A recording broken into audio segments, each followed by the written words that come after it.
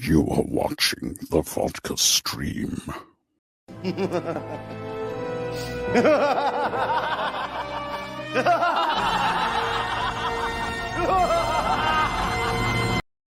Blah, blah, blah. Fake. Fucking fucked.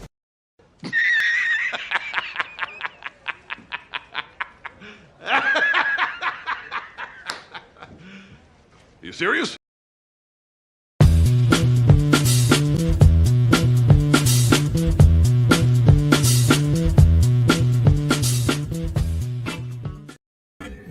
Might want to, have the mic right in my face, not pushed off to the side. What is happening, everybody? We good? Okay, we're good. We're good. What's going on? It's Friday. I'm here. That's right. Wasn't here last week. I know you missed me. But I was over in the desert. So, sometimes it happens. It was a nice, fun weekend, family, all that stuff. All right, welcome to the Vodka stream. Let's have some fun tonight. We got Mr. Aaron Bailey. It's going to be the guest. I've been wanting to do a one-on-one with Aaron for a little bit. It just seems like things never worked out. He's been on the stream before, and you guys are well aware of him. I think the last time where I was going to basically have a one-on-one was when, sadly was the night that Taylor Hawkins passed away. So that turned into nothing, that turned into basically a tribute to Taylor. So. But so we'll get him on tonight, talk to him. Been wanting to do a one-on-one, get to know Aaron a little bit because he's a good guy and a talented artist. So this is what I got today, guys. Went to Bevmo and now I'm drinking Frankly Organic. I saw the bottle, I was like, interesting. Frankly Organic. This organic vodka was made from organic corn. What does that say? Fermented. It's capably fermented, not fermented, and distilled. All right. So I'm going to let's give a little taste here before I say hello to you guys. Let's see what's going on with this. It's not wine. Ooh, not too shabby. It's organic. It's healthy, guys. I'm being healthy with my alcohol. But I'm going to add a little bit of, I'll make it a little spritzy. That's what I'm going to do. Let's make it a little spritzy. Love me my spritzers. All right, cheers, guys. Cheers to Friday. Cheers to the 3-day weekend. Fucking A. So great. 2 3-day weekends in a row. Couldn't have planned it better myself. So cheers. Gluten-free vodka. That's right, baby. Trying to just destroy my liver, but not gain the calories, All right, Nighthawk. Miss Nighthawk is here. Hello, Nighthawk. All right, we got Mama Film Junkie here. Yo, what's going on, Mr. Jose? Obi-Wan, Stranger Things. Yeah, there's a lot of things that are happening this weekend, man. Top Gun as well. I mean, I know I haven't watched Stranger Things yet. I'm going to want, that's going to be, and I don't think I'm going to be able to get through it all this weekend. I got a lot of things that I want to get done over the weekend. And let's face it, the, Stranger Things is, we saw the run times for all the episodes. So I don't know if I'm going to be able to make it, but I'm going to at least try to watch 2 to 3 episodes tomorrow. That's what I'm going to try, but I got some things I want to take care of tomorrow, but I think I'll try to get at least that, and then we'll see what happens. But I'll give my 2 cents on it. But I did watch the first 2 episodes of Obi-Wan Kenobi. If you guys haven't watched my little review of that, go ahead and check it out. No spoilers, guys. There's already a lot of spoilers, though. That's the thing. People aren't holding back, and I'm just kind of going like, relax, guys. Relax a little bit. I mean, geez. Not even a day. People are already talking about stuff. I mean, it's mainly just talking about one certain character that we all really didn't know that was going to fully be there, Hoy, hoy, Mr. Jason. Good to see you, buddy. We got Selena here. Hi, Mom. Good to see you. Let's see who else. Anybody else new? Yes, Aaron Bailey, the famous troll.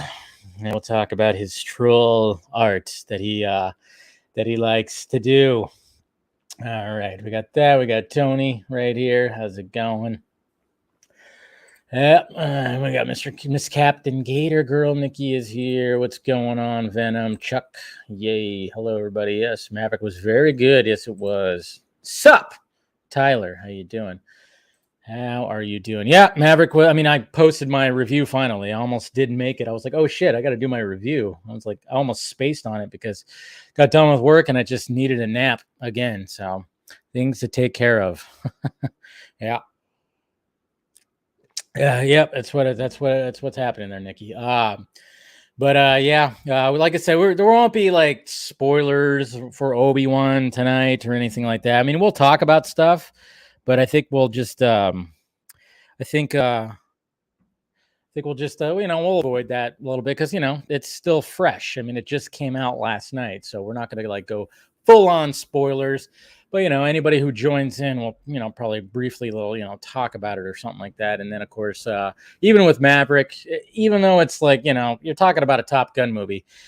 I think the only spoilery stuff is like, hey, does any of the main characters die? I mean, that's the thing, and we won't talk about any of that because let's face it, that final act, which I said in my review, is gripping. You're like, what is going to happen? You're just, again, I had to pee. It was building up, and I was just like, I ain't leaving my seat. Can't do that. Cannot do that. So hopefully you guys check it out this weekend. It's definitely it's a family movie to see. It's a dad movie to see. That's for damn sure. It's a dad movie. A lot of dads, veterans, all kinds of stuff. Perfect weekend for it to come out. But anyways, all right. So let's go ahead and bring the guest in and let's have a chat here. Oops, forgot to say I was going live on Twitter. Oh, there we go. All right. Let's go ahead. Has joined. Oops. Joined the stream. Okay. All right. Make sure I got all my stuff here. Do that. All right. You guys know who this is. Like you said, Jose, he's a famous troll with his art and everything. What's going on, Mr. Aaron Bailey? How you doing? How's it going, man? It's going. Finally, a one-on-one. Yeah, glad to be the guest here. I know. It's like I've been wanting that, and then it just never like fully happened. And then when that one time when I was like, all right, I'll bring you on and we'll have a little one-on-one chat, it didn't quite turn into that. So it happens. How's it going, bud? Oh, pretty good, man. Pretty good. I'm just working a lot doing this photography thing, so that's taking up a lot of time. So yeah, that's right. That's what I want to get into is all this stuff and how you got into all this stuff. But I just love how Jose was calling you that famous troll, because that was one of the things that I was bringing up last time that you were on it was just funny because you just never know what's going to end up going viral, get tossed around the Twitter sphere. And with that Joker image of Matt Reeves' Joker, that was the thing and it was like to the point where I was going, and then I think I even gave you some shit on Twitter. I was like, look what you did, because people.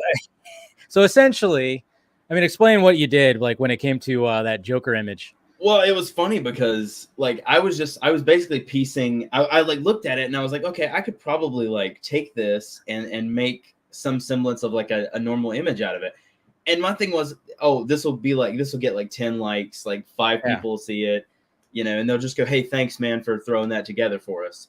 And I put it together, and then within 20 minutes, I had like 100 retweets on it, and I was like, oh no, oh god, and I knew it wasn't my best work. Like I looked at it and I was like, this is terrible. I was like, this is awful. It's like so distorted, and the pieces are out of it. And then you did a good job. You did a good job lining it up. It's just the perspectives. Yeah, there's only so much that you can do. And then I realized somebody sent me in a DM. They were like, "Hey, an article used this saying like first full look at Barry Keoghan's Joker." And Of course they did. I was like, "Oh no!" And so I was like, "Oh my god!" So now people are like, "I'm like fooling the media now. Like this is bad. This is really bad." Yeah, I mean, it was. I saw it, and I was like, "Whoa, yeah, that's." Anybody who watched the footage, he does. You see his eyes, and then he lifts up his mouth. Leans up. So he leans up. So we understood that, but that day, I just kept on seeing it, and people were shitting on it. That's the thing. It was like constant people were like, "This is what you wanted," and blah, blah, blah. What is Matt Reeves thinking? And I'm just going, good God, guys, can you not understand how it made me feel so bad? Because literally, like, oh God, like a month before, Matt Reeves had quote tweeted my other art. Yeah, that's right. And he was like, he like approved of it. And then I was like, I've stabbed him in the back now. I've like shared, and this is not what it looks like at all. I was like, he's gonna take away the quote tweet of my Yeah, right. stuff. Yeah, block you and call you out. I was like, oh man. Oh, I know. But you just never know what's going to happen. You just don't. I mean, like, you've had other, pieces of art that are Photoshops that you've done. Like the other one that I remember the most is Zack Snyder at the Spider-Man No Way Home premiere. Was that one? That was the first one I did. Yeah. Yeah. And I posted it, and I remember, I won't say who it is to avoid their embarrassment, but like there was an influencer, a Marvel influencer that went on TikTok live, and people were like, did you see Zach at the premiere? And he was like, no, he was like, I didn't spot him there. Like, this is crazy. And I felt so bad. Somebody sent me the link to that too. And I was like, oh dude, oh no. It's like all people have to do is take 2 seconds to realize your watermark is always like right there. Do it on purpose so that this stuff doesn't happen. Yeah. And it's like, and I'm like, guys, it's literally so obvious that my watermark is on this. Yeah. But it's funny because the Joker one I posted, people were like, dude, this guy, no Photoshop skills. This guy sucks. And then I posted the Zach one, and they were like, this is too good. You need to like tell people this is fake. And I'm like, which one is it, guys? Am I too good? It's like, it's either too good or not. I mean, good Lord. Yeah, I know. It's never the things that I want to go viral. Like I'll post like art and like tag people in it, and like, and people are like, no. And the second I do anything jokey, it's like, sucks. You missed your calling, man. You missed your calling. That's what it is. No, I mean, kind of like news. I like misrepresent news or something. That's the thing. That's the thing is like people, when you work hard on something, I mean, that'll happen, even when you're doing YouTube, you work hard on a video and just, nothing happens. But you clip out a clip of Winnie the Pooh, Blood and Honey, and people are like, what is that? And like, they're clicking on it. Yeah. That clip of all the shots that, the little clips that I did from the shows, that was one of the ones that got the most views. And I'm like, and it was like small. It was like barely a minute because I barely talked about it, but I knew it was a talking point. And as opposed to, talking about a certain thing in depth and all this stuff. And it's just crazy. It's that, And it's crazy because, for years I posted stuff on YouTube also. Like I tried the YouTube game and I did a crappy Star Trek fan trailer like 4 years ago. Did you? When they announced that Patrick Stewart was coming back. I mean, I edited it on like free software. It was terrible. Like the transitions were bad, and people were in the replies like, you should put that this is a fan trailer in the title because people think this is real. And I was like, if they watched this and thought like a multi-million-dollar company put out this video, then I don't know what to tell you guys. You're just too easily swayed. So I just, and then I would post like original content. Like that got like 300,000 views on my channel.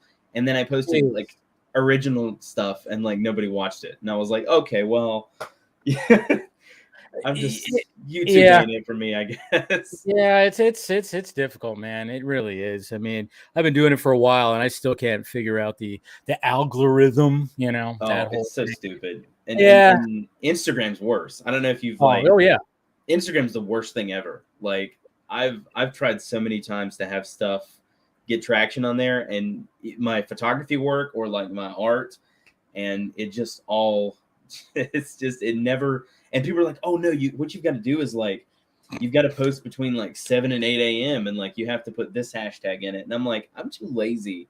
Yeah. To do there's a lot of tedious stuff that you really have to do. Like, sometimes, I get really lazy on my Instagram. I try to be a little bit more prolific. Like tonight, I actually posted like, hey, join. I'm going live right now and blah, blah, blah. I usually never do that, but I just hit me right before I went live. I went, let me just post something real quick on Instagram, put some hashtags, whatever. But it's so tedious. Like I just get lazy with it. It made me think of it because like I got the notification that you had posted on Instagram and I was like, oh, that's weird. Like I'm not used to Dave like posting on Instagram, like what's going on? What is this? No, it's tedious. And then I try to do TikTok. But it's just like, man, yeah, there's just so many different things where I'm like, I understand when people get to a point where they can actually have assistants or, you know, people that actually handle that stuff. Man, if I ever get to that point where I can actually have somebody just handle my social media, that'll be a day where I'm just I've said that so many times. I've joked so many times that I'm like, I'm gonna pay somebody eventually to just do my social media stuff. Like if I get big enough to do that, because right now it's just so freaking tedious, and TikTok annoys me. I don't mind falling through. You know, I don't know if do you even use TikTok? I posted something, not normally. Yeah, I mean, I'll fall down the TikTok rabbit holes on stupid things like you know, like there's always conspiracy theories, things that show up on there, and I get lost, and I'm like, whoa, what's going on with this? It's funny because like TikTok's one of those platforms that doesn't reward like a lot of thought and this sounds terrible. This sounds like I'm dissing TikTok, but I swear to God I'm not. But like it's well, okay. Like, the creators are doing a great job, but the platform rewards people that aren't putting in as much effort. Nope. Because you'll see the guys, they'll literally just have music in the background and they'll have text above their heads and they'll just do this. Yeah. They'll with their green screen, they have like the green screen effect, or they're holding up their little microphone and they're like, you know. And some of them won't even talk. They'll just use that robotic voice. Yeah. And they'll get like 1 million views. And and then it'll have like that same background music that and then I'll go through and I'll think of like a funny idea to make a TikTok. Like back in the Vine days. I don't know if you watched Vine. I remember that. But like Vine, they actually rewarded your like creativity. Because you had 7 seconds, you had to come up with something funny, and it had to like be actually funny. And now people on TikTok, they'll just go on there, point at something, 3 million views, and I'm like, I don't know what. Or they'll do a duet and then just like just watch it. Just like, watch it. And you're like, wait a minute, you got how many views because of this?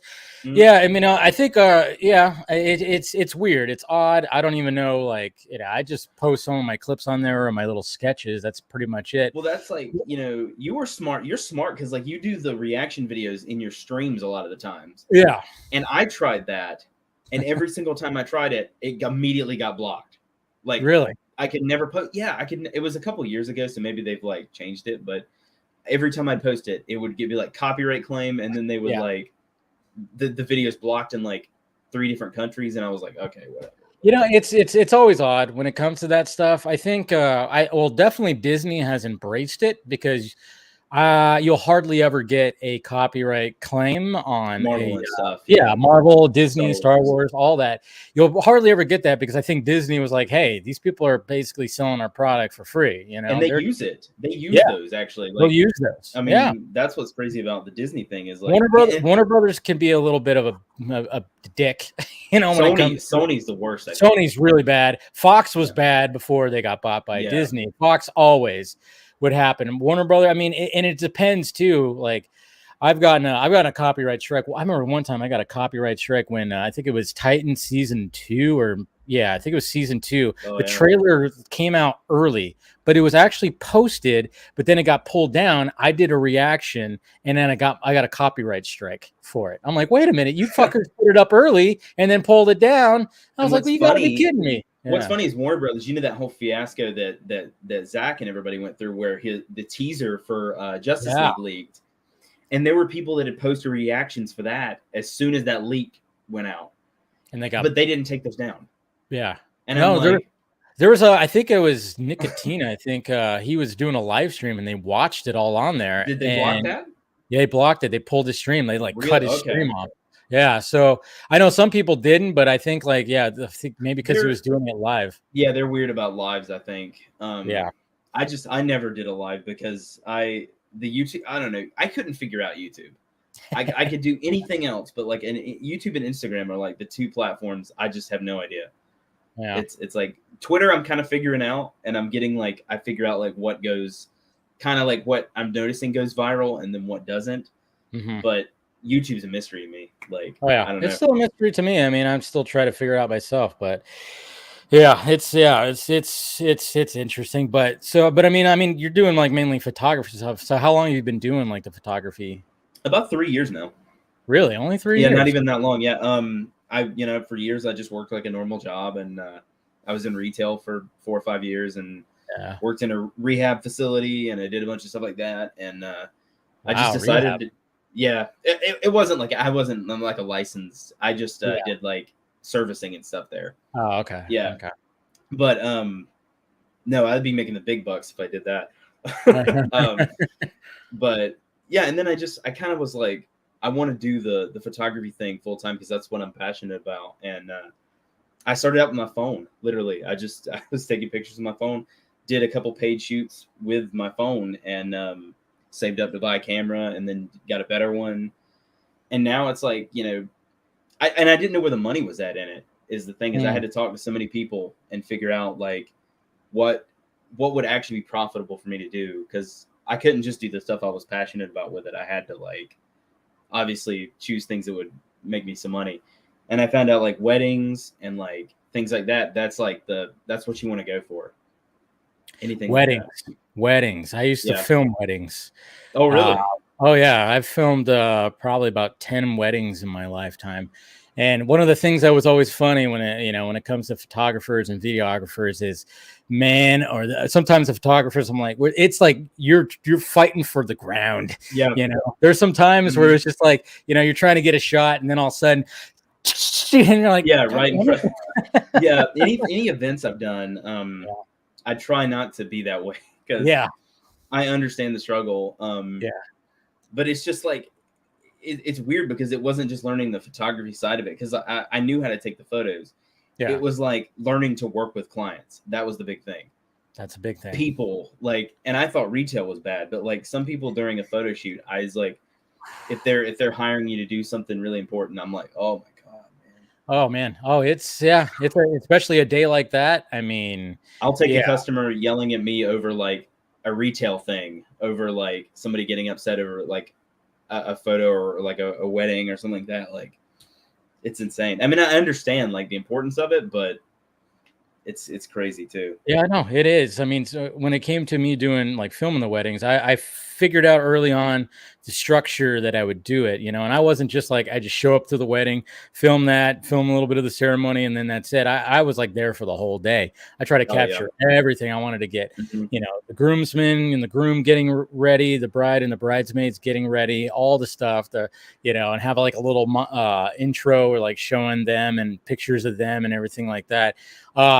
But there was one time, and I think I've said this before on here, is like, there was one time where I literally was in the, bride and bridesmaids, because let's face it, usually the groom and the groomsmen, they're all having a good time when they're getting ready. They're joking around. They're taking shots. It's always a good time. It is stressful when it's on the other side. It is always seems like it's stressful. And one time I thought the bride and the bridesmaids were going to actually fight. I'm pressed up against the wall, like holding the camera going, I'm videoing this. I'm not gonna be like breaking up a file. Like, I'm like, if anything, I'm gonna upload this later. It's gonna go viral. yeah. That's Jesus. I haven't got had that experience, but I'm sure it'll happen. I'm gonna have one of those. So you still do situations. You still do weddings? Well, actually, I've only done really small stuff so far. Okay. It's just taken me forever to like, because the problem I've run into is it's the same thing with work, where you go in and apply for something and they're like, well, we'd like you to have like 3 years of experience in this. And I'm like, yeah, but I'm trying to get this job to get the experience. Don't you always hate that? It's like, we need this experience. I'm like, I'm trying to get the experience. Most of the weddings that I've talked to people about, I've booked some for next year, but some of the ones that I've talked to people about, they're like, well, I want to see some of your other wedding stuff. And I'm like, well, actually, this would be my first one.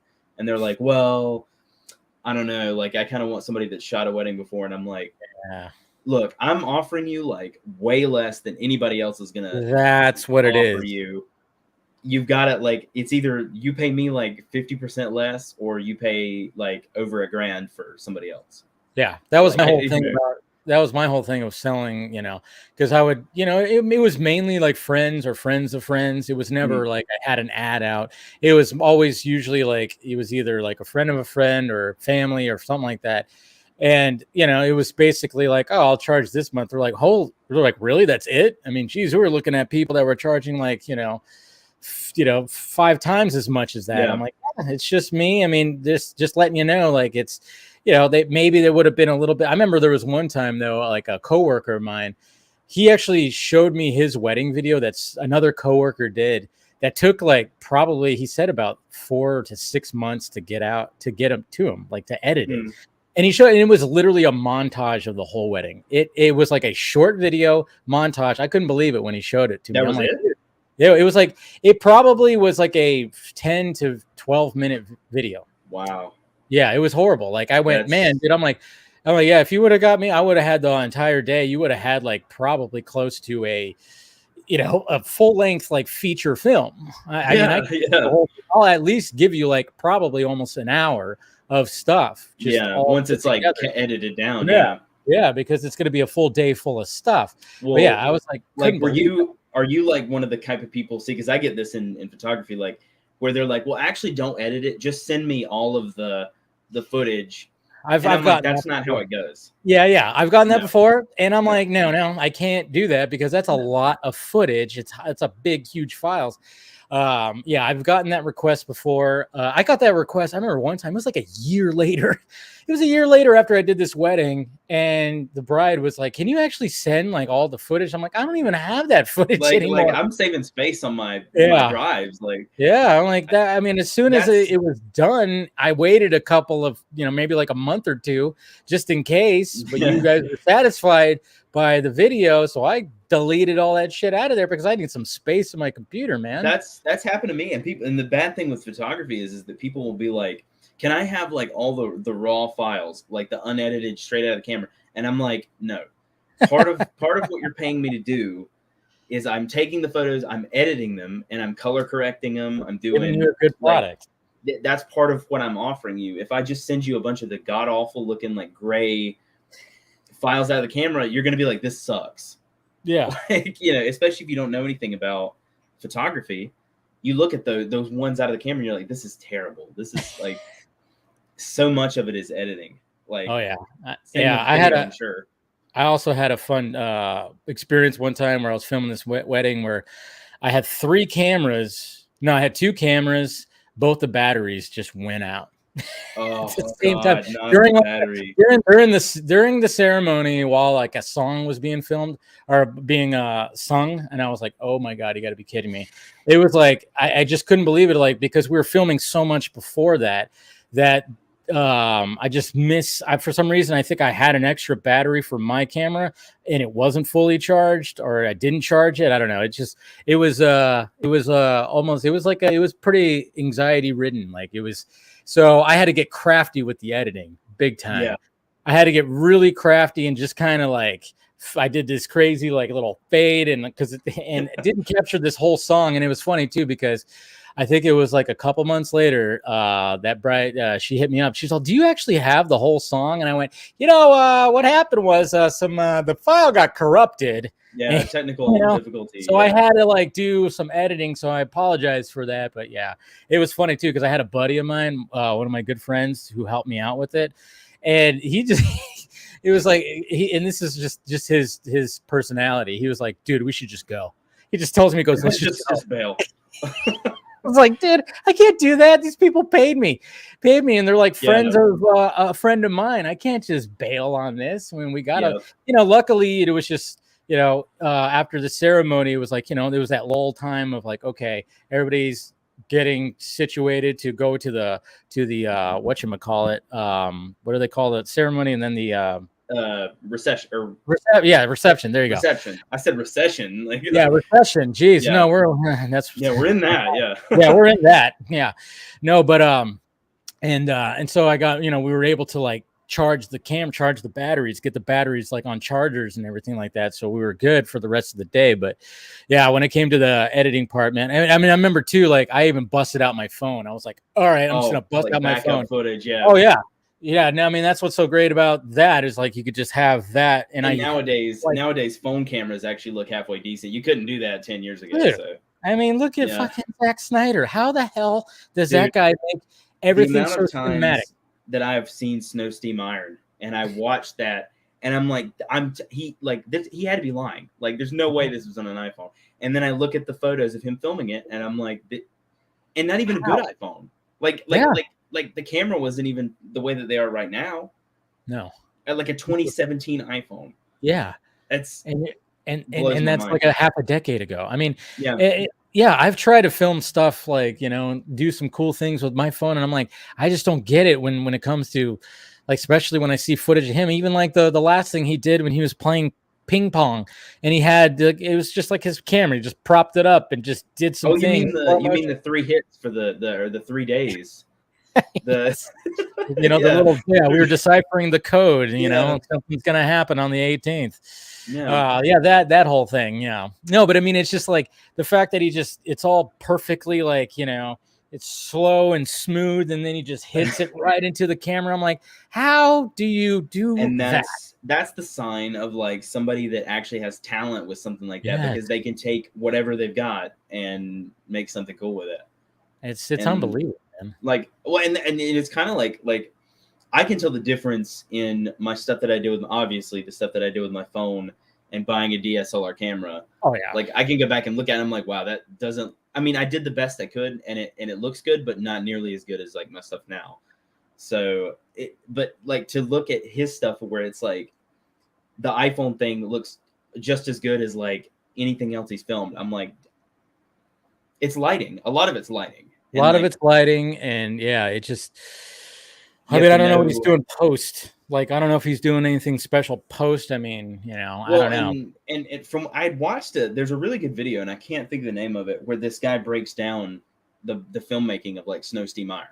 Oh, nice.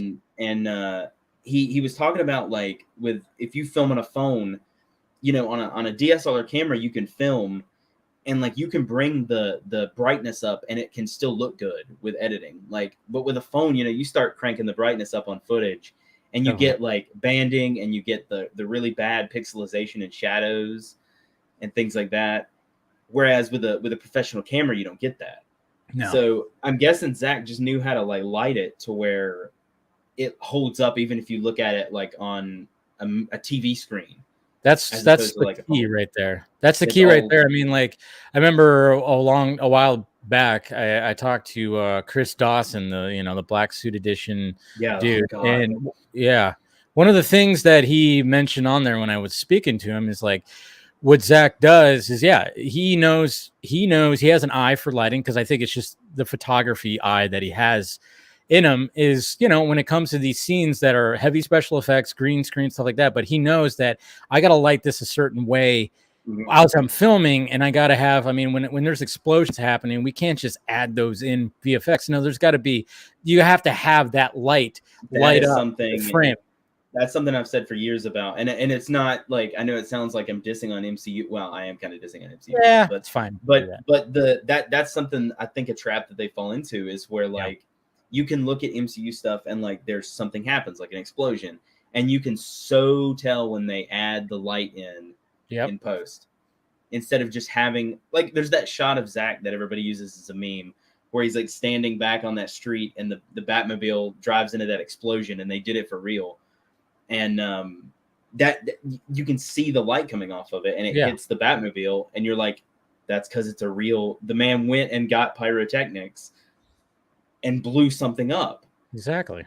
And I think that's what makes his movies look the way that they do. That's what makes them pop. I mean, he knows. I mean, and I think we even talked about, I mean, I've talked about it many times, is like, one of the things that, going back to the MCU, is like when they're shooting stuff in broad daylight, it's like, that's not going to be good for special effects. No.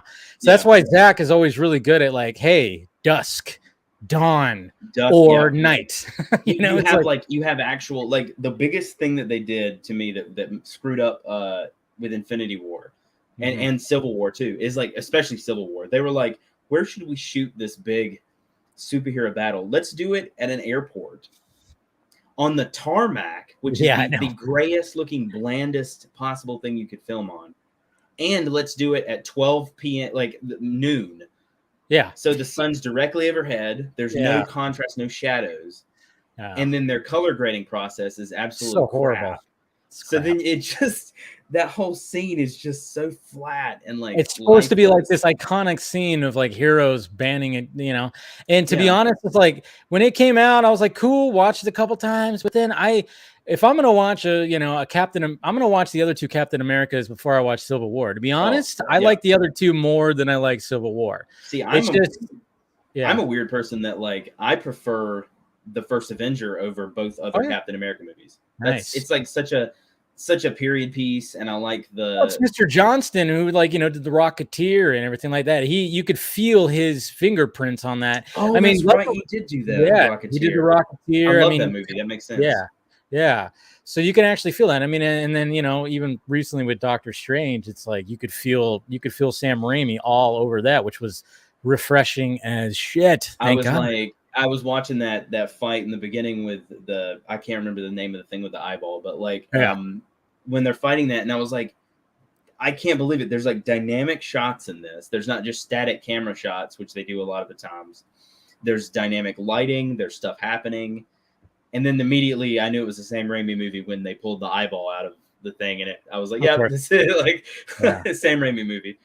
But it wasn't to the level of like a lot of people being like, don't bring your kids to this. This is the goriest, like, slaughter. Oh my God. Clutch the pearls. God. I was like, what an overreaction to it was so stupid because it's just like, it's just like, when I saw people reacted to it, like, well, this is not the movie I expected because they didn't get all the cameos they wanted. And because it had, and then when I saw like, oh man, be careful. Yeah. This movie's really gory. I'm like, have you not seen a gory movie? Just go watch any other Sam Raimi movie. I mean, there's so many Sam Raimi movies where he doesn't get held back. The Evil Dead series, my God. Evil Dead is gory. Not this. Like, this is not gory. I mean, I'll admit, I went, wow, this actually pushed it. Sure, because Marvel is so safe usually with that stuff that when there's even like a little bit of a change, you're like, holy shit! Like, like when that eyeball fell out of him, I was like, that's ballsy for an MCU movie. I'm not gonna lie. Oh yeah, I thought the same thing too. I was like, wow, they're actually gonna do that. Where when they showed like a corpse, like a living like zombie corpse, I was like, okay, cool. I'm like. But I wasn't sitting there going like, "Oh God!" Like, yeah, I mean, even like the, and then what I love about it too is like everybody was hyped up for that Illuminati scene, and then all, and then he just goes, "Well, we're gonna kill everybody." Yeah, it's just everybody's dead. Fuck yes. See, I wonder though, is that a Feige decision or is that a Raimi decision? That's what I'd like to know too, because they map these things out like 3 years in advance with the animatics. But I kind of wonder, because this is Sam Raimi, legendary director, directed the first 3 Spider-Man movies, which were, paved the way to have this big, huge cinematic universe. So I'm just kind of wondering if Sam Raimi said, okay, I will play ball when it comes to connecting and continuing and fitting this in your story, but you have to give me what I want to put in here. Mine. We'll keep it PG-13, but I'm gonna fucking push it up against the goddamn wall. And I think a great example of that is like, the thing I was worried about. Actually, I was happy that there wasn't a ton of cameos. I was that weirdo that was like, please don't actually have that many cameos because I want the story to hold up. Because when you just have people walking in frame just to be like, hey, I'm so and so, we're cheering, yay, yeah. Like and at that point I'm like, maybe Scorsese like had a little bit of a point, but like, the thing that you could tell is like Raimi. We're past spoilers, right? Oh yeah. When it comes to Doctor Strange, we're good. Okay. Movie ends. Steven's. I loved how he ended the movie. It's a perfect Raimi ending. Steven's walking away. He's happy. He's content. He's like almost tied the stuff up with Christine. He's actually in a good headspace again. He fixed his watch. Yeah. He's walking away, and then all of a sudden, it's like the evil consumes him. Yeah. He falls to the ground, screams, and the movie just cuts. Yeah. And you're like, holy shit! And that's how Sam Raimi does that. Yeah. And you can tell like the committee came in for the post-credit scene. Yeah. And they were like, okay, so what happens here is we're just going to go back to him walking down the street in the exact same outfit. And then he's just going to randomly go like, Clea, I hated that scene. Clea just walks out. She walks up and goes, Steven, I'm Clea. There's been an incursion. We need help. And then she's like, here's a portal. There's the dark dimension. Let's go. And yeah, and and then he's like, "Let me get my eyeball ready." Yeah, Like, yeah. No, when that happened, I was like, that just totally ruined the fucking ending for me. Like that, I was like, what the hell is this? I mean, if they yeah, if they had ended it with the smash cut of him screaming, and then yeah. the only post credit scene was Campbell, was Bruce the Campbell. "It's over," Yeah, that would Campbell. have been cool, Yeah, because that that would was have the been fun. Raimi post credit scene. But they Yeah, screwed it up, and that's what I feel like if they hadn't gotten Sam Raimi to direct this movie, the entire movie would have been that post credit scene yeah. where it's just I people agree. showing up and like a portal opens and like somebody walks out, Yeah, so somebody else, like somebody, they were gonna try to get as many people. I mean, there was rumor that there was gonna be like all these other people in there too. But I'm with you. I'm actually glad. Like when the scene was happening, I was like, all right, cool. Let's see who actually shows up. I mean, I already had the Krasinski Reed Richards boiled for me, sure. yep. But Same. and then it was cool. People, cheered and everything. But then it was just like I just started like smiling, going, oh. Wanda's gonna kill every single one of Yep. these guys, isn't she? And to And I be went, honest, "What?" I forgot about Professor X because the way that the Yeah, scenes, laid out, they introduce all of them first, and then they have like a conversation, and then I forgot about him, and yeah, then I just hear the X-Men '90s yeah, theme, and I was yeah. like, Great. "Oh, that's right, Professor X is in this movie," And they're like, "What we should do, like for a third time? Let's like just kill him again, Kill him like, again. I know. in I every mean, way possible." pretty much. He's been stabbed. He's been disintegrated. He's been like snapped Yeah, neck. Like it's now. I know. Poor guy can't catch a break. Well, literally, he got a break in this one. yeah, But like, it was like one of those things where it's like, I didn't want it to be Patrick Stewart. I was like, just use McAvoy. Patrick Stewart, yeah. he had a send off in Logan. It was perfect. It was great. Please don't. But it's whatever. But In terms of the cameos, the only one I was disappointed with was I really thought that they could have found a way to like have Deadpool make like a 2-second, just like not even like just have him walk in the background, yeah. because I thought if they had that shot where they were going through all the portals, maybe if he just was like in there on one of them, like what? yeah, The just to like let you know, like yeah, he's in the MCU now. Like it's not, but I it would have been understand. it would have been kind of cool though, because I think like one of the ideas that was rumored was he was going to be in the post credit. Maybe it would have been cool if like he was in that scene with Bruce Campbell and like just kind of popped in there. That would have made that a little bit better. It wouldn't have been as jarring, I guess, like in the actual movie. But because I mean you're waiting till after the credits, it's like another almost 4 to 5 minutes for that, and then it's just like, oh, it's just Bruce Campbell. See, now he's stopping, even if my brother was like, that was it. Like, yeah, if that had been like the only time he showed up, like if he hadn't been in the movie before, that might have been a little bit more, but the thing that was funny to me, the people that were genuinely disappointed that like Tobey Maguire's Spider-Man didn't show up. Like, and I was just like, you had him. guys, come on, guys, you knew that was not going to happen. Like, Yeah, it and was they were like I mean, I thought like when people were asking, you think Toby? I'm like, could be a possibility, be cool, but we just had him in a movie. We just had him like in this last movie. He was in it for a good amount. And the thing is I don't think so far, mostly when we see Spider-Man pop up, especially like Tom Holland's Spider-Man is the one that Sony has established with the MCU. So he's like they've partnered with him. I don't know if Sony would let Tobey Maguire show up in an MCU movie because that is their Spider-Man. True. That is interesting. They didn't, he's not. He showed up in No Way Home because they own it, and that's a Sony. They get all the money. They get most of the money from it. Marvel gets the. Oh my God, I can't remember the way that they had it worked out or whatever was like Marvel gets like the merchandise money or some shit. Yeah, something like that. But I don't think they'd have him show up in a regular just Disney MCU movie. Yeah, I mean, it would have to be Sam Raimi would have to put like, hey, we got to have this happen. It would have to be up to Sam. I don't know. I think Sam Raimi had a lot of pull, to be honest. When it came to his movie, he was like, all right, let me do what I want to do, but I will fit anything that you need to continue the stories. Yeah, which honestly wasn't that much. No, it wasn't. I'm kind of glad because it felt I don't need the constant like, hey, you remember this is in the MCU, like, Moon Knight didn't do it at all. No, that's what Moon Knight was just like too.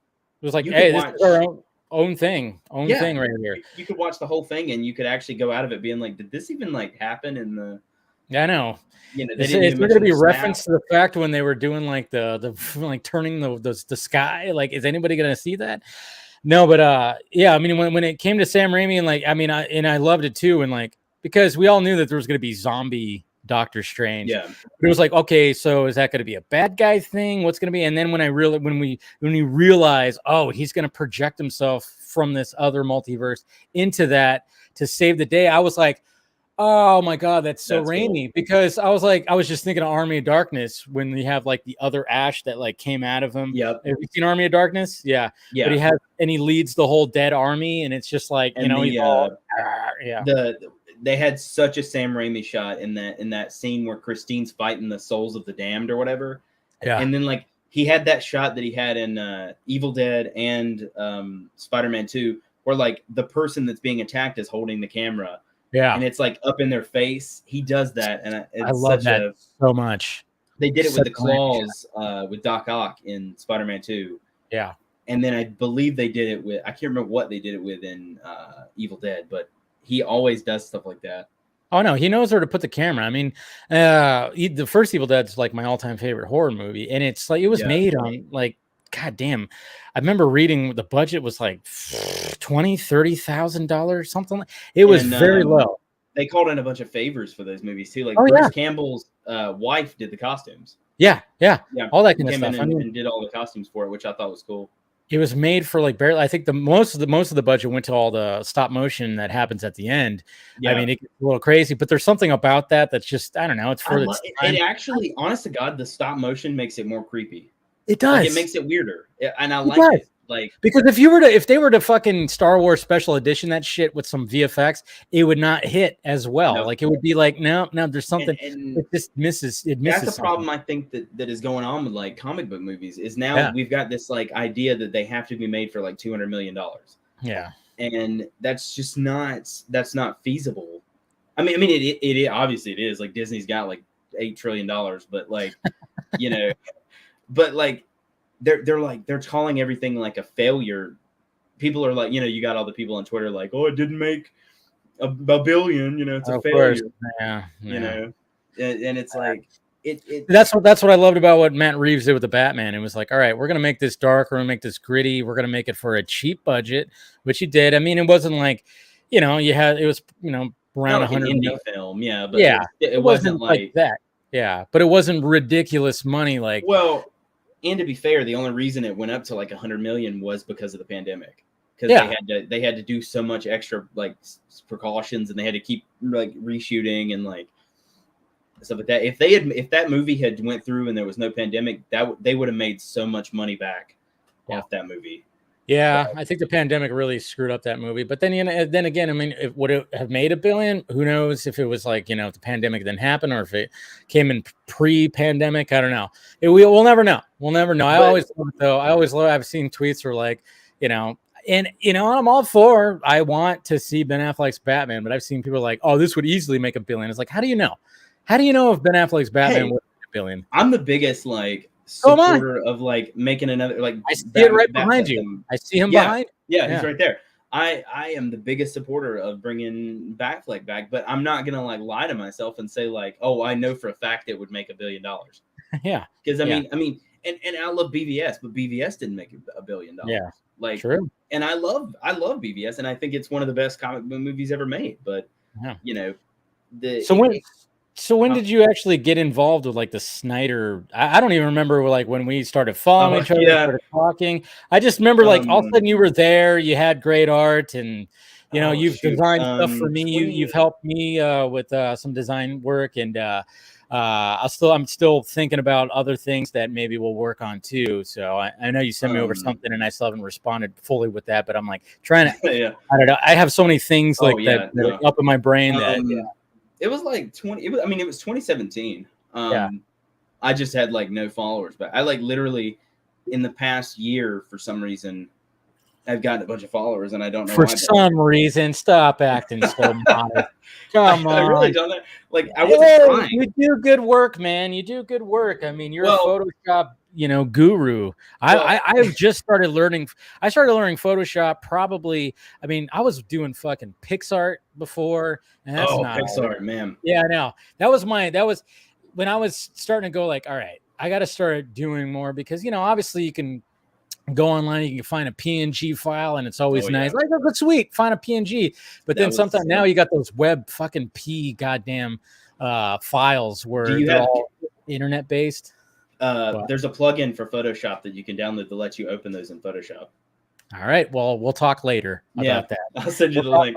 Thank you. I had to do it because I was making stuff and I was downloading it. And it was a stupid format. Yeah. And I was like, I've got to fix this. This is not like okay. It was funny too because my computer before it fucking updated, I was actually able to open up those. It would just open it up in like Microsoft, whatever the fuck, and then I'll be able to resave it, and it would save as a JPEG. So then I'd be able to have it. But now after my computer updated, doesn't do it anymore. And when I open up the picture, it just opens it up in my a glitch or something. Yeah. Yeah. And I'm like, God damn it.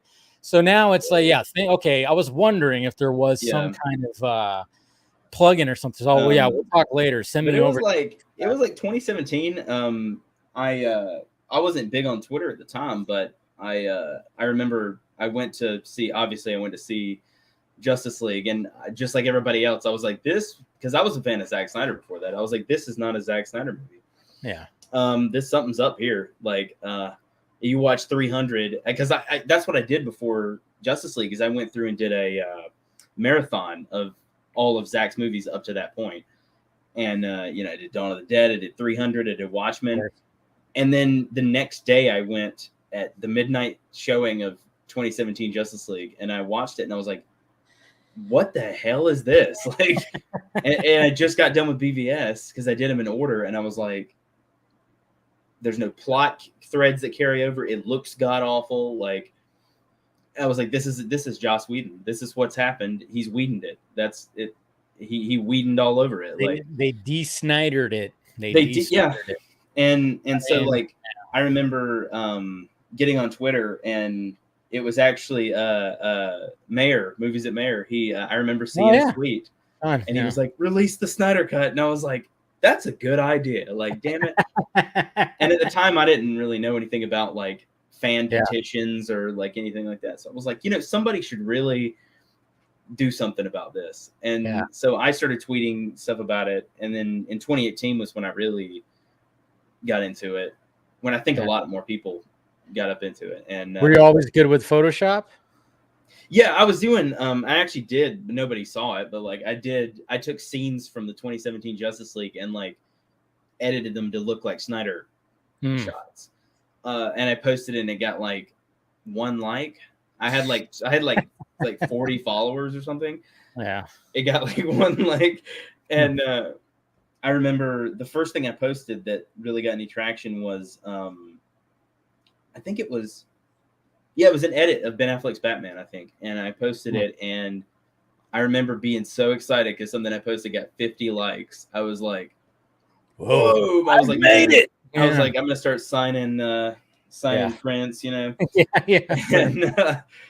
And then years later, I would like post stuff and it'd get like 3K, 4K. And I was like, this is like yesterday, honestly, like the day before yesterday, the Batfleck thing I posted, that's like one of the first times anything, my own personal art, has actually like taken off. That's cool. Something that wasn't like being kind of funny or something. Well, I mean, like, wasn't something trolling. Yeah, it wasn't. I was just being stupid. Yeah. No, I mean, that's what's so great about it. I mean, and people have to realize, because I get questions like, hey, what does it take to do a YouTube channel? I'm like, just turn the camera on, turn the microphone on. You just never know what's going to do anything, and it's like, I'm not doing this full time, it's like, it's a part-time gig, but I put a lot of effort into it. And I mean, you'll eventually, if you can get to the point where you could start making some money from it, which I do. And it's great. It's extra money that I can have. Yeah. I can't live off of it yet, of course, but it's just like, I just tell people, just do, you just never know what's gonna like blow up. Is that something that you would want to do eventually? Like, I mean, okay. I would love it. I would love to get to a point where this is all I'm doing, and then create like a network where we can have bunch of people. I mean, that's what I love about the Vodka stream is the fact that bring on people who are working on stuff, who have platforms, have voices. That's why I love, like, the normal panel with like Scott, Steven, all those guys. They all have their own platforms of doing stuff. Scott does his podcast, Squadcast. Steven writes for Screen Rant. We got, and you're the only, like, I don't know many YouTubers that actually do like because all your stuff feels it's not forced. It's like you're hanging out and talking about things. Yeah. And a lot of the shows that you see, like, so many people, you can tell everybody's sitting there like so stiff, and they're just like, it's a newscast. Yeah. And it's I don't you like gotta that. lighten up, man. Like, I don't like that. I mean, when it came to, the idea of the Vodka stream was just like, it started off with just me turn on the webcam, and it was like, all right, I poured this much vodka in my glass, guys. When it's done, you could stop asking me questions. That's all it was. It was just like the chat, just asking questions. And that was it. And it would last for probably like an hour, maybe a little bit more. And that's it. And then all of a sudden I think I brought Steven on.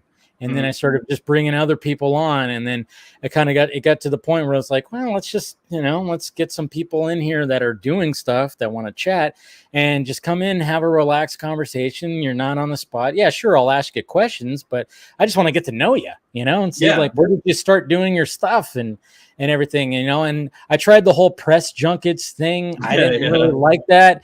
It was like, it's just too much of a machine, and like, oh, you got 8 minutes, go. And it's like, it feels too much like doing like something you wouldn't enjoy doing. And you always want to, like, if you're going to make something that's your hobby, you always want to still enjoy it. Like, and that's just, I can't do that whole news cycle thing and like trying to get.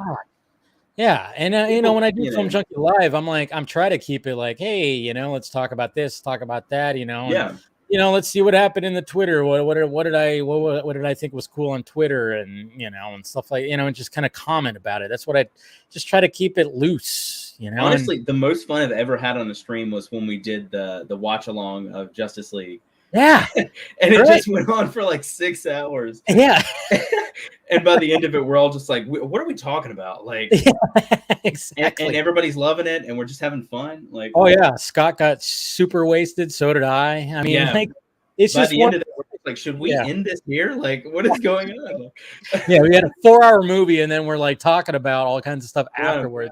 Scott disappeared. I mean, that's the thing. I just wanted to be like a hangout, That's the appeal of it, though. That's the appeal. Why I think people like it. Is you've got like a loose, and you're hanging out, and because that's what you do in real life. Honestly, that's what me and my friends have done. We grab some beers, we talk about movies, and the fact that you make a show based off of that is like actually kind of genius. Like, I mean, I just. It's nothing revolutionary. I mean, like, I watch a lot of, Joe Rogan and stuff, and his stuff's very relaxed, and he talks about that. And, I remember one time, one of the best compliments I ever got from the man himself, Zach, he actually said, he's like, the reason why I like your stream is because it's like Joe Rogan. It's relaxed. It's whatever. And like the last time he was on, he was literally in his pajamas. He was like, I just hit him up. I'm like, dude, we're going to be doing a full-on discussion tonight about Army of the Dead if you want to join. And he joined. He was like in his PJs in like one of the funniest things that I love about when Zach is on the stream is when he's on the iPad. And like his name on there is just Zach. It's like Zach's iPad. Yeah. I'm like the most down to earth dude ever. He's not like, he doesn't even change no handle, no nothing. Just no nothing. It's just like, yep, I'm on the iPad. I love that, man. I know that guy is just cool. He's just something else, man. But so when it comes to all the photos, so you learn Photoshop for a while, and then so when you see something, like, you just get ideas, like, just ideas like, pop in your head. A lot of the times what it is like I'll see like something that's like, lately I'll just see something that's trending, and I'll be like, I've got a really good idea for something that I could do with this, and I'll try to do it within like that. But that's what we were talking about, like in a timely thing, so I can get on with like a trend. But 90% of the time I'm not happy with it by the time that I could post it and it would get any traction, because I'm like a perfectionist with stuff. So I end up just, I get that. Like, there'll be times because obviously when I cut up my shows and I like put them in individual videos, there'll be times where I go, oh, I have a good idea for this thumbnail, And man, I will spend like a couple of freaking hours just like I'm trying to put someone's face on something else. It's not easy, and sometimes it just doesn't work. There's been times where I've worked on something for a couple hours, and I just go, nope, it's not working. Scrap it. And that just goes to show, because I mean, the YouTube thumbnail is like this tiny little thing that you normally see, but that is what people click on. You've got to have, you got to have something that's interesting in there. And I'm glad you don't do the whole like circle thing. Like when you put like, I'm so glad that you circled. Did you notice this? Like, sometimes I will, like, I'll put like that little circle in there. Like if it's something that's like zoomed in, like I did it today with the Flash costume. There's like, something like that. Like, but it's always the dumb ones that like kill me. And they'll do the surprised face in the thumbnail.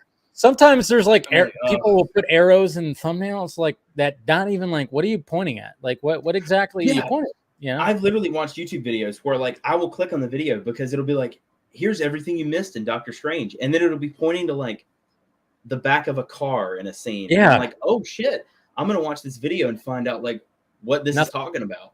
And they don't. It's like has nothing to do with it. And no, like, I've seen misleading thumbnails where it's like they have the blurred, and it'd be like the figure of like some other character, and they point at it, and then it's like, really, Wolverine was supposed to? No, he wasn't in the background of whatever the fuck. Shut up. I immediately like I really thought like getting into like scooper culture and that kind of stuff was going to be like interesting, and all it's done is like make life worse. Like, I mean, when it comes to all that, I mean, I remember that at one point it was like one of those things where before even like, I mean, this is like BVS time where I was always wanting to get, even when it came into Marvel stuff, if something leaked out, I had to get to it, download it, save it somewhere. And I did that. And it was, and it actually was, it worked to the point where it's like, all right, then I'm going to shoot a video and I'm going to be like, all right, guys, well, I'm not going to show it here because of this, but if you click the link down below, you'll be able to see the leaked Guardians of the Galaxy trailer or whatever fucking trailer. And it, got a lot of clicks, but it also felt sleazy. I felt sleazy. You're just doing like, that. And that's funny that you mentioned the BVS time, because that's actually when I started watching your channel. I was covering that movie like crazy. I got a thing. I remember the first video I saw on your channel was like you talking about the mech suit. The first time that there was like a leaked photo of like his suit in the end of the movie, and I just remember like the hype in that video. Like I missed the BVS build. Oh yeah, the BVS hype train. Oh freaking! And everybody was talking about like he's gonna use this to fight. This is gonna be the kryptonite suit, and it's gonna have it like in the inside of the suit to fight him, and like in the comics. And then you find out it's the spear. But I was like, dude, oh my god, that was such a good time to be a comic book fan, man. It really was. But then it like you said, the scooping game has just gotten to the point where now just people just make up shit. I mean, they make up shit, or they have bad info that gets sent to them. I don't know. I mean, like, and it sucks because, I don't want to, I'm not trying to cause wars or anything like that, but, but, I'm just all about like, hey, let's have discussions. Let's talk about things. Let's do all that. But then when I see the BS and it's just right in the face, and I see people praising and I'm like, oh my God, I just go, what do you, I just can't help but I have to point it out. And, but then I always try to be like, hey, if you want to listen to these people, go for it. But when you get let down, you can't blame anybody but you for, Well, that's the thing. Is like you're trusting somebody that you don't know on the internet that like, and I don't care like if they have, 500 followers or like 10,000 followers, that doesn't mean that they legitimately or know what they're saying. I believe that some people get like scoops and they have legitimately heard that. They're not lying that they heard something, but that doesn't necessarily mean that is accurate, Exactly. Exactly. I mean, when it comes to the Snyder fandom, I mean, obviously the Snyder fandom is very, very hungry. So very, very easy for anybody to just kind of take advantage of that. Yeah. And it's happened before. I mean, that's the thing. It has happened before. And it was like very much like, all right, what the hell is happening right here? And then it, and it got to a point where it was like, it fully got exposed. And then people went, oh shit. And we're like, yeah, that's what we try to warn you about. Yeah. And then it finally, that door closed. But then of course, another one's going to just open right after that. And it's like, God damn it. But the thing is like, I think the problem, like with a lot of like really super people that are like hardcore into it is like, and I can see that was what's crazy is I remember when like everybody it was just the Snyder fandom and nobody was like infighting like in like 2018 we were all cool. There wasn't like this like thing where there's like the elite ones or something like the army like and everybody was just cool. We were all like trying to get this thing we wanted to see released. And now there's this divide where there's like, oh, these people are just doing it for like clicks or something and like for clout. And I'm like, what clout? Like, what clout could you possibly get by saying that something is probably there? You got to keep your expectations low. Like, I know. I always wondered about that too. Like, because I've gotten the clout, chasing clout, just doing it for clout. I'm like, what the fuck? Me too. I mean, like the only clout that, I know you've gotten it too. I'm like, the only clout that I want to get is like when something comes out, people are like, oh, I wonder what Dave has to say about it. That's what I want. That's the clout that I want. Is they're looking forward to my opinion. Your opinion on something, yeah. Because you always have an interesting opinion, and that's and then the clout that you would want is like, hey, you design something. Hey, we heard about something, and like, look, I have a piece of art that shows a poster. Yeah. I don't want clout for like doing something like that. Like, like that's the wrong kind of thing. I'm not in it for that. Yeah. And it's so funny because like people have talked about, they talked to me and they've said like, you really like changed. Like you used to really be big in the Snyder fandom, and now you're like talking about, well, we should just see how the Flash goes, or like I'm excited for Black Adam, and they're like, oh, so now you're a WB shill, and I'm like, dude, yes, they're paying me my big WB paycheck that I get. Oh, I've gotten that too. Trust me. No, I mean counting the money. Yeah, I know, right? I'm still waiting for those back checks from like 3.5 years ago. Apparently, there's been so many. I mean, I've gotten those claims before because I was going, oh, whoa, wait, guys. I mean, I know you're thinking that the Snyder Cut could just get released anytime now, like fully, it's done 100%. No, my whole thing was like, hey, we got a campaign thing. Yeah. My whole thing was like, hey, I mean, I totally understood why Zach wasn't just going to be like, oh no, it needs work. And when at a fan of it, it's like, no, it's complete, as in it's complete from start to finish. You can sit down and watch it. You could sit down and watch it. There's holes, previs, and like, there was probably some screens where the thing text would pop up and say like, Steppenwolf punches an Amazon or something. Yeah.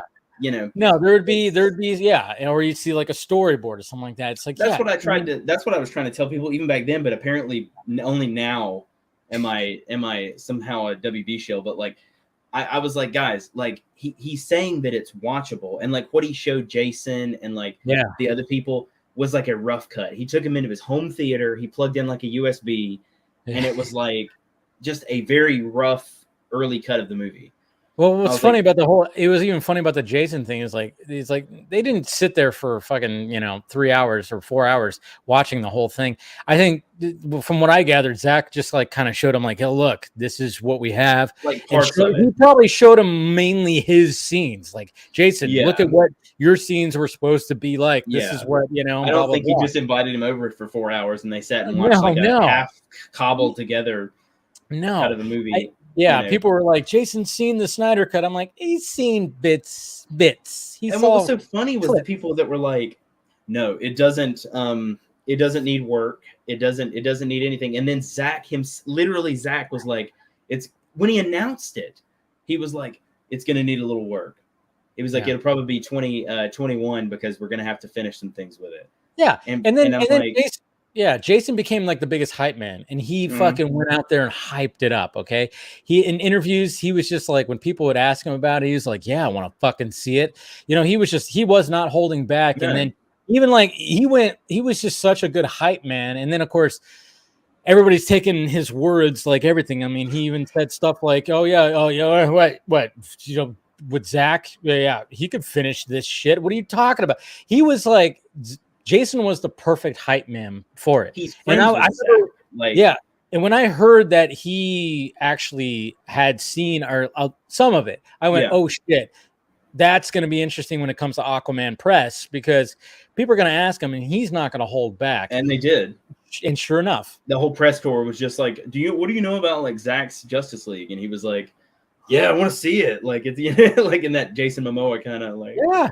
No, he was just big. I mean, he knew what he had to do, and he had to be the biggest hype man for it, and nobody was going to question him. Even WB was like, "Fuck, what the hell?" But then it's like, bitch, my movie is about to make you $1 billion. Cue that fucking gift. Honestly, if you had like told me that Aquaman was going to be the one that hit $1 billion, I wouldn't have believed you. But like, I love the movie. Wow. But I was like, damn, like Jason Momoa's got some like theater, like he can like bring people to a theater. That's kind of crazy. He's just got charisma. He's just a likable dude. Yeah. Like super likable dude. Yeah. And he always was posting the videos on his cell phone, like when it got announced, and he was like, "Did you hear that? Yeah." Like, yeah. You know, he's just I love Jason. He's cool. Yeah, there's just, I mean, when it came to that whole thing, Oh, but Henry was the traitor, though. Like that was. Oh yeah, Henry was a traitor, Yeah. and then all of a sudden, but it was like, you know, and you know what's funny too is like, I mean, and it's so stupid because at the same time, it's like, yeah, even though like we all want to believe that every one of these actors were like, all right, we're gonna just get together and just like go for Zach, but you know, and it got to a point where Zach is such a great guy to work with that when it came to that November 17th, 2019 campaign, where they did kind of like they band together. But I always backed up Henry because I was like, dude, he's literally like in a rock and a hard place because, you know, he wants a new Superman movie. WB is, you know, Warner Brothers itself. Of course, you know, when it comes to other people in Warner Media, like, you know, on the streaming side, they were like, well, they were considering, of course, the Snyder Cut because that's why they had the meeting with Zach where he was just pitching it all.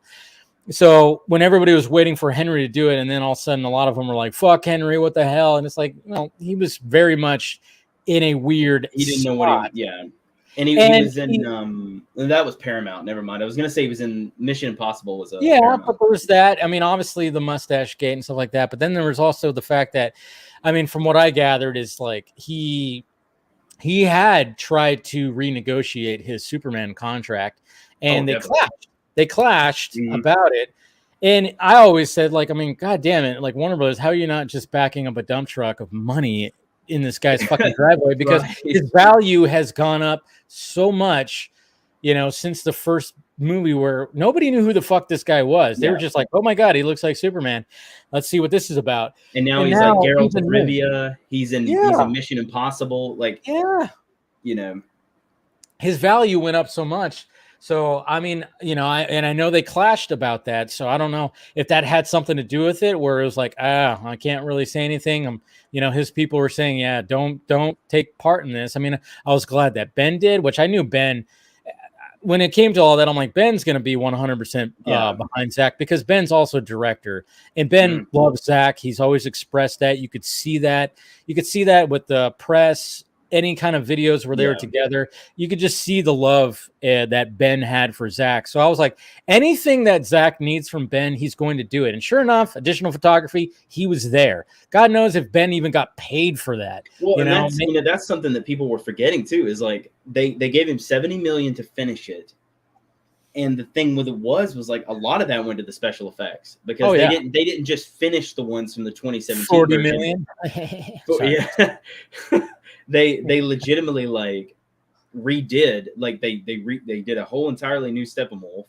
They redid most of the effects of the movie, added the Flash stuff, the Nightmare, Yeah, I mean, it wasn't like a fully redone Steppenwolf. They just went back to the because they already had the design, but they had to, of course, incorporate it into the scene and redo and make sure everything looked which it looked fucking amazing. Yeah, which is funny. I mean, I'm sure. I don't know how early on. I know that he had that Steppenwolf was in BVS in the deleted scene or the extended edition. He's in it. But he was just like the Kryptonian tech or whatever it was, and then so I'm sure that that was Zach's original idea to have the spiky Steppenwolf, the spiky fucker, and then they were like, no, we want like a dumb version. Like I don't know what they were thinking with that original. It was just like a back and forth. They kept going back and forth. I mean, that's one of the things that I've always even said too, where people are like, wait, no, and then of course turned on me and was like, no, that design that we saw in Justice League, that was they like came to the agreement to do that design. And that's why when you saw Zach post stuff that had Steppenwolf in it, when he was posting black and white images, you saw that exact design. There was a 214 shot that wasn't in the 2017 movie. It was the shot of him holding the mother box after Silas dies. Yeah. And it said 214 on it. And that was from Zach's movie. Yeah. So they had even done VFX of Steppenwolf for like scenes that didn't even make it into the 2017 version of the movie. And the funny thing was like they had to do all that visual effects. They had to like pay to he says that he wasn't supposed to shoot that nightmare scene, which is funny. That's hilarious that he did that. But if they had brought back Gal, if they had brought back Henry, that would have cost so much money, because I guarantee Henry's agent would not have let him do that for free. No. They would have had to renegociate, and that's the same reason they didn't release it as a series and they did it as a movie. Because if it was a series, they would have had to renegotiate the contract. That's pretty much what happened. I mean, he pitched it as a series because he was pitching it to HBO Max, and he was like, all right, we could do this as a series. I can totally chapter this out for that, which is why it remains chaptered out. And I know there's people out there that still say, no, he didn't. Like, yes, he did. He literally said it. Like, he literally had said, I know, that's what's funny. Well, narratives and everything. It's so funny how like the people that claim to be like the biggest like Snyder cultists like don't even know what the man has said. Like they don't even listen to him. I know it's beyond me when it comes to all that. But insanity. It is insanity. But if they brought back everybody, I mean, that's the thing is like, and the series structure. The pay structure would have been way different. So that's why they were like, no, we can't do it like that, because then we're going to have to pay even more money. It's like per episode. Yeah, per episode. For everybody. It was just going to be a huge deal. So it's like, all right, just release it as a full movie. And, but we'll do our best to be like, hey, you can, we'll have it chaptered out still. You could still like you could still jump to each chapter if you need to. So, I mean, so it still worked out, to be honest. I'm so mad because, like, I have a buddy on Twitter, and he lives here in North Carolina also. And, I have two friends, actually, I know on Twitter that live around here. But he actually invited me to an IMAX screening of Zach's Justice League. And he posted, his tweet went viral, actually. He posted a photo of him standing with the IMAX projector, and was like watching Justice League, and he invited me to it, and it was in Charlotte, which is like fairly close to here. But it's just like literally out of nowhere at the time. I had to work last minute, and I was like, dude, like I was so mad at myself because that would have, I just don't know how else that's gonna happen. I know. I mean, he wanted to do SnyderCon, but I don't know. I mean, that's the thing is like, no matter what, this movie is still a WB property. It's still a WB property. I mean, even to the finishing the Snyder Cut, even Warner Media and all of them were like going, hey, can you like not have this open, dark side thing where he's gonna still invade, and like, can you just kind of like not have that? So we could just like end this thing. And he said no. Like, nope. He's like, no, my movie. They want my movie. That was my movie.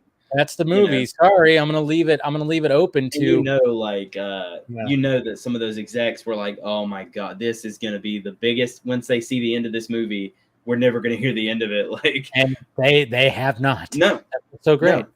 No, and that's what's so funny about it is like, and I'm sure Zach knew to a degree that was gonna happen.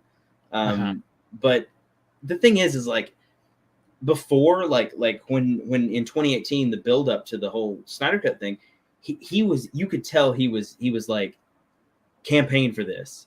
Like go out and ask for this and campaign for this, and you may get it. Whereas now I feel like he's pretty happy doing what he's doing. Oh yeah, he totally is. As much as I want the more Snyderverse stuff, I would give anything for that. He seems like he's really happy with Netflix, and they're just giving him a pile of money and like, hey, make a freaking like universe, do your own thing. Yeah, he's not make more than one universe. I mean, that's the thing. I mean, he's got a zombie franchise and he's got a space thing going, and they're just giving him the money, and they're like, these aren't pre-existing characters. You're not stuck in a box. You make the characters, you make the story, go. Yeah, and that's like a filmmaker's dream. Like, my God, that is totally. I mean, especially after what he went through when it came to all that. I mean, yeah, it was pure craziness. But I mean, you know, when it came to the fact that it's like, all right, I'm going to pitch the fact that I can get this out there. I mean, there was enough of I mean, it became a culture, you know, it was pop culture. Yeah. You know, release the Snyder Cut. Now you hear that about everything. And any movie that people are like, what they the fuck? It. Yeah. Yeah. Release the, whatever the cut. I mean, the fucking Boys season 3 is totally going to, you know, do a whole satire of it, like release the break, whatever the hell that guy. And then Zach retweeted it. Yeah, he's totally like, I mean, like, that's what was so great about that. And I was even kind of wondering, I'm like, is Zach gonna cameo in the Boys? But I don't know if that's that would be so fucking even awesome. If it was just like if he zoomed in and like did it like that, like I would still love it. The one thing I'm kind of thinking about though, when it comes to that, I'm like, are they gonna have it? You know, what's going to happen in that season? Are they going to have rabid like fanboys in that? And is that going to piss off the actual? I think there's, well, you know, some people, it was so funny because I saw them release that, and before Zach retweeted it, a bunch of the other side of the fandom was like, this is, wow, way to like shit on Zach and like way to make fun of the movement. And they were like, wow, this is making fun of Zach. And then Zach retweets it. Yeah. And then I saw nothing else about it. Oh, that's what I love about, you know, and it sucked too because I didn't get to see the reaction to that because that was last Friday when I was going to Arizona.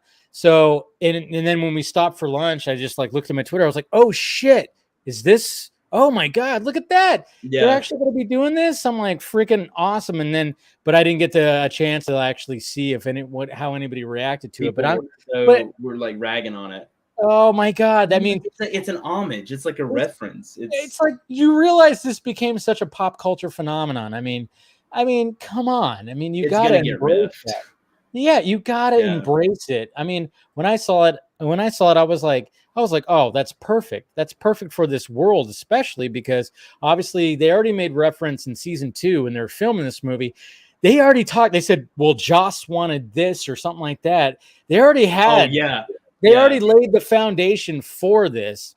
So that was, you know, I got a similar thing. Like when I was doing those Zach edits, people were like, do you think Zach would appreciate this? Like you making everybody think that he's in places that he's not. And I'm like, I'm pretty sure he would just chuckle and be like, that's great. Like, yeah.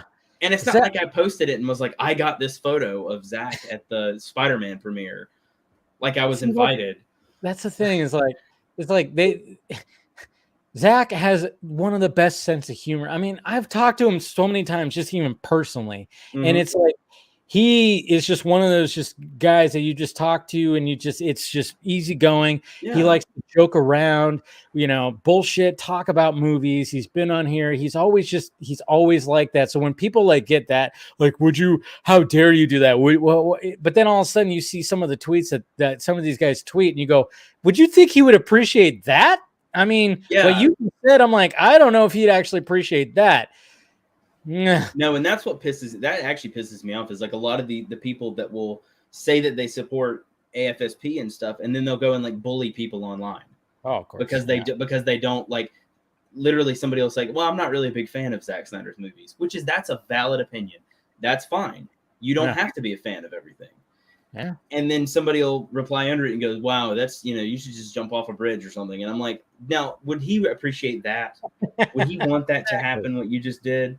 Yeah, I just don't know about that. No. But hey, we got Mr. Steven joining in right now. Throw a knife at Steven. Speaking of telling people to harm themselves. Throwing knives. Perfect, right? Yeah. What's going on? Well, the great part about that is then if you say like, hey, that's not appropriate, they're like, I didn't literally say to jump off a bridge. I said to whatever. And it's like, but can you like, there's a weird thing on Twitter and it's hard to tell. It's like, it's one of those things. I'm always torn between, hi guys, by the way. Hi everybody. Yeah. Hi, Steven. Hi. Welcome. Jump right in there. Yeah. I have things to say. Shocker. There's this 90% of the stuff I read on Twitter, I'm like, okay, are you like just in general, like not on any particular topic even, is like, okay, are you maliciously being bad faith when you say that? Or are you just so stupid that you actually believe that? Like 90% of content is one of those two. And it's like there's no, it kind of doesn't matter almost. It's like either you're too dumb and it's like not worth arguing with you, or you are knowingly lying to get a reaction, in which case also it's not good to respond. And so I've responded less and less. But there's this shocking, like, assuming that, like, let's say someone's not dumb and they're not lying. There's a sense of like, there's a total lack of self-awareness frequently with what people are saying, where it's like, there's a disconnect between like how they perceive themselves and how they think people perceive them.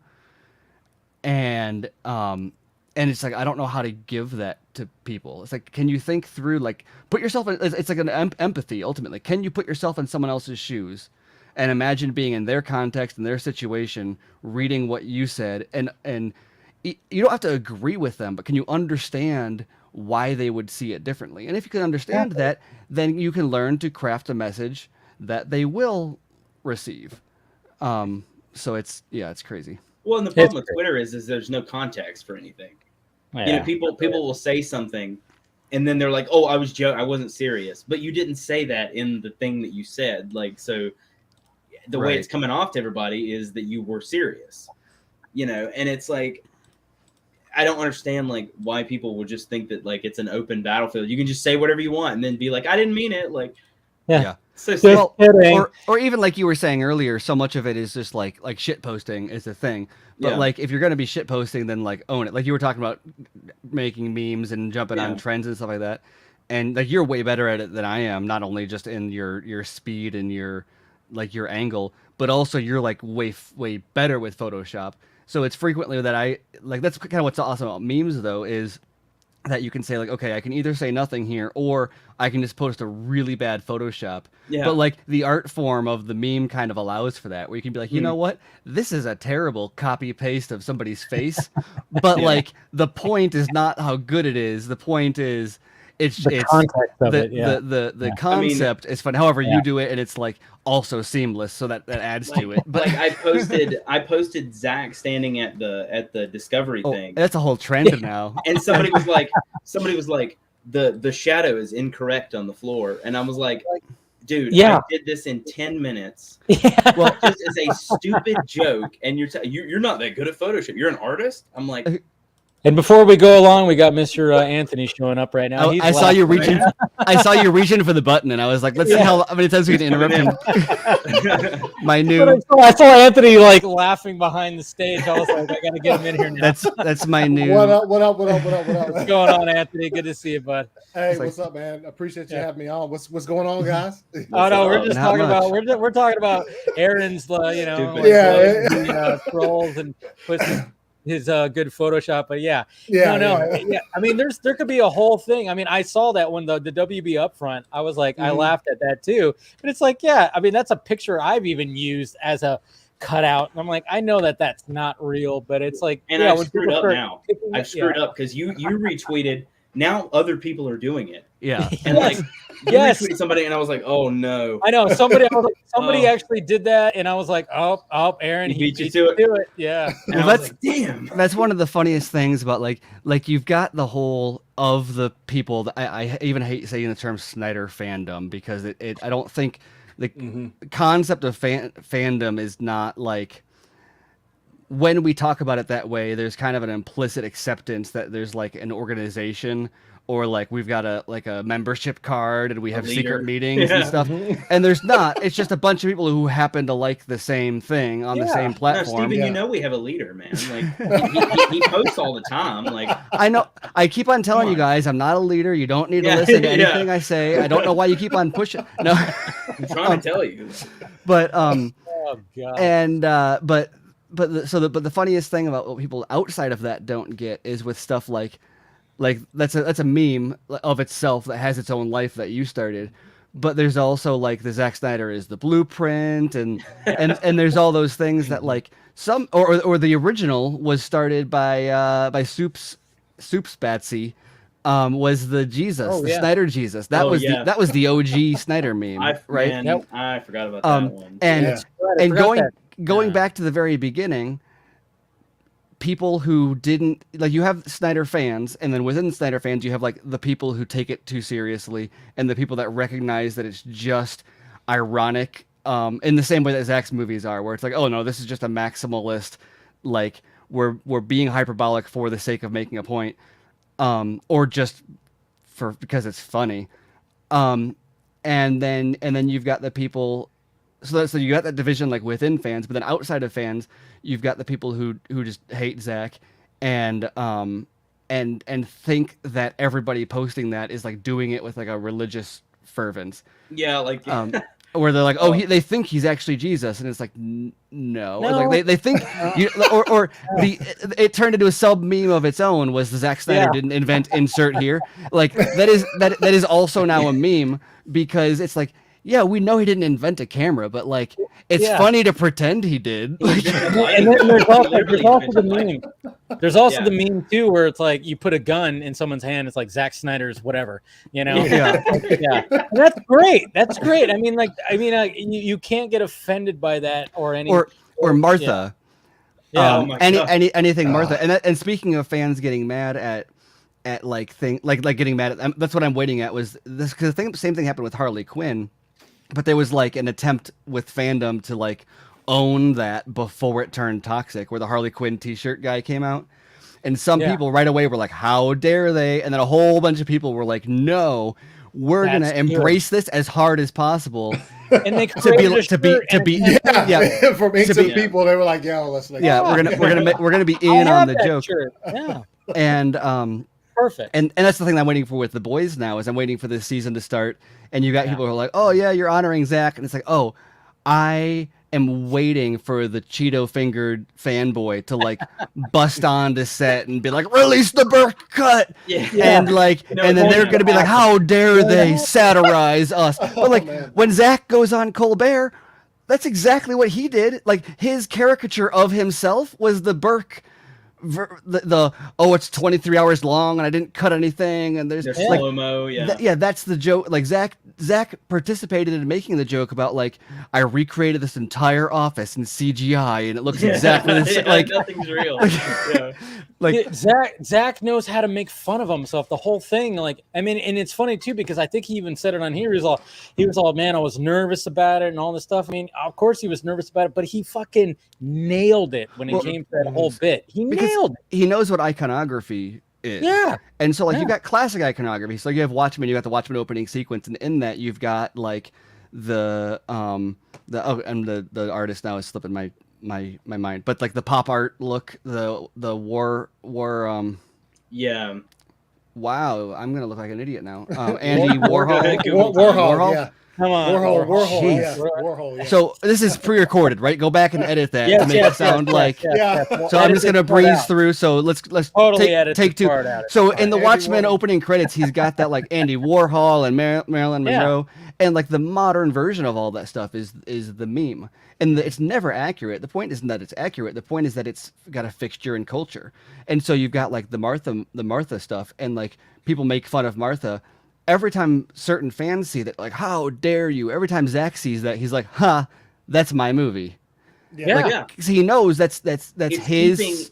It's keeping his world and characters in the zeitgeist, Yeah, literally, or like the memes. Yeah, exactly. And then you've got the people on the other side who are like, well, just because it's being talked about doesn't mean it's good. And it's like, yeah, but I can name lots and lots of like really bad movies that came and went that people just don't talk about anymore. And then there's the ones that stick around. Sometimes it's like The Room, because it's like the so bad it's good, it hits meme Morbius. status. And then others, it's something Morbius is that's the new polarizing that over time, you've got like Speed Racer, you've got like, you've got all those that are like kind of polarizing at the time and have some sort of a fixture as a meme. And then over time, you start to reevaluate. I mean, that's even stuff like Citizen Kane is like that in a lot of, and I'm not, people are always like, oh, you're comparing BVS to Citizen Kane. It's like, that's not the point. The point is that it hits a cultural nerve in a way that people remember. I remember in like Deadpool 2 when like, when he's fighting Cable and he goes like, he's all, geez, what, why you like this? Or you must be from the DC or like, like you're like, dark. You must be from DC, you must be from the DC universe. And I saw people get upset about that. I'm like, it's fucking Deadpool, guys. Of course he's gonna say that. Jesus Christ. I mean, they're just making a point of the fact that, yes, the DC universe a little bit darker than the Marvel universe. Nothing wrong with that. But okay. can we And then talk apparently, I haven't seen it yet, but the Chippendales movie has what? Batman versus E.T. or something. He literally like has the BVS Batman suit. Yes. In it. Yes. Like, and Larry Fong was like tweeting it out, going like, "Look at this." I mean, that's the thing is like how polarizing and everything is. It's like like his shit has become such a pop culture phenomenon. It's insane. At the same time, though, then you've got stuff like, I get it, it's hilarious, and I love the image. But like, if people can't take the hint, Larry Fong doesn't like you sharing that picture, the screenshot of him saying he wishes the Batmobile ran over Devin Faraci. and I realize people love it, but notice every time someone posts it, he's like, that was a joke or like whatever. And I don't know, maybe that's just not an image that he wants, and like just share that personally instead of putting it on Twitter all the time. Yeah, probably shouldn't do that. We also got Mr. Ray. What's going on, Ray? How's it going, sir? Cheers. Are people just coming into this, are people complaining about the Bort cut thing or something? Like, oh no, we're just talking. I'm predicting.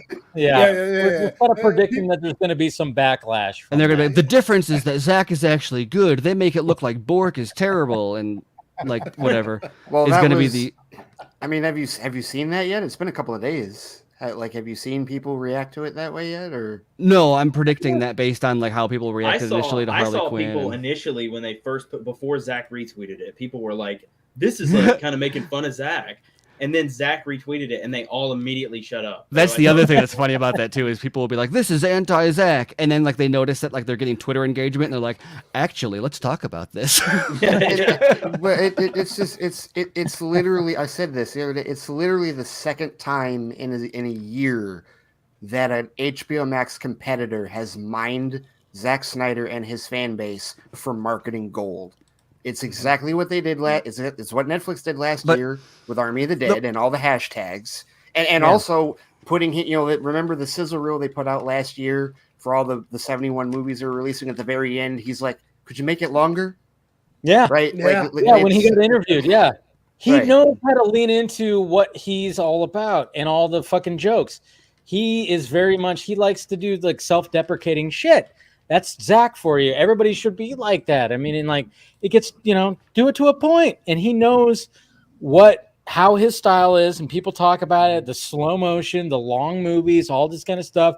but he knows that, and then he embraces that about him, Well- and then he could totally joke, he could self-deprecate all whatever. Go back to May. I just looked it up, or March of 2009. There's a quote that I was like, when was that from? And I looked it up. So this is like after 300, leading up to, or after Watchmen, maybe leading up to Sucker Punch. That would have been 2009. Would have been Watchmen. Yeah. Yeah, and he's always said this, so it's one of those things also of like you can kind of tell who's been paying attention for a while and who hasn't based on how people react to this stuff. But it's an interview with Complex, so I always recommend people look up these old interviews because they're so interesting to see. He always has insightful stuff to say. But they said, how does it feel to have 300 spoofed in Meet the Spartans, one of those horrible parody films? And those films, like Scary Movie, those were so like just trashy, lowbrow, like mocking like there's hardly anything that people would consider like celebratory about it. Or, you know, if they made one of those about like the Snyder Cut, a lot of fans would be like, oh, they're just making fun of it. And what he said was, I think it's pretty funny. You can get upset about that.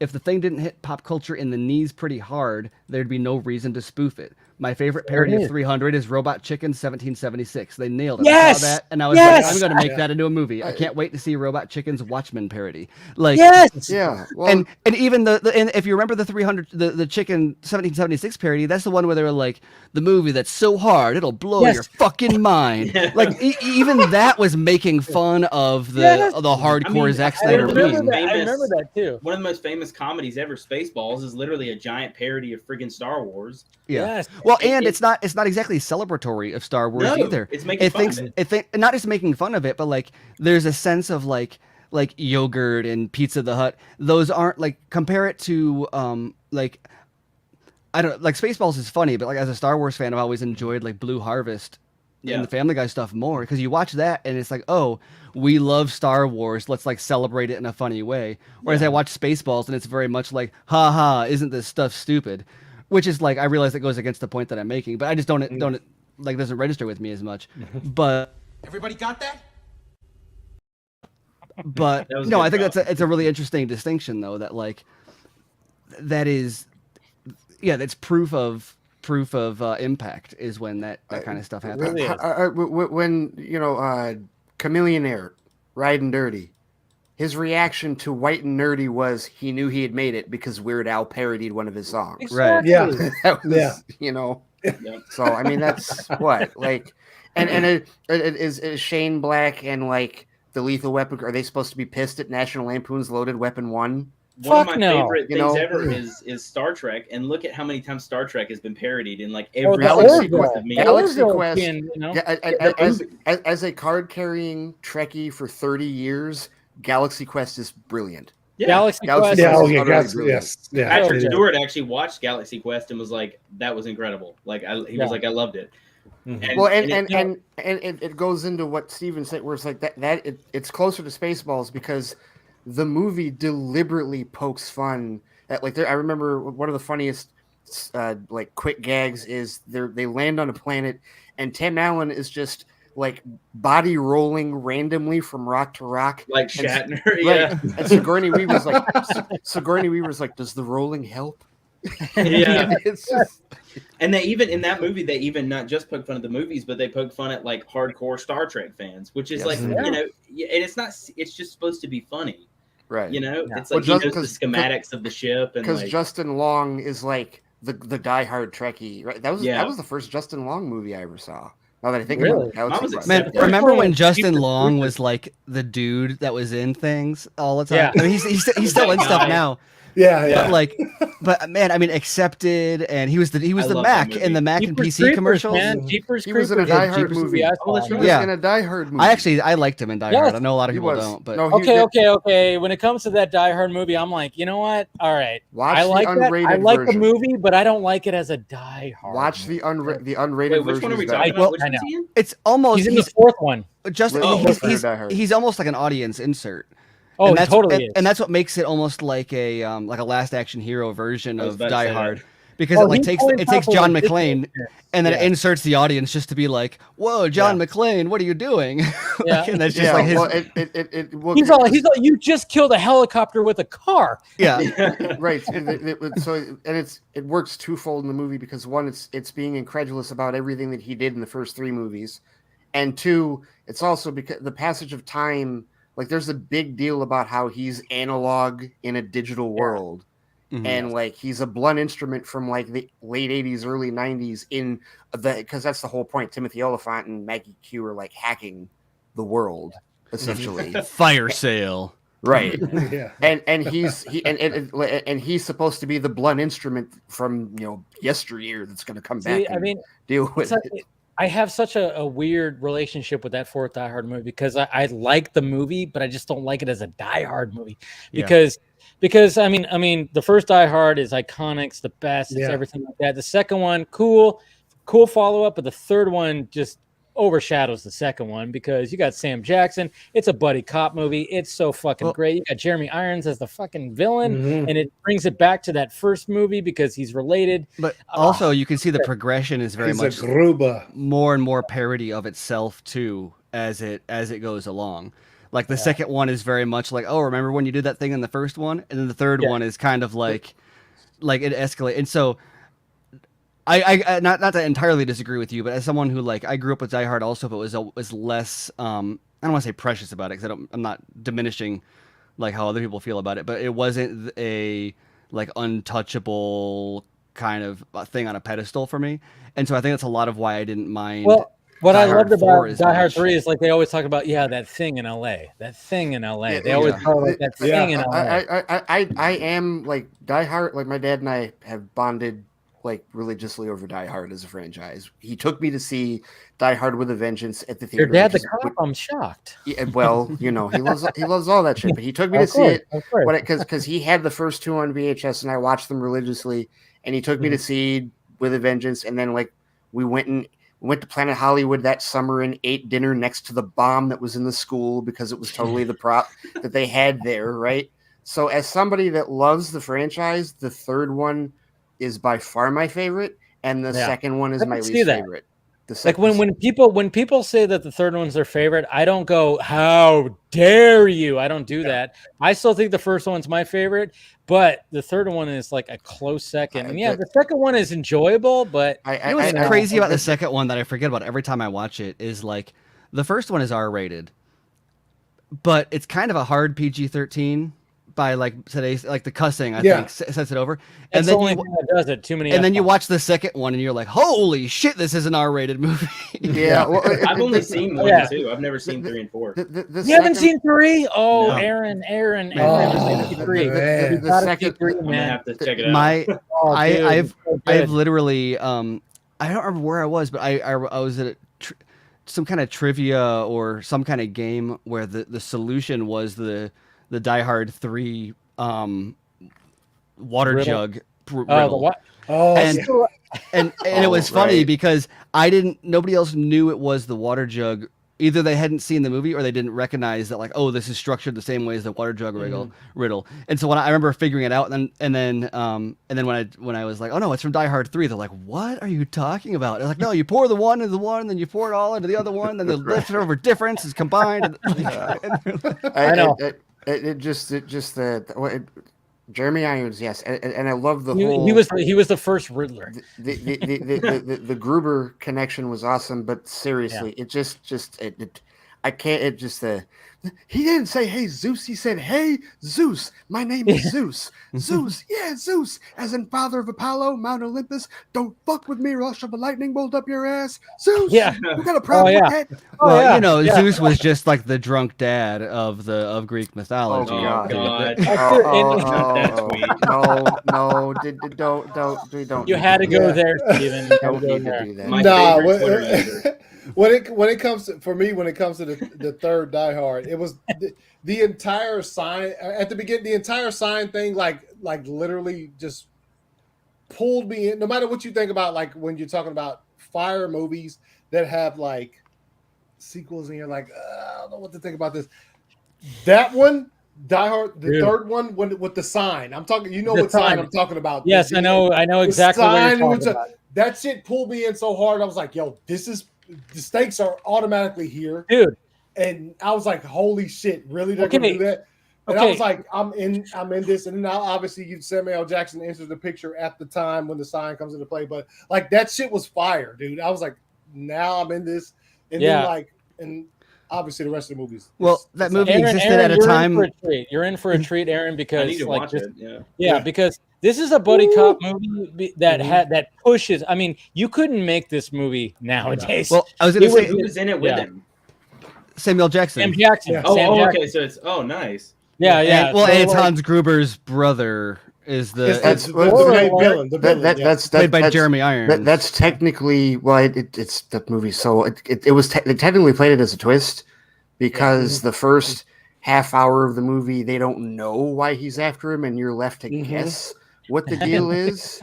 And like, but I remember my dad whispered like in the theater, he was like, McClane killed his brother, and so in my head I'm like, well, he can't be Stuart's brother. Stuart wasn't German. He's got to be Hans's brother, and it's really awesome the way that they set it up. But when you're talking about like a buddy cop movie, I mean, obviously you got black and you got a white, and the fact, I mean, the way that they bust each other's chops when it comes to like race stuff, it is just so great. It's perfect. It is. Great. But sadly nowadays somebody would get upset nowadays, which is and it was funny too because last weekend when I was in Arizona and in the hotel room during like no family thing that was happening, Rush Hour is on. Same thing with that too. There's some things in there where I'm like, holy shit, even Rush Hour pushes some shit. Well, because Chris Tucker and fucking Jackie Chan, they like Jesus Christ. There's a period like what from like the late 90s or the early mid 90s to the late 2000s where that was like this crazy sweet spot for like the buddy. I guess maybe it's like our opinion on cops has changed maybe. But where you could have these buddy cop movies that were like, I guess maybe before superhero movies. And it's not they weren't quite as big, but I mean you have Lethal Weapon, you have Die Hard, you have Rush Hour, and they're, I mean, in a lot of ways also they separate it from the police, so it doesn't feel like it's not the stuffy like I'm wearing a police uniform being a policeman. Yeah, it's not like it's not like Law and Order or anything like that. Yeah, exactly. No. But all of those like are rated. I guess Rush Hour is PG-13, but like it was an F-bomb away. I mean, there's like a lot of cussing in that. But like they're R-rated buddy cop comedies that were like huge and like also existed at a time where they could push the content in a way that they don't today. It's kind of crazy to think about like that the confluence of the people who were in them that were big at the time, the fact that the genre was that big, the fact that you could make an R-rated buddy cop movie and have it do that well at the box office, and also kind of bring in some of the social like edginess. I think you still can. I mean, I think you still can do it now. You just have to be more crafty. Well, I think the difference is now that now it has to be pitched as such. Like nobody was saying like, Die Hard 3 is going to be a real social commentary film about where they talk about race. Like that's what it's going to be today. Whereas then it was just like a movie, and today you would have to sell it on that point. Otherwise, people would like people now getting upset about like Tropic Thunder.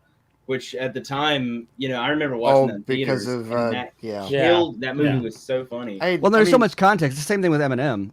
Yeah. People they discover Eminem and they have no context for like what era he existed in, and not only in the music industry, but also like you listen to White America or anything like that, where he's like literally like doing battle with Congress over censorship issues, and like the reason he pushes some of the stuff as hard as he does is because he's making not to like, I realize there's racial implications in contrasting it, but I mean, not in a totally dissimilar way to what NWA was doing about like, no, yes, this is extreme. Yes, this is over the top. That is the point. We are making an argument about art and about censorship. And because that battle doesn't exist in the same battlefield today, obviously censorship is still an issue, but people find something that Eminem did and they're like, what the fuck is this dude talking about? This is fucking insane. Because it's totally devoid of the like, oh no, he was, the point of saying that was to point out how extreme it was.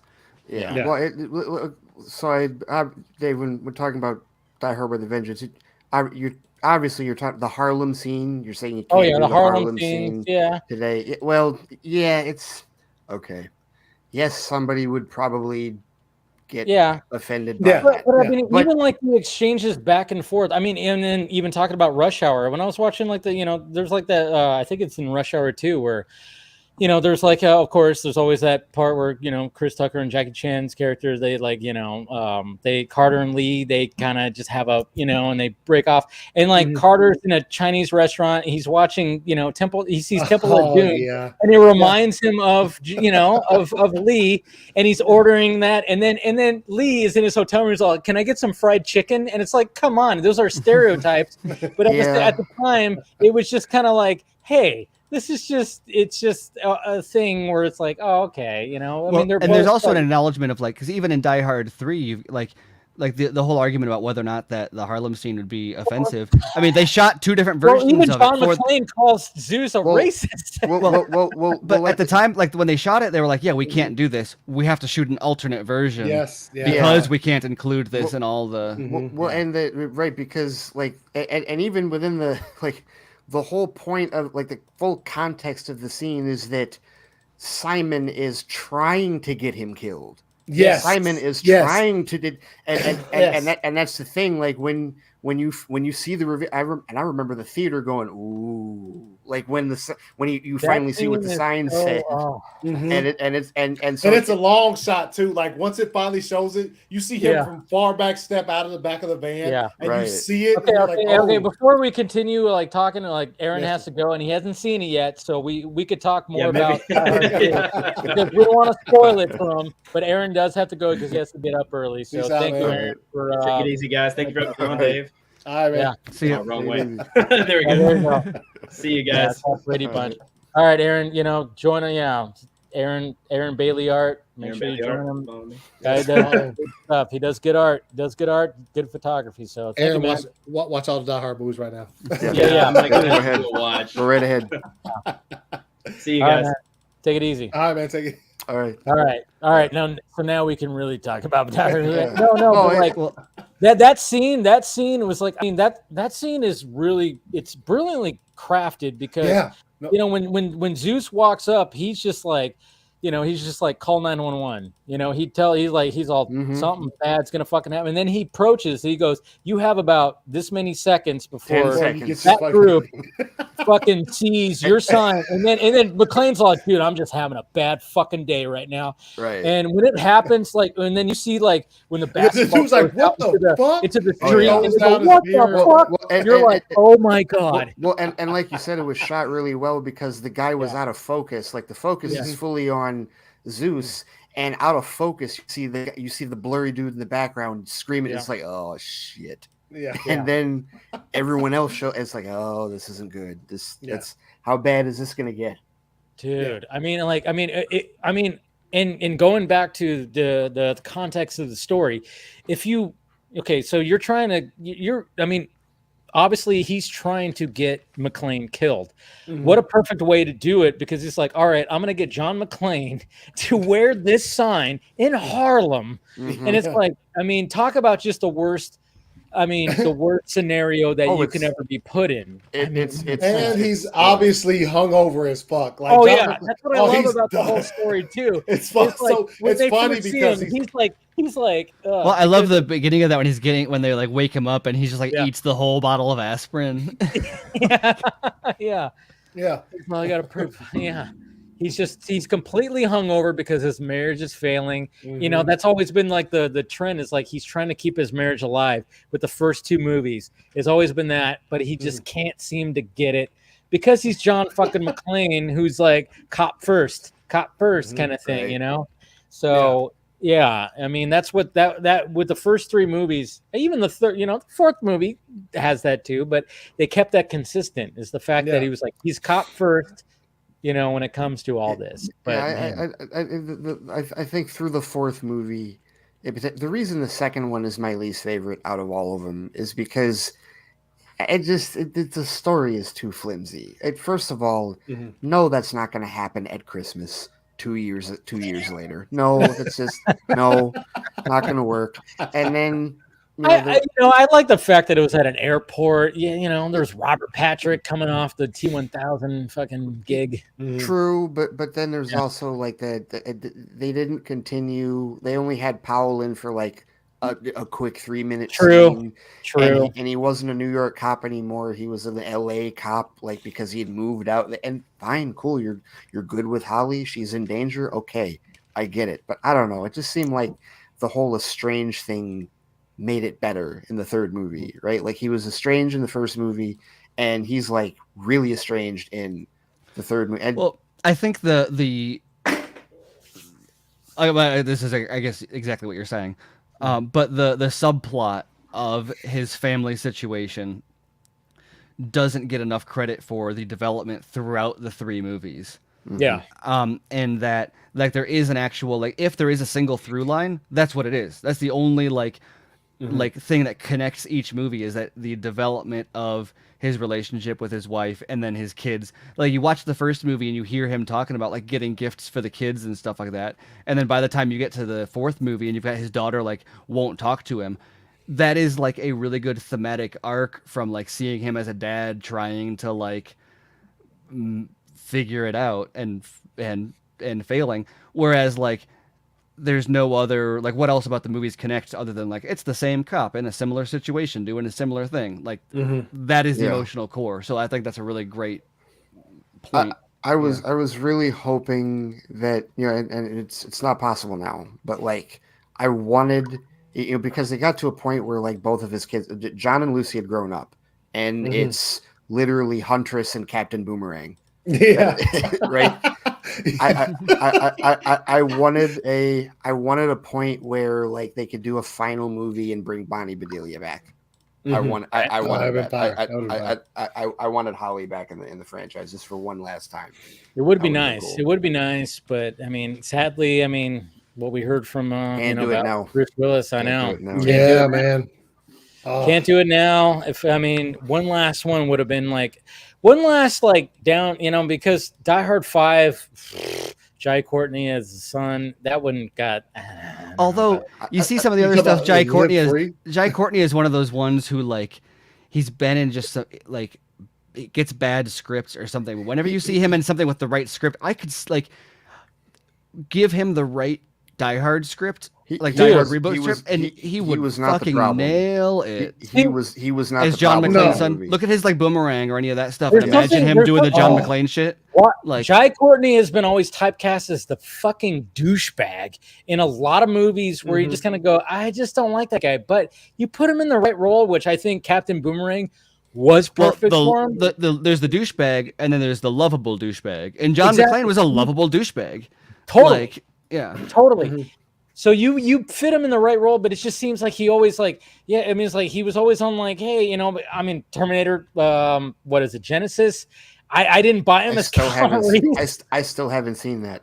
I thought that was bad casting for him to be Kyle Reese, because I'm like, you don't resemble Kyle Reese at all. I'm like, oh man, they shit the bed when it came to Terminator. Genesis is the only one I haven't seen. I've seen. Yeah, you really. I think you'd actually you would like it. I think. Maybe not love it, but knowing you tend to seize on the positive aspects of a movie and be like, yeah, sure, it's not perfect, but like this is some interesting stuff, and that's very much like if you can swallow the like, oh, that was dumb parts of Genesis.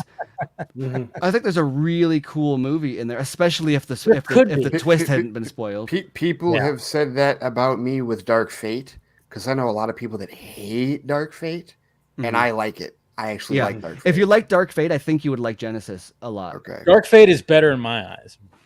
It's better constructed, but I think Dark Fate, I think Genesis has a lot of back to the whole. We got a savior but that's the funny part, Steven, is that the structure is literally what they hate about Dark Fate because of what it does to the canon. I fucking hate the word canon now. Canon is like the word plot hole. I hate it now. Genesis, that's the one where they kind of reproduce Kyle Reese's when he comes back, right? So you have Jai Courtney with the feet coming down in the little changing booth or whatever. You know what I'm talking about? But they reenact scenes. They reenact scenes. Yeah. which I they did a good job, but at the same Yeah, time, I mean, it was like, I yeah. even like Yeah, I like yeah. I like Terminator 3 and Salvation too. So I mean, do they're I. not I like they Terminator. they Yeah. don't hold a candle to Terminator, but I actually found out I was really into fan edits a few years ago. There's a really like actually very well established fan edit community, where there's some. It's not just like people on Twitter that are like, here's my edit without jokes or whatever. Right. And they took Terminator 3 and they forget what I said a second ago. They edited out a lot of the jokes. But they also gave it like the T2 sound. They demarvelized it. Yeah. But they also, I think they changed a little bit of the color grading, and they also added in like the T2 sound, like more of the T2 soundtrack instead of the whatever they used in Terminator 3. And it like drastically improves it, because I think the thing about that movie that especially really sold me on it, that was lost because of all the other goofiness with Arnold and stuff that they were doing. The what were they, heart or star sunglasses or whatever, all of the parodies of the other stuff. Yeah. Is that last like 15 minutes of that movie is like the greatest universe building moment in that entire franchise in my book, where they go into that bunker and the reveal that it was like they realize the ending of the movie is very good. Exactly. Well, and Kyle Reese, I think, well, I know not everybody like loved the actor. I think finding Kyle Reese at that part of his life and kind of him like knowing to go to the vet to get all the meds, and like he's like very much a scrounger. You're talking about John Connor. Oh, sorry, I said Kyle Reese. I meant John Connor. Yeah. I mean, he's very are we much talking Salvation? Right, he's very much the son of Sarah Connor from T2. I mean, like it's a much more logical evolution. You know what did it, Stephen? It was the fact that it's like we went from Edward Furlong to Nick Stahl, and it was a very jarring, like, wait, this is the thing, John Connor. They didn't do good with the casting, even though Nick Stahl did a good job. But at the same time, it was like, this doesn't feel like Edward Furlong, because T2 was so iconic, and everybody was like, Edward Furlong. Although, like, Edward Furlong is all, like, I'm not saying his acting was fine, but like the character is like whiny and annoying. So I was just gonna say that unfortunately, the turn that they made with John's character, Furlong couldn't have pulled that off, in my opinion. Yeah. No disrespect intended to him. And also, like did you not see Detroit Rock City? Come on. Well, but there's also like there's not the chemistry between him and the woman was not as like wasn't great, but that was almost then when it is revealed as kind of part of the plot, where they're like, oh, Claire Danes, this isn't really about us like getting along. This is about us being responsible for saving humanity. Yeah. And now we're locked in a bunker, so we gotta get to doing that. One of my favorite like world building scenes in that movie is the realization that Sarah died, and that she waited until August 29th, 1997 had passed to die. Yeah. Because that was the only, like, she waited until it was no longer possible. Like, Judgment Day wouldn't happen. And then she... Another awesome moment in that was when Claire Danes was like... No, it was he... I can't remember what he said, but he said, I think he was trying... The Terminator wouldn't take his instructions or something. And he's like, because you didn't send me, she did. Like, I'll listen to what she says, because she's the one that sent me to... Yeah, and it was like, oh, that's a really cool... Yeah, like it is a really cool thing. But we got somebody else joining right now. We got Mr. Rob Keys joining. What up? Hey, everybody. Happy Friday. Happy Friday, sir. Thank you for joining. Of course. Thank you. Nice. Okay. So there's like, obligatory comment on the development of your setup every I know, exactly. I'm like, every time you show up, there's always like your background is always like, and now it looks like you have pretty much got it fucking dialed in, man. Yeah, I'm still waiting for it's hard to get contractors out. I mean, the housing market. Yeah, you're waiting for what, a robot to be in your background? No, I mean this is all this wall made me. Like I threw the light up from the old place, and it's deceiving. This actually goes far back. There's a whole nother big table and workstation here in the studio, but that whole wall is supposed to be like a lighter color, and it's supposed to be shelving essentially, because I have boxes and boxes of stuff from the old place with collectibles and toys and stuff, and I want to display them like some of you guys have here. But right now it's literally just a flat wall, and over here it's just endless boxes out of frame hidden away. So it's a mess. It really is. I'm but it looks good, dude. Far less along, but a similar I was doing a lot of it myself, and then the price of lumber like quadrupled, and I was like, I'm just gonna not. It's tough. Not, like I've got just like bare studs up. It But, took me yeah. 3 months just to get, or 4 months, just to get the guys to put in like just 2 little doors and like an extra wall here, and they were so slow. My brother and I we finished it and did like the painting and everything else, and we painted. I put new floors in right away before I moved in, and then that's it.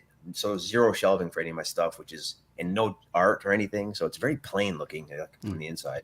But, do you have like an insane number of boxes of art and stuff you've been sent over the years to? Yeah, I guess some like nice make prints, like, decisions on. Certain movies, certain like around like home video releases, they do press drops sometimes, and sometimes you get some nice like limited edition Mondo art drops for certain movies and stuff like that. Or over the years, I'm a big fan of not just film like concept art, but like video game concept art. I have a lot of art books and posters of like the Assassin's Creed franchise and Mass Effect and the God of War, like beautiful like production design games that have some of the most. I have some of those. They're very nice. Right? They're like the best coffee books, those hardcovers. And like, I get some kind of posters for that kind of stuff because it really is like amazing artwork. Working for GameStop for 7 years, I got more of those than I wanted, than I necessarily wanted. But yeah, that's like the inside, like the theater. My brother used to work at theaters, brings home every. Oh yeah, you get those. It was a dirty little secret back in the day. Like if you had, like eventually, if a new game is in your stock for so long, they will just convert it to used inventory. So if it was a special edition that had like extra art books or stuff in it, they didn't care about any of that. They only cared about the game in the case. So they tossed that stuff out. And we're like, you're not. No, you're not. We will take it. Let me have that. Right. So exactly. So, but Rob, we got to ask you because we were talking about this before. We were talking about diehards. Like we gotta get your opinion on the Die Hard movies when it comes to like how you feel about like obviously there's 5 movies, right? 5. There's 5. Like how do you feel about all 5? What do you consider the best? I gotta be honest. The only one I think is bad is the 5th one, right? Yeah, the 5th one's really it's not that great. 5th one's not good. 5th one's I didn't mind. Like we can all agree the PG-13 thing was not best. As a fan. Well, like for the 5th one or the 4th? The 4th one. The 5th one. The 5th one was R-rated. Watch the unrated version.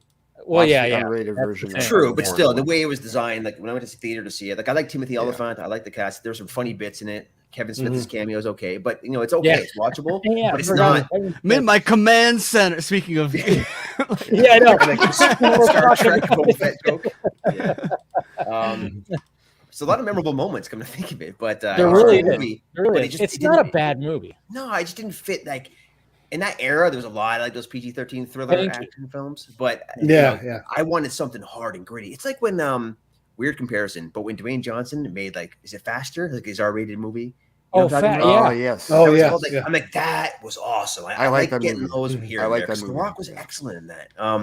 But anyways, in terms of the OG Die Hards, I like all 3, but I actually quite like Die Hard with a Vengeance, like the 3rd one. There it is. Okay, there it is. There you go. Yeah. Because we were talking about that. We were talking about like, I mean, Ray thinks, the same thing with you. I'm very much in the first one's the best, but Vengeance is just a close second because.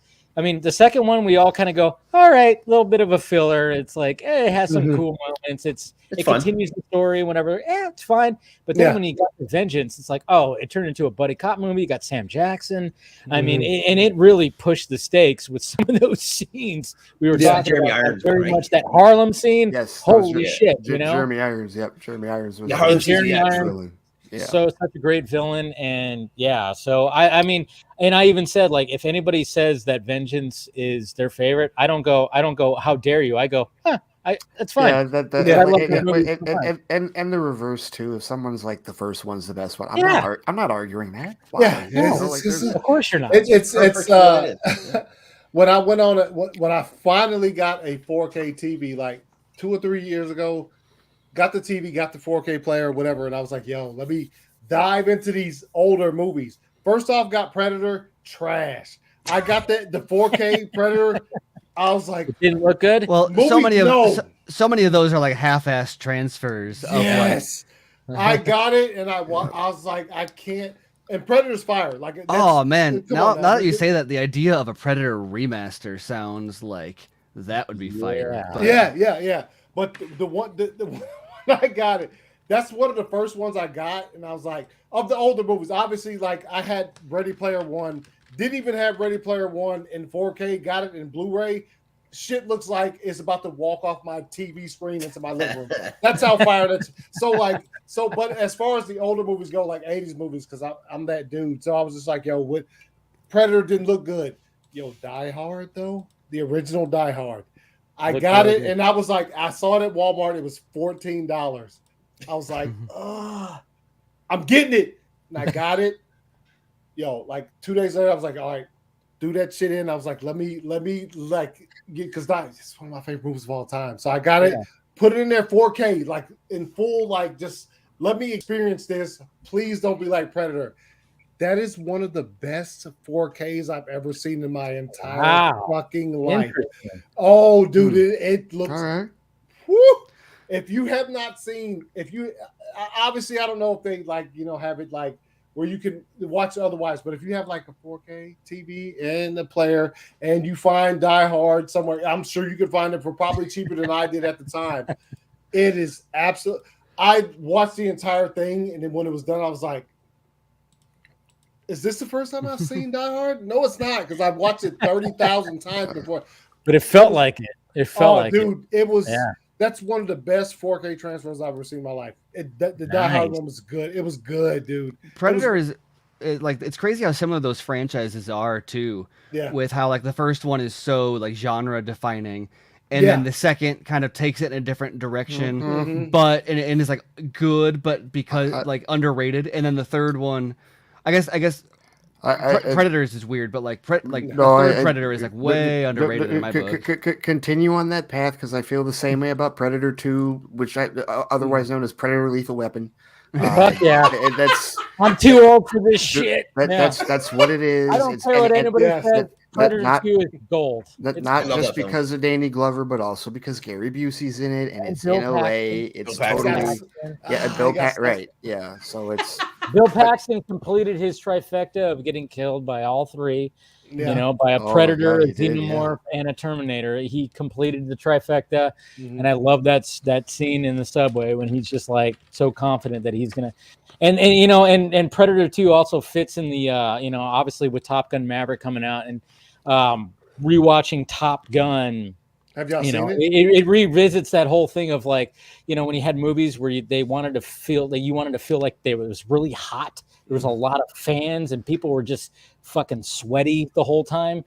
Predator 2, Jesus Christ, everybody, that whole thing, it was a heat wave in LA when that was all happening. So everybody was just like sweaty, even though they're wearing like, suits and jackets. Like, dude, just fucking, can we wear a shirt, the t-shirt or something? It's like a really interesting like version of the noir genre where it's like everyone's wearing trench coats and it's dark all the time and there's steam and and like really dark lights, but like everyone is just dripping sweat. I just love that scene in Predator 2 where Danny Glover's like, he has the car and the doors off and he just like is leaning out and shooting at the gang. As like that's happening. It's so cool. there's this whole thing happening, this whole subplot of like gang wars and stuff happening while there's a Predator that's just overlooking the whole thing. I'm gonna fuck up all these people. Like the Predator is just like going, I'm gonna pick off these people, and these people. And that's what's so brilliant about Predator 2 is the fact they're like, okay, we had the jungle, now we're gonna have the fucking cement jungle.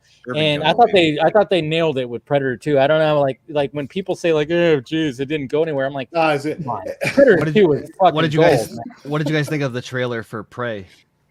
Oh, that's good. That's interesting. I actually enjoyed it. I thought it was it feels more like Predators to me, which I like because underrated also.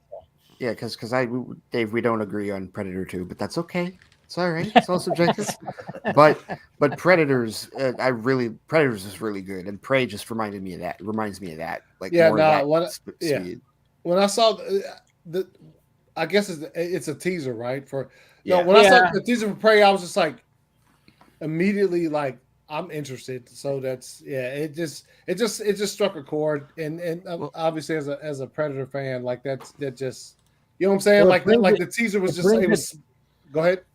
No, I was just saying, like one of the things that it's really going to show is like, which is one of the best aspects of the first Predator and even Predators, is the fact that you have to use these, you can't use, you're not using technology to defeat the Predator. You're using the jungle. You're using what you have, primitive methods to defeat this character. And I think they were like, oh, that's what people actually liked about this whole thing. I mean, people were like, how are they supposed to fight the Predator? It's like, well, have you seen the end of Predator or the Predators? Where it's like, I mean, the whole point there is like, your 50 cal machine gun was useless. Fight him with wooden spikes and cover yourself in mud. Like, so.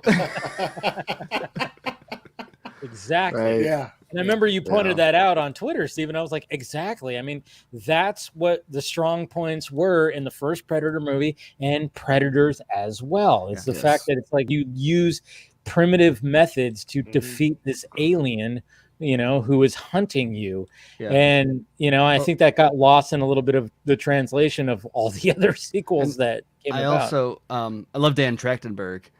And he did what he did with 10 Cloverfield Lane after Cloverfield. We're keeping it in the genre, but like it's a very similar kind of idea of like, oh, this is like same universe but totally different kind of approach on it, giving him that ability to play with an IP but also giving him an open sandbox at the same time. Like, all of his other stuff, like that is to me that gives him where I have seen him shine before, which I guess he hasn't done a ton, but what he's done, what I love from what I've seen from him is like very much in that niche of like, he's also Dan Trachtenberg is also a perfectionist. Like, he has turned down like 10 huge known IP genre films. No shit. He's hyper. Yeah, I won't name them online here, but come on, Rob. One of them was a Marvel one. One of them was a disaster one. One of them was a remake. Was someone he worked with who's related to another person who did the original film. You can kind of figure it out. But he also works on projects where he gets to work in secret and on his own timeline. And then he surrounds himself with perfectionists. So like this one is exploring the Comanche Nation, and he has like actual people and consultants who they're doing it all right. You know what I mean? So he's such respect more than most for his age, right? For the source material, that he won't do it unless he does it perfectly. It's how the Uncharted thing fell apart, right? So I was gonna say, you guys know each other, don't you? Well, Dan and I go way back. So I knew him when the TRS days. We did this podcast alongside Dig Nation for the Revision 3 network before it got purchased by Discovery. This is like 15 years ago. So this is 2008, 2009 era, before he used to doing commercials back then, right? Now he's like this big time film director. But so yeah, I have a biased love for him, but also I understand how he's not just doing work for work's sake. He's hyper. So I think that alone makes me think like this is going to be something special. Plus, it's going to streaming, right? This is a Hulu film, so I feel like they don't got to play by the same rules. Well, they don't have the same pressures, like, oh, it's got to make this much and it's got to be like the suits are not going to be breathing down. Draw it out too, and they'll allow him to be, like you were saying, with him being a perfectionist. A streaming movie is the type of movie where they'll allow him that leeway to do that kind of thing, whereas the studio is going to be like, no, we need this this way. Like, you got to hit the quadrants, got to have it on time. Like, can we get an Arnold cameo somewhere in here? Yeah. Like, back before he was born. What the fuck? And it's like, But I like the fact that it's like, all right, let's when I saw that teaser, I was like, all right, that's a good way to, if you're going to reinvigorate this thing that needs that, that's a way to do it, is to like, all right, let's show it when, because obviously the best parts, like I said, primitive, let's get it back to that. Think about if this does well too, because I think there's books or comics where they do all sorts of, like, there's a pirate one or an Old West one or something. Oh, I'm sure. I think that ties into the end of Predator 2 also, because isn't that like an old? Yeah, because Black well, in Panther Predator all 2, that. There's yeah, because when Predator 2, like he gets like Wyatt Earp's fucking revolver or something. Yeah, my like understanding that, is right? that Yeah. that is tied to in a comic or something.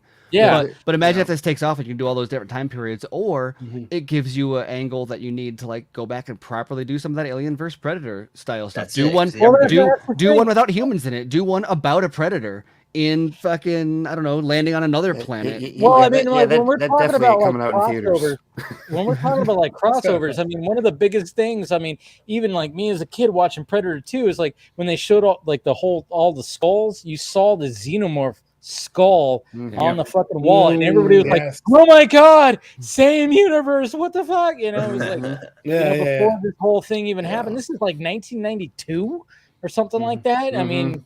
And they were already trying to do a crossover. Like, look, there's a xenomorph skull right there. Because it just made sense. It did. You But as know, a kid, yeah. seeing that was Right. mind blowing. Oh, right? dude. Oh, Yeah, but I lost my mind. and that was also because remember Aliens had done really well, and it was before Alien 3 came out.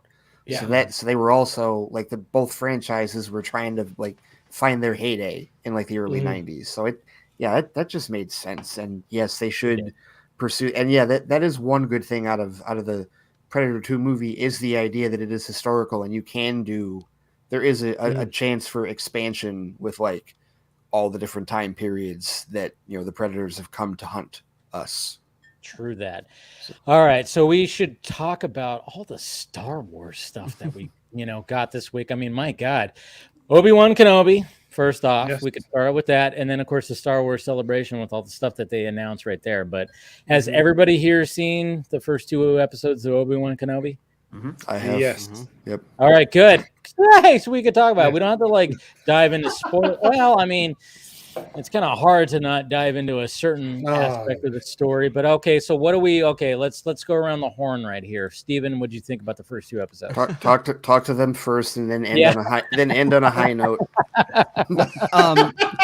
I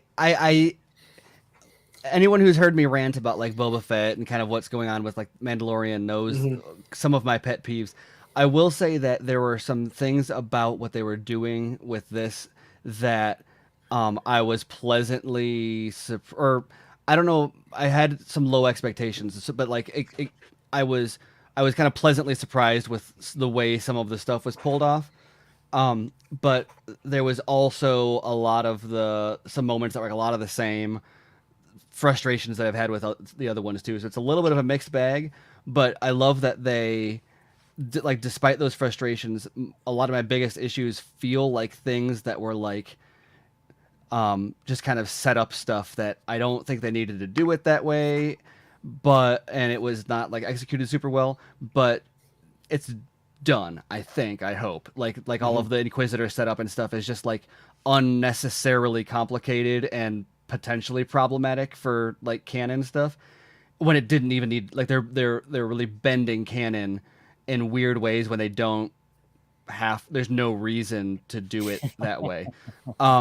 And like a lot of I don't think like most of Tatooine looks really bad. I don't think the work they did with the stagecraft and the volume there was that great, but they get away from that so quickly. And so like by the end of the second episode, I'm like, okay, all of those things that I'm frustrated by, it feels like that's like, okay, that's done. That's why we dropped those 2. Now like the next 4 are like, cool, I don't need to worry about these lingering things, hopefully continuing to be frustrating. I'll say that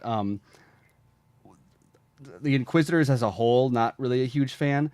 I was not expecting, though, for the young Leia stuff to hit as well as it did. I think that she was perfectly cast, and the writing for her, where not only do they capture like that Leia personality, but also the strong implication of like, oh, she's like reading people, like with the Force here. Like she is like, and it really adds a new twist that I don't really think I ever thought of from like A New Hope, about like the way she just talks so bluntly to people. I'm like, oh no, she's just straight up like snatching that shit out of their brain.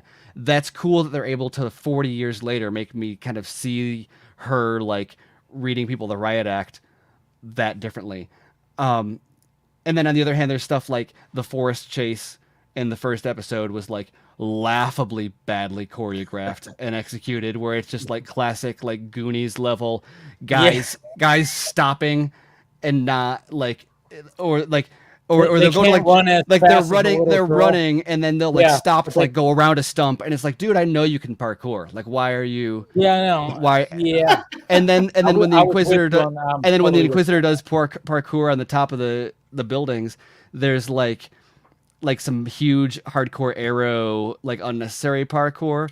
Like there's a moment where she jumps and swings around a pole and runs on a building just to continue on a straight line on the building she was already running on, and then when camera cuts away to the front shot angle and shows it back, there's not even a wall next to her. She's just on a different like. Dude. It's just that kind of stuff that's like, what? Why does wait. She does a jump where she backflips forward, and then when she lands, she rolls like she backflips and then rolls forward when she lands. And I'm just like, yeah, I think that's a product of shooting in the volume, because you're shooting like one rooftop at a time and then editing it together for continuity or something. Mm-hmm. And I don't know if it's something that was lost in editing or if it was just lost in concepting, but like it threw me out of it. I had to go back and rewind and be like, what is she doing? I can't follow. Like I get she gets from A to B, but it literally confused me to be like, wait, why was that relevant, or was she just doing a like let's backflip off of this for no particular reason? And so it's that kind of stuff that's like, but the real important stuff, I feel like they mostly at least hit or nailed. So that gives me some hope for the rest of the season. So I'm like way more in on this so far than I was for like Boba Fett. Yeah, I could see that. I could see that. Or like and there's stuff like the restraint for like the C-3PO cameo, for example. When I saw him, I was expecting, oh no, is there going to be a like, I bet you didn't recognize me without my red arm, like, but like no, he's just like in the background. I'm like, cool.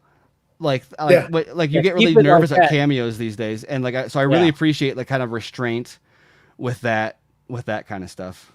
And one of the things that when I was watching, I was like, hey man, I was really happy to see the guy who played Needles in Back to the Future 2 and 3 like get some more work. I was wondering where has that guy been? Where's that guy been? I'm like, okay, there's Needles right there from back.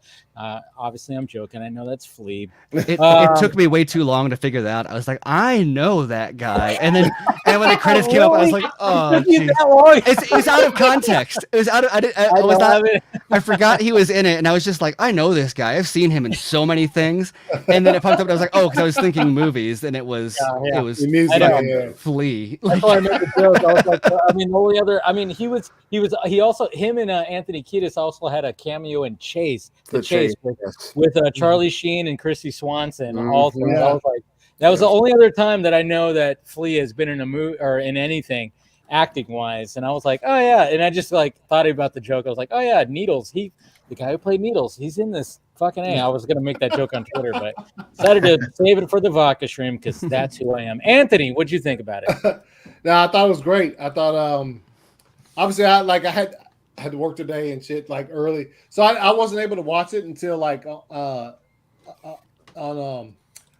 on my show earlier. So like I did like a live total. Oh yeah, congratulations on the 100th episode too. By the way, appreciate it. Yeah, hit 100 episodes tonight. It was sort of like a stream and sync. So like obviously didn't bring it on because I was like, yo, they'll clap me off of this if I bring the actual footage up. But no, I thought both episodes were great. The Leia stuff was absolutely incredible. I didn't expect that at all, and honestly, like even like navigating social media today, like I didn't get anything spoiled for me from any of the first two episodes. And so like when that Leia stuff started, I was like, holy shit, like this is really cool. And the actress was all of that, anything that had to do with Leia, like what they did from the ground up with that was, I don't know. It was absolutely fire, dude. She hit everything. I was just like, yo, this is like I can literally see this young person growing up to be Carrie Fisher as Princess Leia, like snarky and talking shit to like anybody. And so like, no, it was good, man. It was good. The VFX were good, and I was really impressed with Ewan McGregor's performance like throughout. As far as the Inquisitors, obviously we saw what happened to one of the big ones at the end of the second episode. I was like, oh shit, he's gone. So But no, I was impressed, and I thought that I'm looking forward to the next 4 episodes. Obviously, like when it comes to some of this Disney Plus stuff, it's like sometimes I feel as though like when it first starts, they handcuff themselves by saying, "Yo, we're only gonna do 6 episodes." I'm like, "Yo, what the fuck?" Like, are you gonna be able to like expand on a story like story wise with this small amount of time? But with this one, it feels like the first 2 episodes kind of like it made room for like if there's only 4 episodes left, like it's gonna fit, as opposed to some of the other ones. But I enjoyed it. I thought it was fire. Cool. Yeah. All right, Rob. Yeah, I thought it was pretty fun. I think it's better than Boba Fett. We all know my feelings on that. It's very watchable. I actually, it's funny. There are moments of greatness, like that beginning sequence where it's like flashback to Order 66, and you're like, wow, they put some work into this choreo. Yo, forgot about that. That is fire, right? That, and I was like, that, yeah, this is. It reminded me of like those cinematics for like the Old Republic games. I'm like, that's okay, cool, like more of that vibe. And they didn't go too far in that scene. They avoided the prequel stuff where it's all just like spinning lightsabers for the sake of spinning lightsabers. Like every swing, even though it was fast and kinetic, she was deflecting, taking hits, and doing stuff. It was cool, right? And I was like, this is nice. That's a good teaser for what they can do in other projects. And then I kind of agree with Steven after that. Once we get to like Tatooine, and I forgive me, but did they name this other planet they go to? Yeah. Yes. Dayu or Dayu? That's right. It's something like that.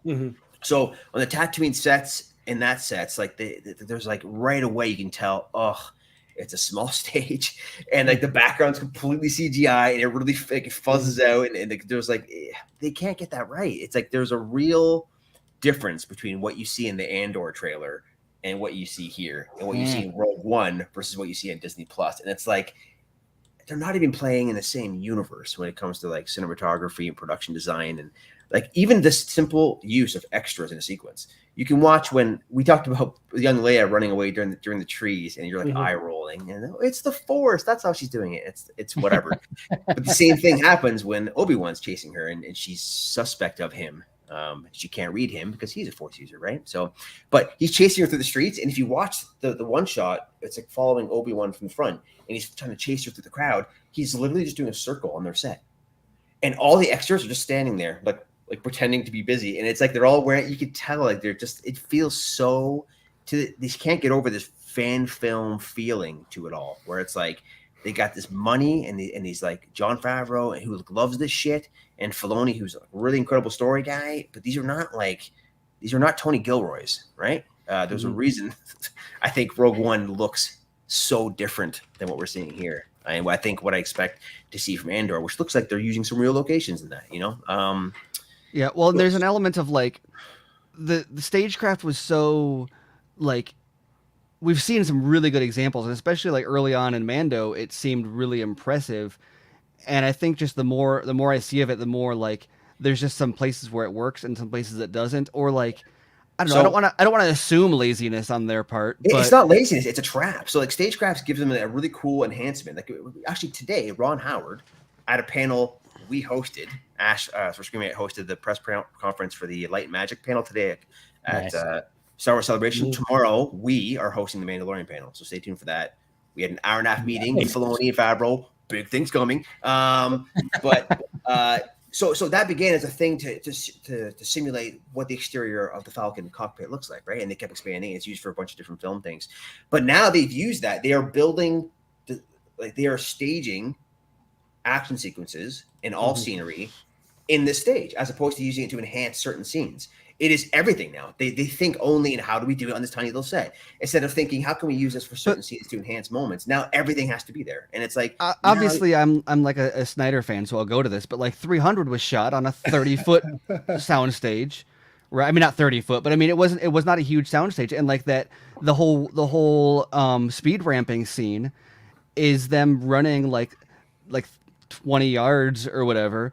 Sure. And like they're working in a very similar like space constraint, and that's how I was talking about like with the parkour, where there's a level of like you can do a cool looking like here's one cut, but then when you need to go from like one building to the next, there's a level of like concepting that it almost feels like it almost feels like the trap of CGI that people were running into before they started to figure out how CGI worked. Where it's like, we'll figure it out in post, and it's like some of these things you can't, which is weird because stagecraft is supposed to let you figure that out ahead of time, but where if you have it mapped out or drawn out or whatever, you should be, because it's not like they filmed these things in one take normally anyway, like even if they were actually on rooftops. So how do you string those together and then stitch them together so that it looks like you're actually going rooftop to rooftop to rooftop instead of like the camera cuts and like you're on a totally different place and logistically it doesn't make any sense. Yeah. Some of the action stuff falls apart because of that, obviously. And I feel like the environments they're in, when I see the extras and like the props in front of the thing and I can see the border, I'm like, okay, this is, everything else is fake. Once I move 15 feet back, I can just see it. It's all just, it looks not real, right? I can feel it. And that's a shame. But I mean, it is a pleasure to see Ewan McGregor back finally, right? I like seeing him rugged. I like they took a bold choice. If you think about what's happening in the first act, like, Obi-Wan kind of sucks. He's reluctant to help. He's cowardice. He sucks at fighting. He refuses to fight. It's like, that's cool. Let him wait. Is he almost like Luke in Last Jedi? I saw some people making that correlation. But I think Luke is capable in The Last Jedi. He's just reluctant. Obi-Wan just seems functionally useless as a person. Yeah. You know what I mean? Like, but it's great. I started feeling bad for that camel creature. I was like, oh, that guy. Yeah. He slices out a little. I was like, oh, that poor little camel creature. I mean, he gives him like a little piece of meat. He steals. Some of that bantha. Yeah, but it's good. I like that. I like how he's like this. He sucks, and like through Leia, he's gonna turn the corner, and through this imminent confrontation with Anakin, like that's gonna change him. And I hope, like in Act 2 and Act 3, or Act 3, I suppose, we're gonna see like, okay, this is Clone Wars Obi-Wan back, baby. You know what I mean? So, and that's exciting to see that. So I like that he is not the hero yet. It is like, it's young Leia, and that's cool. Well, and they pulled off some stuff really well too. Like you reminded me of someone I know.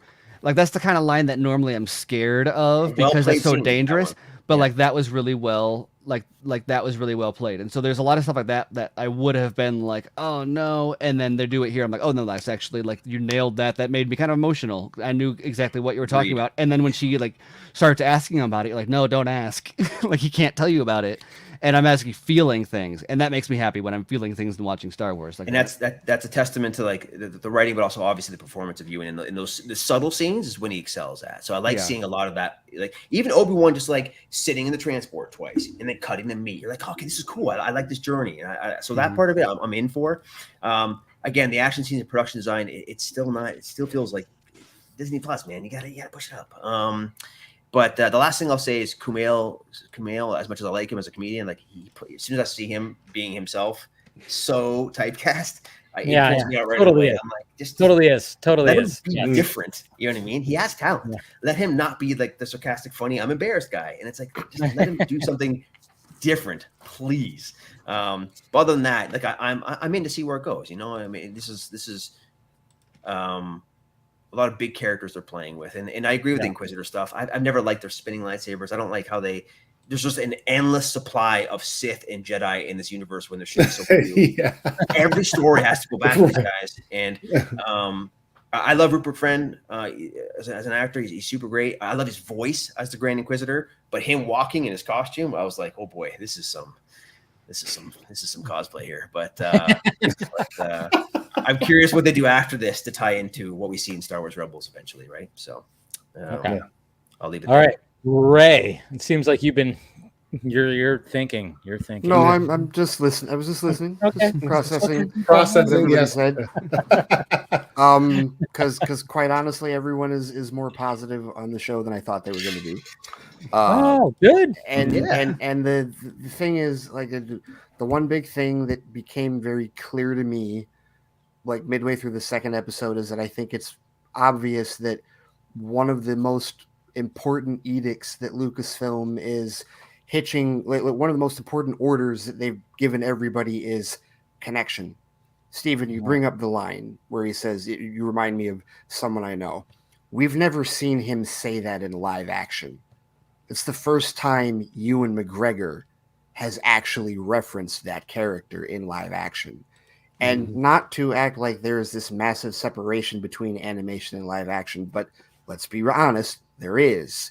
it hits a little differently when you see him say it, as opposed to know what we saw in Clone Wars, So like, but it's clear to me, like, between that and the way that they started the first episode with a opening that I don't think any of us needed to watch, but we still did, like the recap, if you will. Oh yeah, which fine. It was a good recap. It was good. Which was it, and it's basically there for anyone that has not seen the prequels.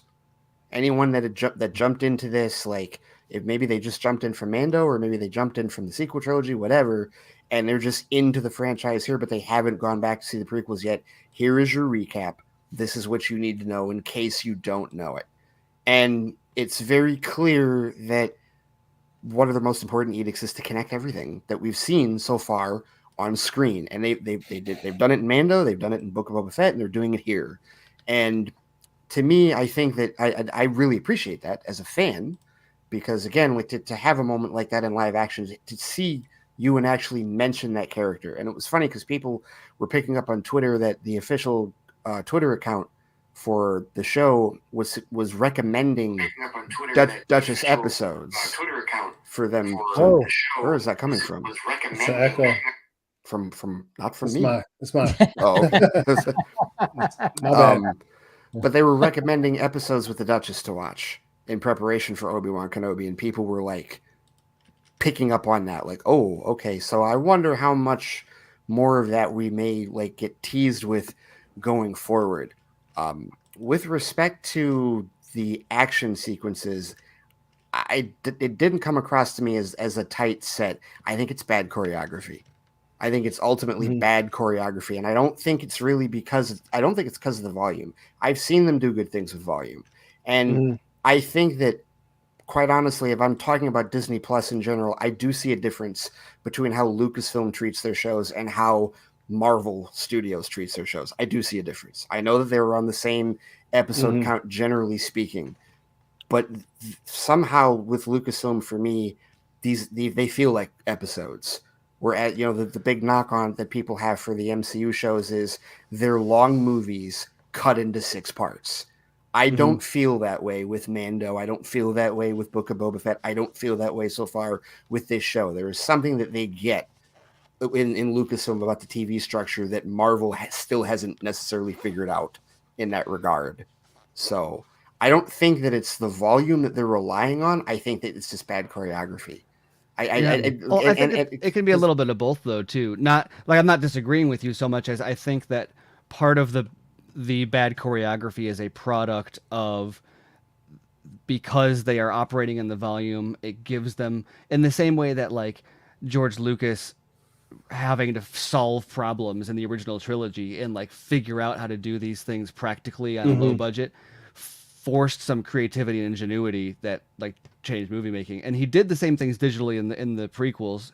So it's not to say that's not groundbreaking and ingenuitive and creative and all those things, but when you can just edit someone into a scene and make them say whatever you want, even if you don't have the original performance, like he was doing all the time in those movies, you get some kind of wonky stuff. And so when you have the volume and you're like, oh, we can just make whatever we need, I question if maybe there's a little bit less preparation that goes into the stunt planning and stunt viz and stuff, because a lot of that stuff felt like having stunt people on set and be like, just do some backflips and stuff, and then we'll make it look good. And like, it looks good. Like, it's not like it's bad backflips. It's just like, why are you doing a backflip there? Is the problem. The reason I don't want to blame it on the volume, though, is kind of similar to what you use 300 as an example.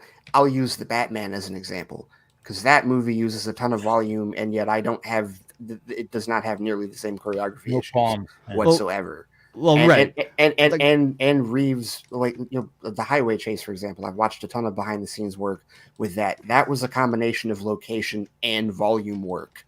I'm not saying the volume made it bad so much as the volume changes the way the filmmakers behave, resulting they shoot it, right? How they shoot, resulting in poorer planning or something. Well, the rooftop, I largely agree with you guys in terms of like the blocking and the rooftop.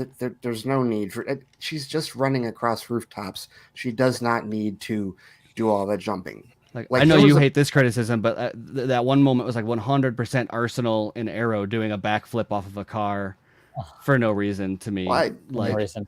The, It's good for the frame. the DCCW doesn't have perfect action. There are definitely some shitty action sequences in True that that. franchise, but like the Steven, you can criticize the DCCW. It's fine. It's not a problem. I'm okay with it. But at any rate, like, no, but it just I didn't dig that. And yes, when Obi-Wan was chasing her, it's like, okay, I just didn't see it. It almost felt like Nolan choreography.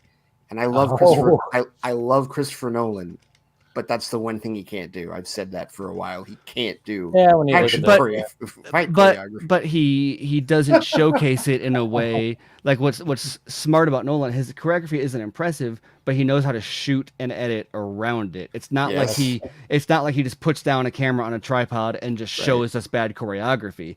Like Batman on the dock scene in Batman Begins is like really, really poor choreo. Like if you think about what's actually happening there, there's just a circle of guys and Batman is just like running in a circle, punching Pretty them, much. I guess. But but like with the shaky cam and stuff going on, it actually feels scary until you start to think about what's going on here. The problem with this is you watch it and you don't have to think about what's going on. It shows you what's going on, and you're like, why? The choreography, but like you were talking about with the editing, like I think it was poor choreography. I think it was poor editing. I just don't think that that does concern me for the rest of the show. It's like, okay, I don't want to see you do a whole lot of that anymore because I don't know how great you were at it in these first 2 episodes, but we'll see. And that's a good point, and something that you would appreciate me realizing is because of how much prep this stuff takes from these stunt teams and how they'll choreograph this stuff so early on and like put so much work into the previs a lot of times, because like, a lot of these stunt groups are even like the same groups that like Snyder uses. A lot of like the guy that does Mando is also in Army of the Dead and stuff like that. And so when you see the stunt viz, they do the exact same process. So if they've got a lot, like we know there's 2 Vader Obi-Wan fights and there's presumably other stuff, are they going to spend all of their time blocking and rehearsing a rooftop parkour scene, or are they going to dedicate the months leading up to production blocking and choreographing Vader versus Obi-Wan? That's what I was thinking about. So, we're going to get that shit. Well, and it also goes into what you were saying about like your concern with the Inquisitors. Yeah, my hope is kind of the same along the lines of, all right, after what you showed us at the end of the 2nd episode, yeah, let's be done with them. Because quite honestly, Reva was pissing me off. Yeah, and I think a lot of us were kind of not. Because she seems like a really one-note, pissed off, angry, and it. When I found like the whole thing with her at the end, where it's like, I'm going to deliver you to Lord Vader. Oh yes, Anakin is still alive. Like that part was like the saving grace of anything that she was doing. I really do not care what her vengeance for Obi-Wan is. She can be gone as far as I'm concerned, as far as like a villainous character. However, that revelation and how it hits Obi-Wan, the realization that, knowing that, yes, that murderous bastard is your friend. He is alive. And he is one of the ones that turned and is hunting you.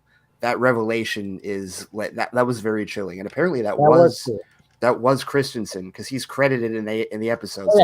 That was they him. showed his name. And I do love that. But Anthony, you gotta go. Yeah, man, I gotta bounce, man. No problem, man. Thanks for joining. Yo, Have a good weekend, man. All right. Hey, y'all as well. All right, Peace follow out. ACS. Go ahead, promote yourself before you leave. Oh yeah, you can find me anywhere at 2279 ACS, Twitter, whatever. Yeah, I'm on there.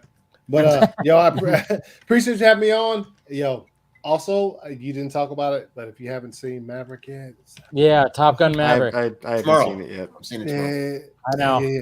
I'm just gonna say this: probably never gonna see another perfect movie like that in your entire lifetime. Oh man. Peace out. It's fire. It's absolutely fire. I saw it just say. Oh man, peace. there it is. All right. That movie is getting so hyped.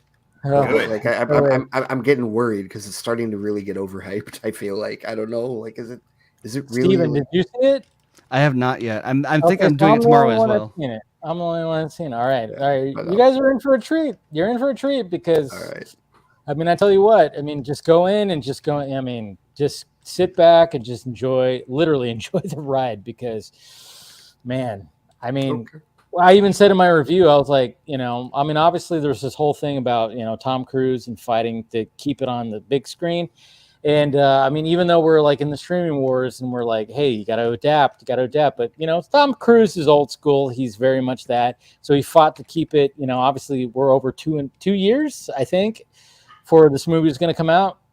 And, I mean, it was such a different vibe. It really was a different vibe going on opening night because it wasn't like going and watching an MCU where you got a bunch of young people and, we're cheering. It was like parents and dads and grandma. It was like older people who were alive when the first movie came out. Exactly. It was such a different vibe.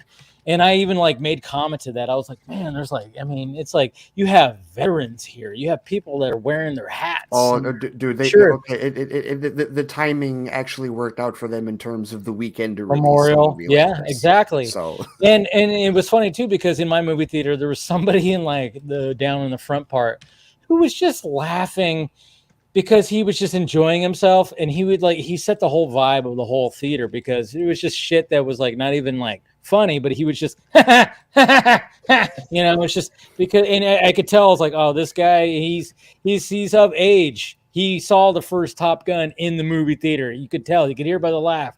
He was just enjoying the shit, and to be honest, like, obviously I love the original movie. This one's better. It's definitely better. Obviously, it's supposed, obviously it's going to be better, but at the same time, it's like they do a proper callbacks. I think like the only, I mean, I won't say like my little gripes that I have about it, but they did a good job with the callbacks, and I was actually pleasantly surprised of certain things, certain aspects of it, where you kind of go, oh my God, man, they kind of upped it right here. And the final act, I had to pee.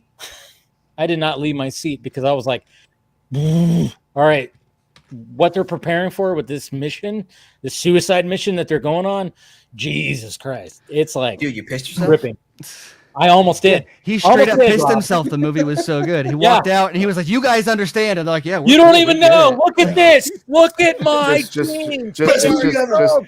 a whole row of guys with damp patches in their jeans walking out of the theater. That's great though, man. Proudly. There's not movies like this, like bringing back an old classic. I mean, this was the biggest film of '86, right? When this thing came out. I think so. I'm really hoping that based on what you talking about, like the demographics, I hope this is the kind of thing that proves, like, I love my comic book movies, but I think that the success of them has caused the box office to focus so heavily on like the most lucrative demographics, whereas there are, like, you look at, like, in the top 10 highest grossing movies, you have like all these superhero movies and comic book movies and Star Wars and stuff, and then you've got like James Cameron's Avatar, or I mean Titanic. There's Avatar, but then Titanic specifically, and it's like, how does that end up there? And it's like, well, because we used to have movies that would like attract larger crowds to the theaters, and like the MCU and Star Wars and stuff attract a huge crowd, but it's like it attracts a huge crowd that like goes to movies regularly, but it starves the true general audience of those movies that like every fucking buddy goes to. Like, and I realize there's other factors involved, but like you look at like E.T., and that was like #1 at the box office for like 6 months straight. You have stuff like that, and there's a lot of industry changes resulting in that, so it's not simply performance, but I think we've so narrow, like laser focused on this, like, oh, we can hit $1 billion with this every single time, that there's an entire portion of the audience that's not being served. And so I really hope stuff like Top Gun kind of proves, like, there is an audience to capture there. Maybe we should serve that. And to be clear, the whole streaming theatrical thing, but my issue, because of course I'm like one of the biggest proponents of the streaming age. My issue isn't the idea of Top Gun Maverick having theatrical exclusivity. I don't have a problem with theatrical exclusivity. That's never been my issue, especially for a film like this. I want to see this movie in the theater. I want to see it in IMAX and like I want the jet engines to blow my eardrums out like in the theater. I want that experience. My problem has only ever been the adversarial nature that people like Tom Cruise have had towards streaming. They treat it like it's a war. And I get from a business standpoint, it might feel that way for them because the studio is pushing subs and they want the different income model from streaming. But by the same token, there has to be a meeting in the middle where you want to, like one of the things that bugged me about Cruise is like he wants 100 days. And I don't know if he's going to get it for this or if he wants it for like Dead Reckoning Part 1 or whatever. But like, you don't need 100 days. Well, I mean, unless if it'll perform, then sure. Right. I think that and this is agreeing with you actually, but I think that hopefully if they are treating it as a war, then great, treat it as a war. That means make stuff that people want to see on the big screen. Don't make stuff that they could see at home and tell them not to see it on the big screen. Make Top Gun with F-16s and IMAX with loud blaring jet engines and say you can't watch this on your couch and have the same experience and tell people exactly what it is. You are paying for a ticket for this experience that you won't, even in your home theater at home, you won't get this, and they'll go see it. But if you're going to say like, oh, hey, this is the same thing at home but a bigger screen, like you're not going to get the same. And it's that language right there, Stephen. Like if that's how he markets this, and if he's not so adversarial with it, and if he literally, if you spend less time trying to fight streaming as an enemy and more time propping up theatrical as to why it's the unique experience to see a movie like this, I think you would have I wouldn't have it. I have no issues with that. I think he is. What's your issue? Is your issues with Tom Cruise being adversarial? He made a comment about how I make movies for the big screen, and it's he does. I mean, he started promoting Tenet back in the day, and he put his own money up, put the crew in yachts and shit. Like, he's serious about Tenet? that. Yeah. Remember when Tenet came out in theaters during the early pandemic? Right. Him and McCory, the big video where they masked up, went to see. And I get that, Rob, but my thing is like, I mean, he's trying to go, I think he's going to try and go legal, if not with this movie, then definitely with Dead Reckoning. Course, and it's like, of course. But my problem with that is it shows, to me, it still shows a disregard for the audience that either can't or isn't comfortable going to see a movie in the theater. I don't think so at all. I disagree. Do you want to know why? Because no matter what, 45 days, 60 or 100, you're going to get that movie on streaming and home video afterwards. Well, he doesn't want that, though. 45 days? Because he doesn't want that. He's made it clear through his attitude he doesn't want that. He does not want you to watch. He has never said ever that he never wants one of his films to go to streaming. He doesn't want it to be 6 months after the fact. What he doesn't want to do is take $1 billion film and turn it into a $650,000 film. It's just, I mean, I don't want to get into a debate about the budgets of streaming and theatrical because that's not budgets. That's a whole I'm telling you, like if a movie comes to science and economics, there's only X amount of theaters and people and runtime, right? If you take a month and a half versus a movie designed for the theater experience, and I'll give credit to Paramount. Paramount's playing the ball, right? So Mission Impossible and Top Gun, these are things that should be seen in theaters if you can go. And Sonic, that got fast tracked to streaming. That's a perfect watch at home with. Well, but Sonic didn't get fast tracked. Sonic just went with the 45 days, which is what they've been doing. Well, right, but 45 days is. Yeah, 45 days is fast track comparatively to historical. Historically, yes. And movies like, do you think Avatar is going to show up on Disney Plus within 45 days? Well, I don't know what the deal with, because that's a whole, because Avatar wasn't originally a Disney property, it was originally a Fox property. I don't know how that changes. It doesn't matter. I'm asking you what you think. Do you think James Cameron and Disney are going to fast track that Disney Plus when that is ideally, and you think of the original Avatar, that didn't make 200 million opening weekend. But I still don't think 40. I feel like calling 45 days a fast track in this day and age is. But it's. I'm actually with Ray on this too, because 45 days, it's not the same as like when we were talking about ET being like number one for 6 months. It's not like that anymore. Godfather being number one for a year. Right now, it kind of, it was like boom, and then it went. I think the Batman is a really fascinating argument because they really cut the box office off at the knees in some ways, but they also got a huge financial boost on HBO Max from releasing it when they did. And so there's very much an economic decision of like, yes, you're cutting the box office, off, but what is available at if they had released it after 100 days on streaming, it wouldn't have been as big for HBO Max. Right. But what's the marginal benefit of the intervening days? Because at that point you're down to like $1 million a day or whatever. Like the diminishing returns are there, but so depending on the movie, if it's something that is like Batman is very much a theatrical experience, but not necessarily in the same way that like I want to see Batman on the big screen, but I don't have to see it in IMAX. Top Gun, I really want to see in IMAX. Avatar, I really want to see in IMAX. Yes. And so those are experiences where it's like you can make those, like the new theatrical market is going to probably be these movies with massive, like even bigger than we've seen before budgets, where it's like, okay, this is going to be, there's going to be fewer movies in theaters. It's going to be like Avatar, Top Gun, whatever. I was going to say Star Wars, but who fuck knows. But whatever you're like, historically that's what it would have been, right? But right. You're going to have not even necessarily the MCU. I'm sure they'll have theatrical, but like not necessarily like IMAX placeholders because of the scale of those. And those will be there for 50, 100 days, maybe, if they're going to engineer them for those long plays, and then you'll have the Sonics and the other stuff that. Of course, I mean, everything is case by case, right? There are films that are event films, Marvel films, super film, or whatever, and then there are films that are designed for the big screen because they're this crazy visual experience, like Top Gun and Mission Impossible. These are for sure will all get a theatrical push. Some, which are uniquely a spectacle and have a long tail, are probably gonna have longer windows in theaters, right? It makes sense. Well, and I'm fine with everything being case by case. Like that's not the issue. The issue isn't with respect. Is if you have a movie, you know, like that is a visual spectacle, and you want to keep it in theaters exclusively for longer than 45 days. Okay, it's just not a blanket rule. It's not a hot keep it case by case. It is case by case. And if Cruise wants to have the attitude of every movie he makes is gonna be in that range, okay, but I just still feel like there is an adversarial intent that is kind of eschewing the evolution of not what the industry is becoming, what the industry already is.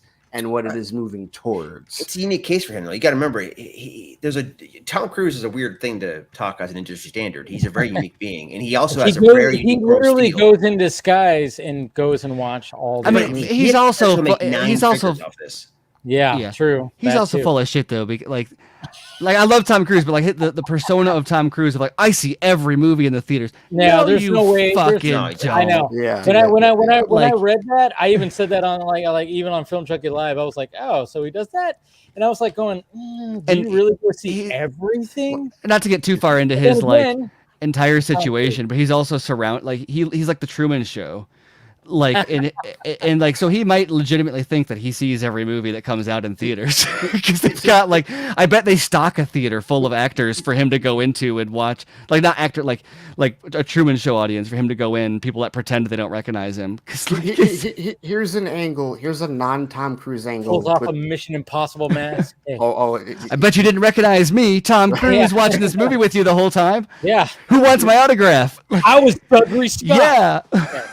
Here's a non-Tom Cruise angle with Top Gun Maverick that is related to streaming that I'm more intrigued by. Joseph Kosinski, because he's got this and Joseph Kosinski is kind of the example of what I'm talking about, somebody that understands the evolution of the industry, because yes, he's done this big spectacle with Top Gun Maverick, and then in a couple of weeks he's got Spiderhead with Chris Hemsworth and Jurnee Smollett and Miles Teller coming out on Netflix. Yeah. So that and I already I'm one of the, I don't know how many people like Tron Legacy. I'm not sure where I do. Fuck yeah. Okay, all right. Cool. I like it too. Awesome. So Rob has been beating that drum for the sequel for. That's why he rose up 2 hands. He was like, since I've known you. I'm a fan. I mean, David Warner is still here. Can Sark come back, please? But whatever. So I'm intrigued to see his work, and almost kind of juxtapose okay, what did he do here? With the big huge IMAX deal compared to what he does, because the trailer for Spiderhead was awesome. I really like. I mean, the concept of that movie is a lot different than what I thought it was going to be. But I am intrigued by directors who understand the evolution of the industry and are not afraid to understand the copacetic nature of how both can coexist. And I just don't feel, I feel like there's still a lot of people, Cruz included, that don't understand or don't wish to accept the coexisting nature of it. And he doesn't have to. I'm not saying he has to. I think you're looking at it the weird way. It's not streaming. It's not platforms. His issue is I make $120 million or I make less than that. You know, Well, it's for Tom Cruise. It's a financial deal. On this movie, he may make another movie like that. What's that Robert Redford film he made? That was that kind of smaller film where he played the like a senator or something. You know what I'm talking about? Yeah. Oh, I know what you're The talking Lion about. something or whatever. I forget what it's called. God damn it, I can't remember. But I I'm know saying, what if he you're made a talking movie like that again, where it's an actor's like thriller thing, that is not a Right. movie he gives a shit about. That Well, that's it's- theatrical in the experience. Or It's like a Magnolia, That's it. kind of thing. Okay. Yeah. So, or he gets a Tropic Thunder spinoff. Well, Wait a minute. and also don't forget that this like Dice Guy. the you have to see it on a big screen jargon is like it's a marketing thing that's from even before streaming. That's just like you've got to get out and buy a ticket to this. Yeah, it's old school. It's traditional. And like obviously he wants people to see it on streaming after it comes out on streaming as well. And so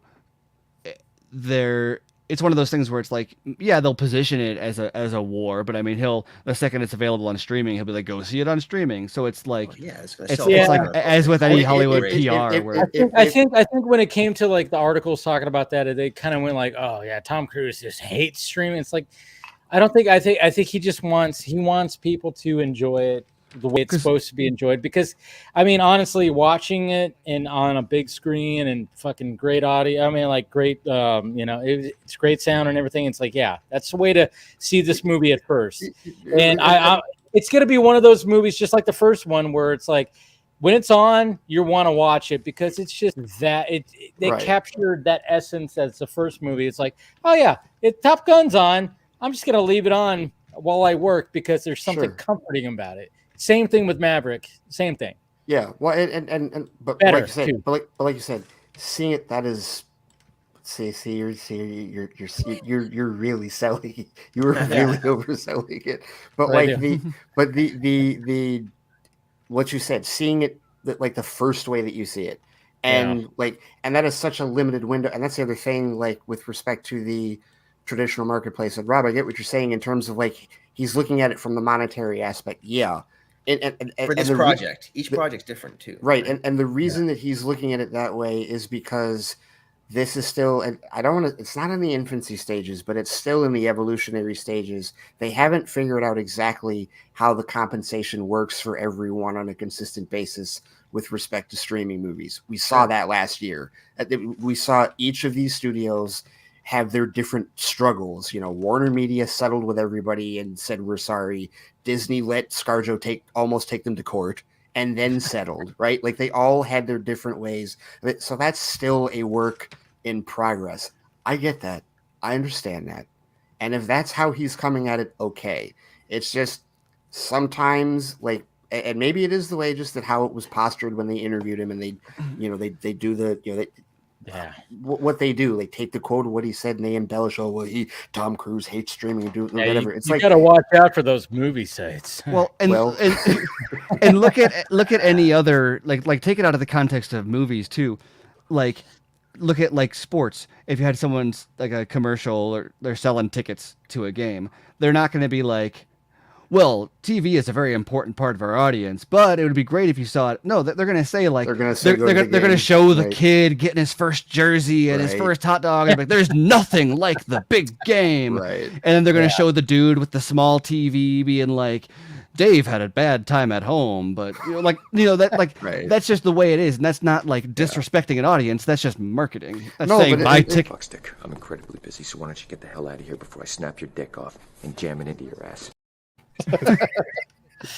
I had to bring that up because Steven, you're right, and I mean, but I don't know. It just for some reason with sports, it doesn't feel like you don't have people. It doesn't feel like you hear the same anti like watching at home rhetoric, and maybe it's because they make billions or make how much they make in the TV contracts. So it's like I don't know. There's just something. That's all it is, man. And remember, they've also haven't. It's so new that like streaming is an upset. And I think that now you see it killed TV, it killed theaters, or to a big extent, it harmed. It's never going to kill theaters. Well, no, but I'm saying like it really destroyed the way people go to movies, and it destroyed the way people watch TV. But now that streaming has its own foothold, now look at what's happening. They're like, you know what? The ad model works pretty well. The weekly model works pretty well. And then you're going to see, like I'm predicting in the next few years, you're going to have Netflix doing 45-day windows on movies in theaters pretty regularly too, because you know what, the theatrical model works too. So it's way less disrupting the way that we watch it and saying one is better than the other, so much as disrupting the stranglehold that existed that was preventing new competitors from entering the market.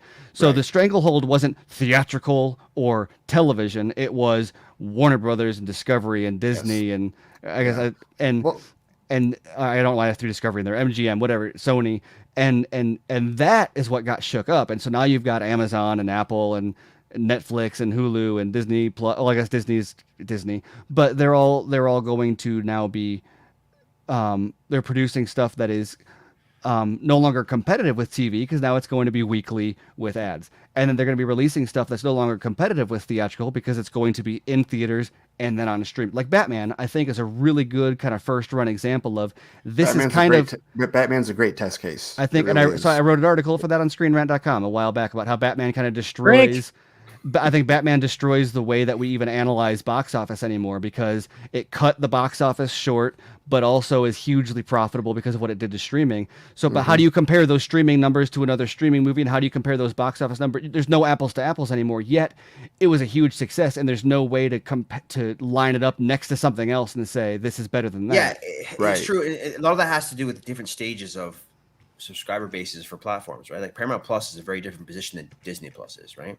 Like if you drop Avatar a little earlier, the shorter window to Disney Plus, like are you actually gaining at times X ROI on the subscriber increase? Well, no. People who like that shit and are into that and are going to go to theater for that probably already have Disney Plus to a larger extent than people may have Paramount Plus, who may see Top Gun, right? So it's a very different situation. Well, and to that point, Rob, it's also a case where, like, you know, I mean, Disney Plus technically, weirdly enough, existed later because Paramount Plus was originally CBS All Access.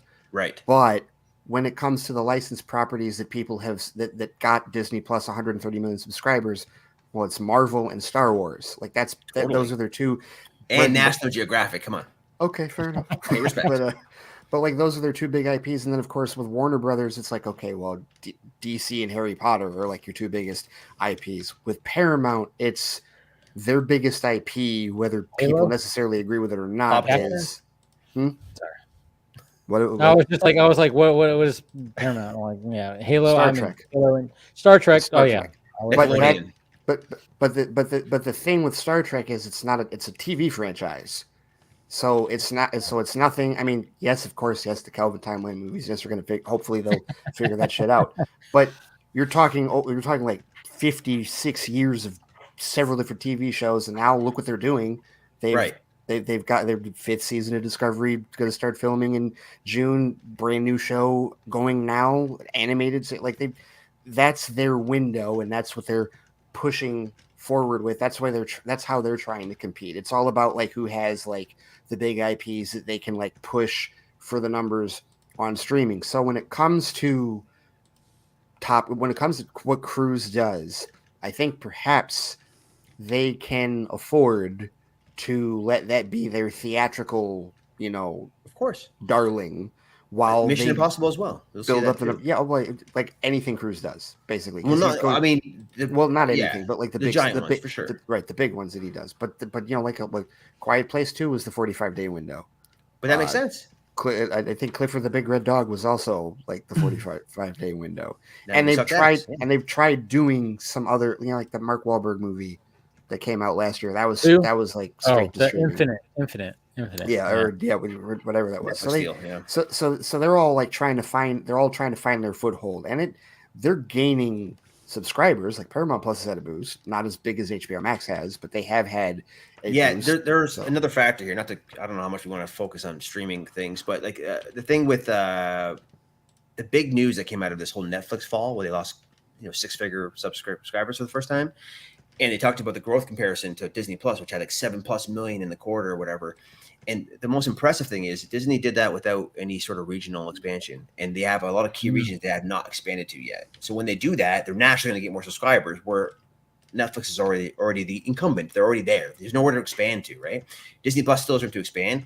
Paramount Plus, and the same thing with HBO Max, like in a lot of regions, they do not exist. Paramount Plus in Canada is like a quarter of the platform because of existing license agreements we have Crave, right? Which has different things like HBO Max we can't get. We have a version of HBO on that. So there's always weird restrictions. Disney Plus doesn't really have that anymore. They kind of got a lot of that stuff back. And in India, they made deals, and you know what I mean? So so that also will change what the theatrical window will be, because like if they can't grow subscribers in an area, why would you push a movie to subscribers so much when you're going to make more money on theaters first, and then maybe a different digital or on-demand purchase, and then at the very end, tail end, you have an agreement with whatever streaming service or your own. And that's why Netflix Netflix was going into so much, like people are so confused about why Netflix was going into debt. And it was because they were looking at this roadmap and like, okay, look, we're first to market, but eventually Disney and Warner Brothers and these other studios, they're gonna come. Not only are they gonna take our library, they're gonna come for our subscribers because they're gonna launch their own platforms. And so they're like, we've got 5-10 years to build a library to compete with the 100-year libraries of Warner Brothers and Disney.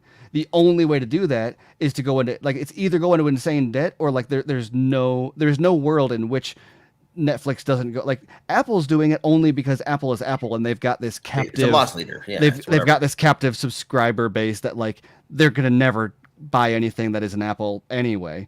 But like Netflix, they were just gonna be gone. I mean, they were either gonna become like the Tubi of streamers, or right, or they were going if they wanted to stay at the top, they had to put in that much money because they knew they'd eventually reach a point where there's saturation, which is where they are now, which is why all of a sudden you see them immediately making some changes, talking about theatrical, instituting ads. I wrote another article on screenrant.com about all this, by the way, check it out.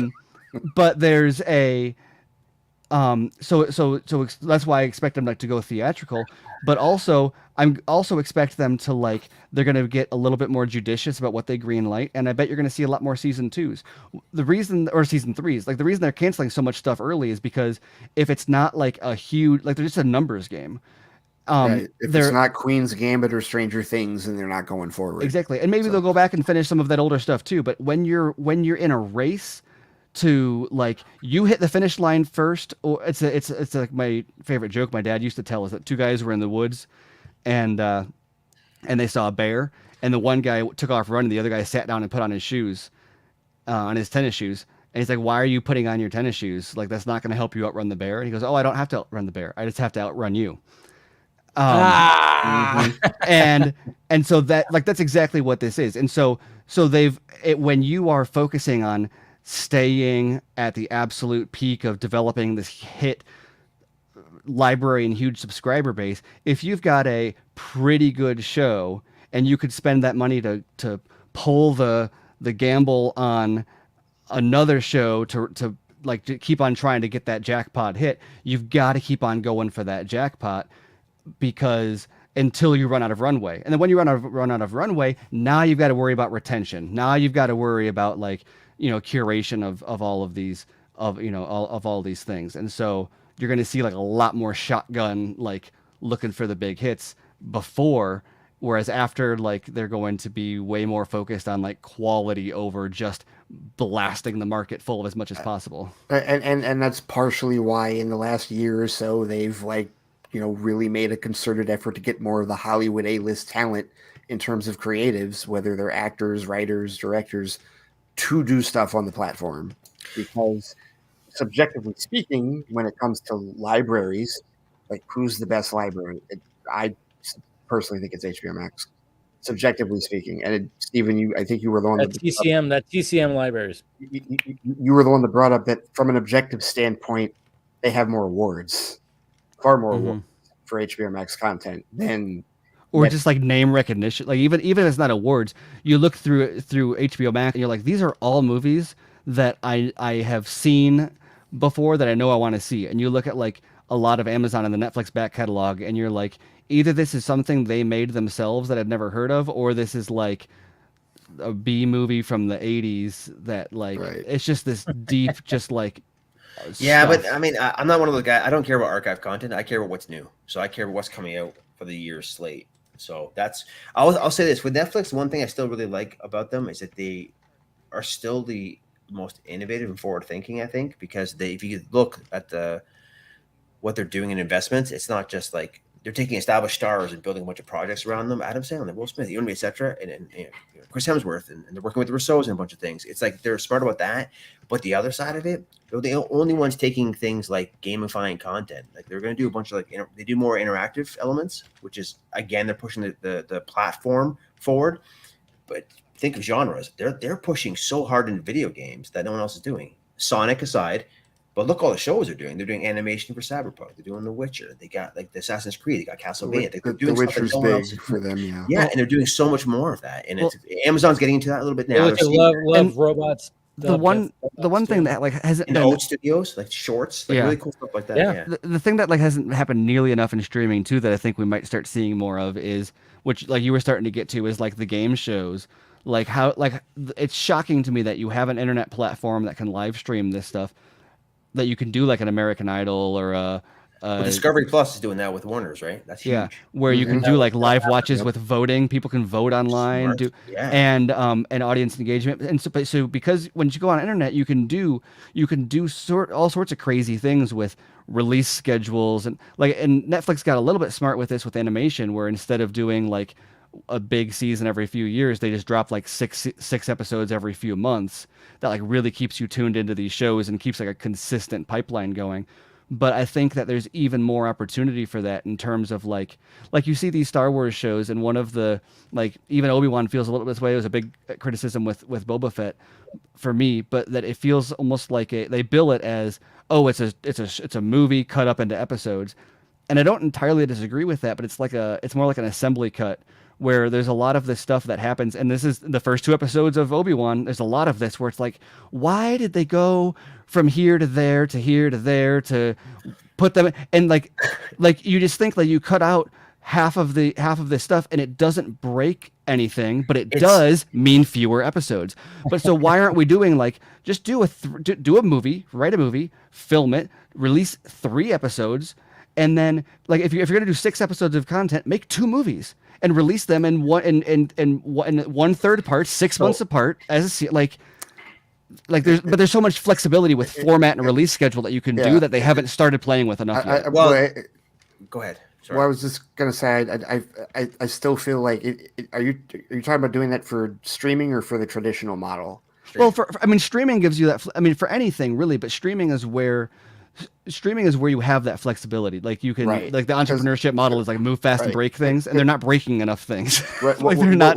Right. Okay. They're emulating the traditional model on the internet medium. It's like the internet. The whole point of the internet is that you can do this however you want. The reason that this is done historically the way it was because they needed to sell ad space on TV and they needed to fill theaters on theatrical, but you're not selling tickets in the same way, and you're starting to do ads, but you're not necessarily selling ads the same way you were before. Therefore, the way you monetize it is these formats are built based on the monetization platform, but the monetization platform is different. So you can build it however the fuck you want now. So why are these That's shows platform dependent? I'll explain why in a second. Okay. I know. I was like, Rob is like, I know. So, can I jump in, Ray, or did you have something? No, go ahead. Okay. So on Netflix, they do this. So you think of like brilliant show. I just watched 2 animated shows. Voltron, Legendary Defender. Yes. They did it almost every 3-4 months. That's what I was talking about with it. Yeah. So this is taking advantage of the format where we don't have to do 12 or 24 episodes. How about we do 6 here? Because that makes sense for this story arc and the animation run, and we'll come back 4 months later. Here's the rest of that season. Let me do that with He-Man too. Yeah, they shorter season. Revelation. We just did it with what's it called? Pacific Rim and the Black, where it's like 2 kind of short seasons, but it's a very contained story, and it wasn't based on like we have to hit 24 episodes because that's the ad run, and these are the 3 rating circuits. It doesn't matter. It's like we have a budget for this many episodes. This is how long it takes for each section with the budget constraints. Here's how we're going to tell the story. Boom. That's the format. It's just like this is the content. It's so simple on that example, on those examples, many of the examples on Netflix. On Disney, it's very traditional focus to what you were saying, Steven. Not because of old ad models.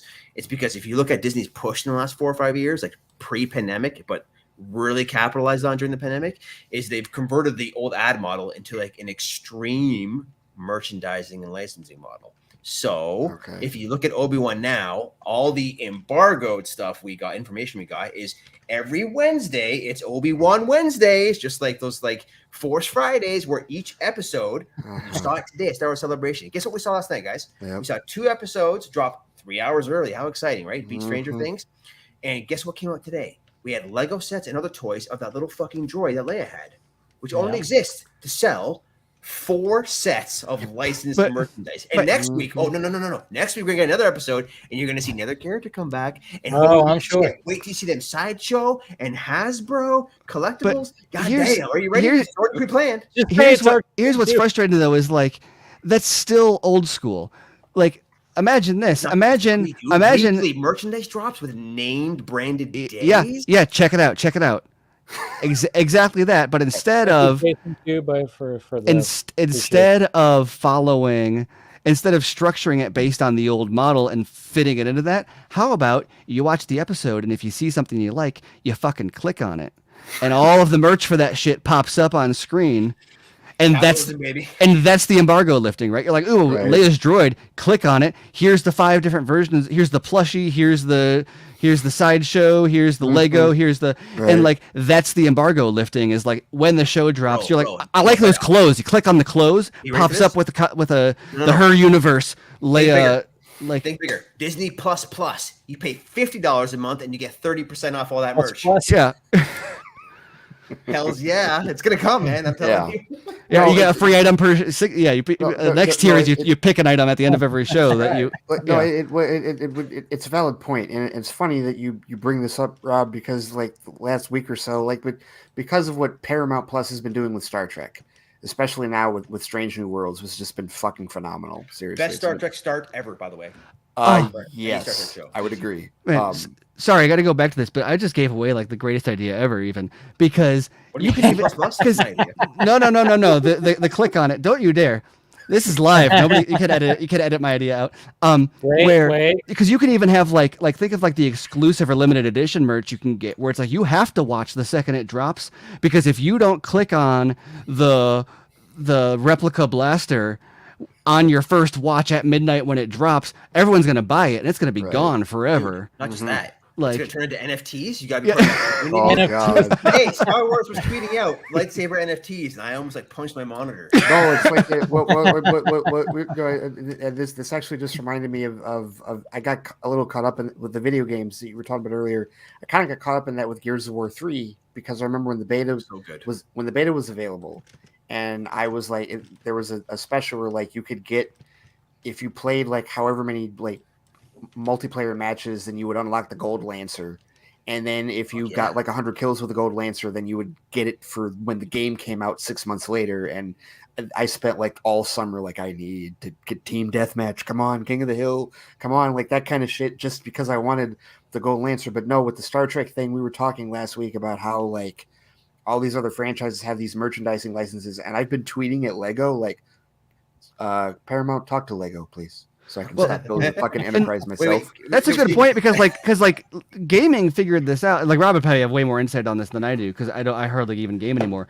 But like gaming figured out the like episode drop, or like the expansion packs and episode drops, and then like the battle royale and the skin, and like that's a horrible, like the microtransaction shit is on one hand like horrible, but also like they're monetizing this stuff on a whole different level than they used to. And so the fact that like, go figure, Hollywood is so slow moving, and not that I like want to be like, watch Top Gun and choose your lead actor, pay a different version and we'll swap in a deep fake of whichever actor you want to be in the lead role. Like, I don't know. Give Disney ideas, please. That shit.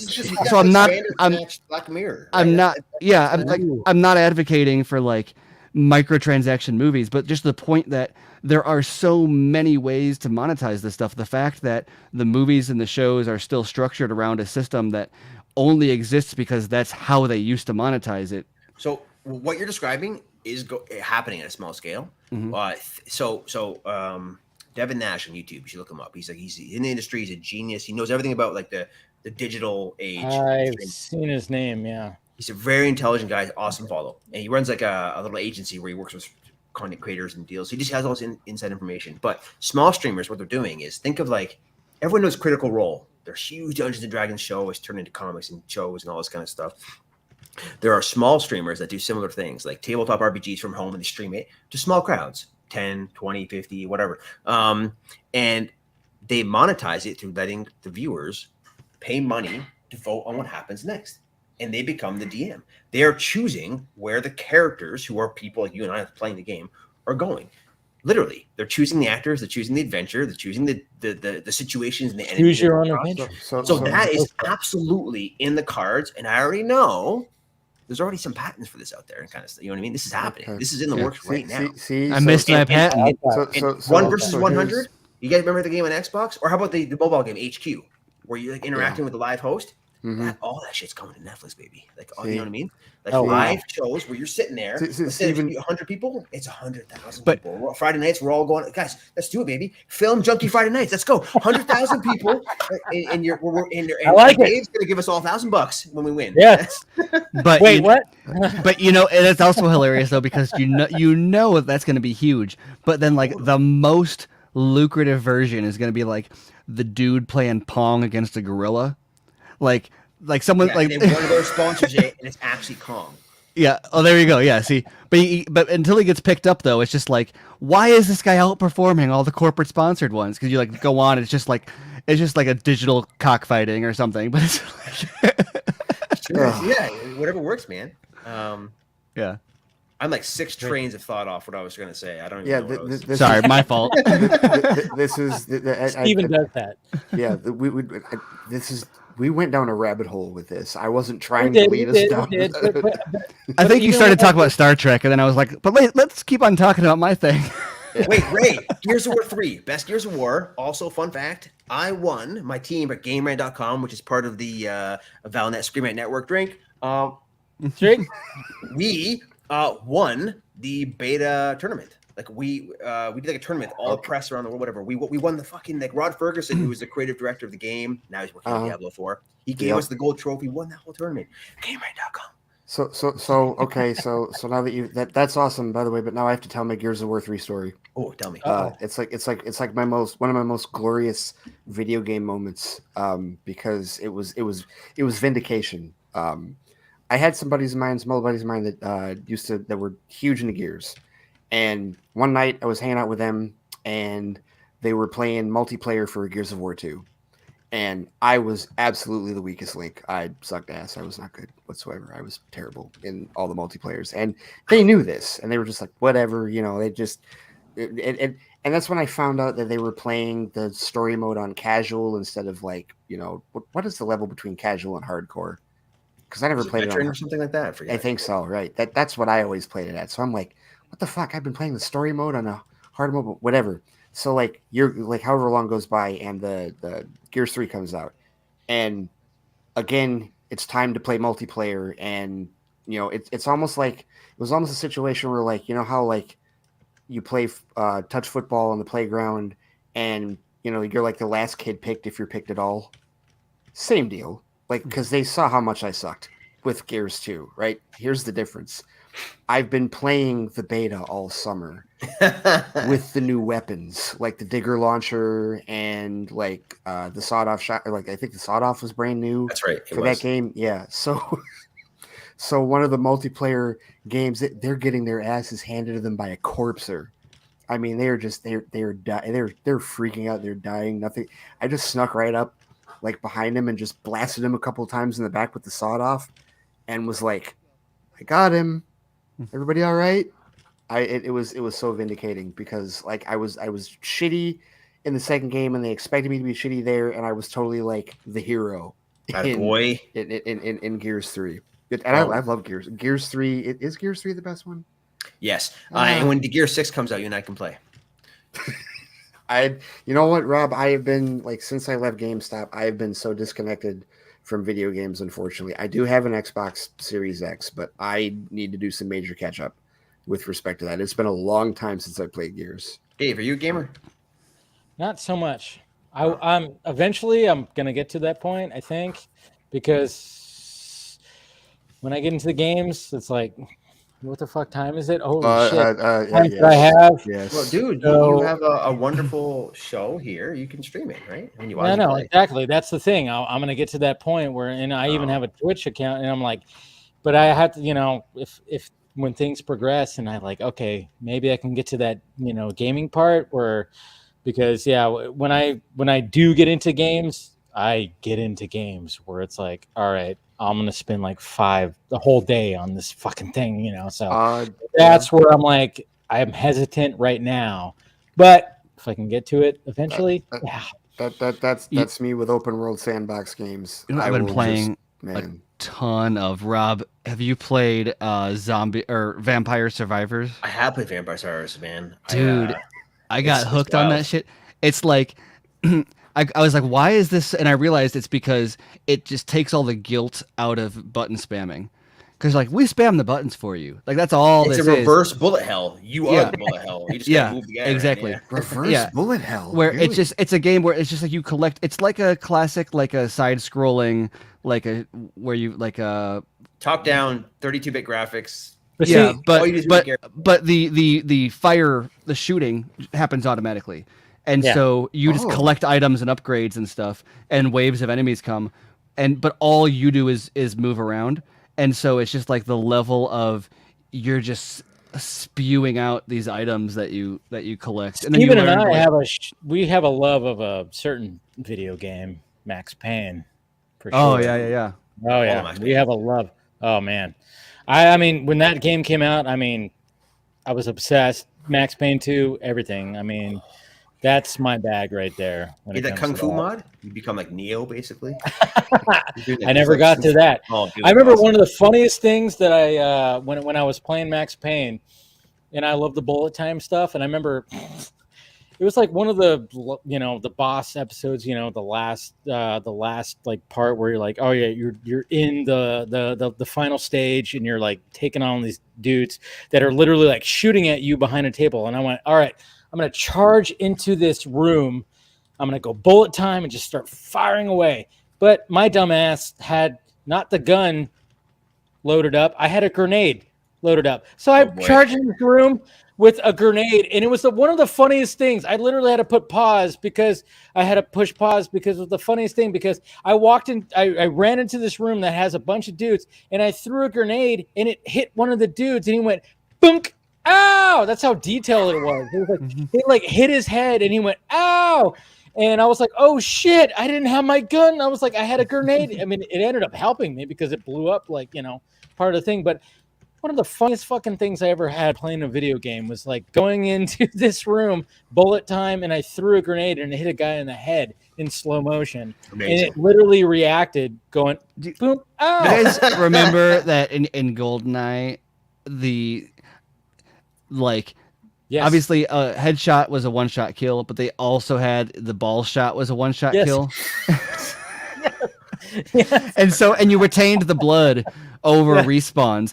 And so like depending on who you played with, I played with certain friends who were like, depending on how good they were like you play like Bond, who just has a black suit. And then, like, by the end of the game, one of the guys would just be Bond. It was just this huge red spot just right over his crotch. Oh, my God. Yep. Oh, yeah. Wow. God damn, GoldenEye. Oh. I think that Perfect Dark. Perfect Dark is also a love you shared, four-player Steven. co-op split screen game ever made. Yeah. Yes. Oh, Perfect Dark was so fucking awesome. My God. Did you know you could play that with two controllers? Where for a single player, you could set up so you had two N64 controllers, so you could use the dual joystick. Oh wow, I didn't know that. Which is just like I didn't realize that until like the 2000s when I got an N64 from eBay and was like messing around with that. I was like, whoa, you could actually like. I even looked at how to mod it. I was like, I considered like breaking one apart and like taping it together or something, so I could create like a sort of dual stick N64 controller. And then Nintendo broke the controller apart themselves in future systems. Yeah, but the N64 was so good. It was. Yes, But you for know what's sure. funny about Perfect Dark is like that you know that alarm sound that was in that game, that is so like in so many other things. When I hear it, I go, "Ugh." I just get like travel back in time, like when I was like playing that game. Boom, boom. Yeah, I hear that in other fucking like content, and I'm like, Jesus Christ, that's just like Perfect Dark. It just brings me back. I literally travel back in time when I hear that alarm system. I wanted to go all the way back to Obi-Wan Kenobi because I didn't talk about Leia. Yeah, I mean, I didn't either. And one of the things that I mean, it like I when I said in my and I'm not trying to cut you off, Ray. I'm just giving my 2 cents on this whole thing. And but I was just saying like I did. It was like it was one of those things where I was like, wait, they're gonna go that route. But Right. then, of course, the little actress, I was like, oh, but she's adorable and she's kind of Yeah. nailing it. And I'm like, and then I started going, oh yeah, they're playing into the whole lines of New Hope, where obviously helping Obi-Wan Kenobi, you know, and all that stuff. And I'm like, oh yeah, there's a relationship between Leia and Obi-Wan. And I'm like, all right, they're really because when we saw the trailers, we saw young Luke. That's it. Right. We didn't see anything else. But so I was like, I respected the fact they're like, oh yeah, by the way, it's not going to be about young Luke. It's going to be about young Leia. And I went, okay, interesting, nice little rope a dope kind of thing. And that was, I'm right there with you. I had the same reaction. I was like, okay, where are they going with this? Yeah. Like, all right, what's the deal here? Okay. And then it turned into a point where it's like, where's Jimmy Smits? He better be here. There he is. All right. There he was. Good. So I was Which like, I thought was good. Thought was great. Yeah, well, it goes to what I was saying earlier about like one of their biggest edicts being connection. Like they really want to hammer home like that everything is part of the whole, right? Yeah. As far as what we've seen on screen. And like so but like in the beginning it was just like, okay, I'm not completely against being here and dealing with this, but I still want to know where you're going with. And then when you get to the realization, it's like, oh, okay, the concern that I had like with the trailers about him leaving the planet, because clearly you could see in the trailers like, okay, he's going to leave Tatooine, he's going elsewhere. Why in the hell would he do that? That's a damn good reason. That's a very logical reason for him to leave the planet. And I also even like how the reinforcement of Bale contacted him through hologram first. He said no, and then he's like, "Fuck this! I'm going personally to implore you to save my daughter. You know how important she is." Like just the further reinforcement of that, I thought was very strong. Well, it was interesting because like when we heard about like, okay, obviously they were like, all right, so Mandalorian comes out and they're like, all right, what was the winner about that? Young, you know, it was baby Yoda. Now we know it's Grogu. So when it came to Obi-Wan, they're like, oh, they're going to do that same thing, but it's going to be young Luke. It's going to be young Luke. And then all of a sudden they're like, oh yeah, sell it on that. And then all of a sudden when we watch it, we go, oh, it's not about young Luke. It's young Leia. All right, nice little rope-a-dope. I get that. I mean, that's great. And the little actress who plays young Leia, she's adorable and she's witty. She even though I mean like even going back to like the whole when she gets captured, it was like I watched it just kind of laughing, going, really? I mean, it was cheesy as all fucking. It was and that's why you get Flea to do that. That's why. That's totally why Flea is the bounty hunter. Yeah, you just gotta go like, all right, we got to get to the point where she gets captured. You could do a little better job at this. He had some hardcore Christopher Lloyd vibes from Dennis the Menace. And that scene where like the scene where he's like he like stabs the apple. Yeah. It was like I was watching that whole sequence going like, Jesus Christ, all right, just capture her already because that was just outrageous, like no, come on. But at the same time, I get what they were trying to get to. All right, cool. Let's get to that whole point where Obi-Wan is trying to rescue her. Okay. Well, and I think like you guys were talking earlier about the whole thing about how he's like, you know, not he's not the badass anymore. Like he's a broken version of himself. I think it's a loss of confidence. I think it's more mental than physical with him. And they play it up, like when he's getting hit, and they play up like he's in pain and his wrist hurts or whatever when he tries to throw a punch, that type of deal. But I think that, quite honest, I think the end of the Clone Wars broke him. I think Order 66 mentally destroyed him. And that's the problem. Is like very much. I mean, he even has the dream, right? Like he's very much like it's his fault. Like all the, I mean, arguably, I mean, depending on how you want it, but like that's why in the dream it's literally Qui-Gon's like train the boy, and then Anakin is like, oh yeah, but maybe I'll kill all of them instead. Right. So I think that's the journey that he's on. Is it's more of a like a emotional and like spiritual journey of like rediscovering himself, because he's not even close to Sir Alec Guinness level, like in terms of confidence level. He's got to get back. He's got to get there, and that's what I think we're going to see. Yeah, we're going to see this is him getting back to that level. Not just the Alec Guinness level, but I think the real. Like Alec Guinness, yes, but I think that the real like character moment that we know kind of exemplifies where he ends up at the end of this arc is actually from Rebels.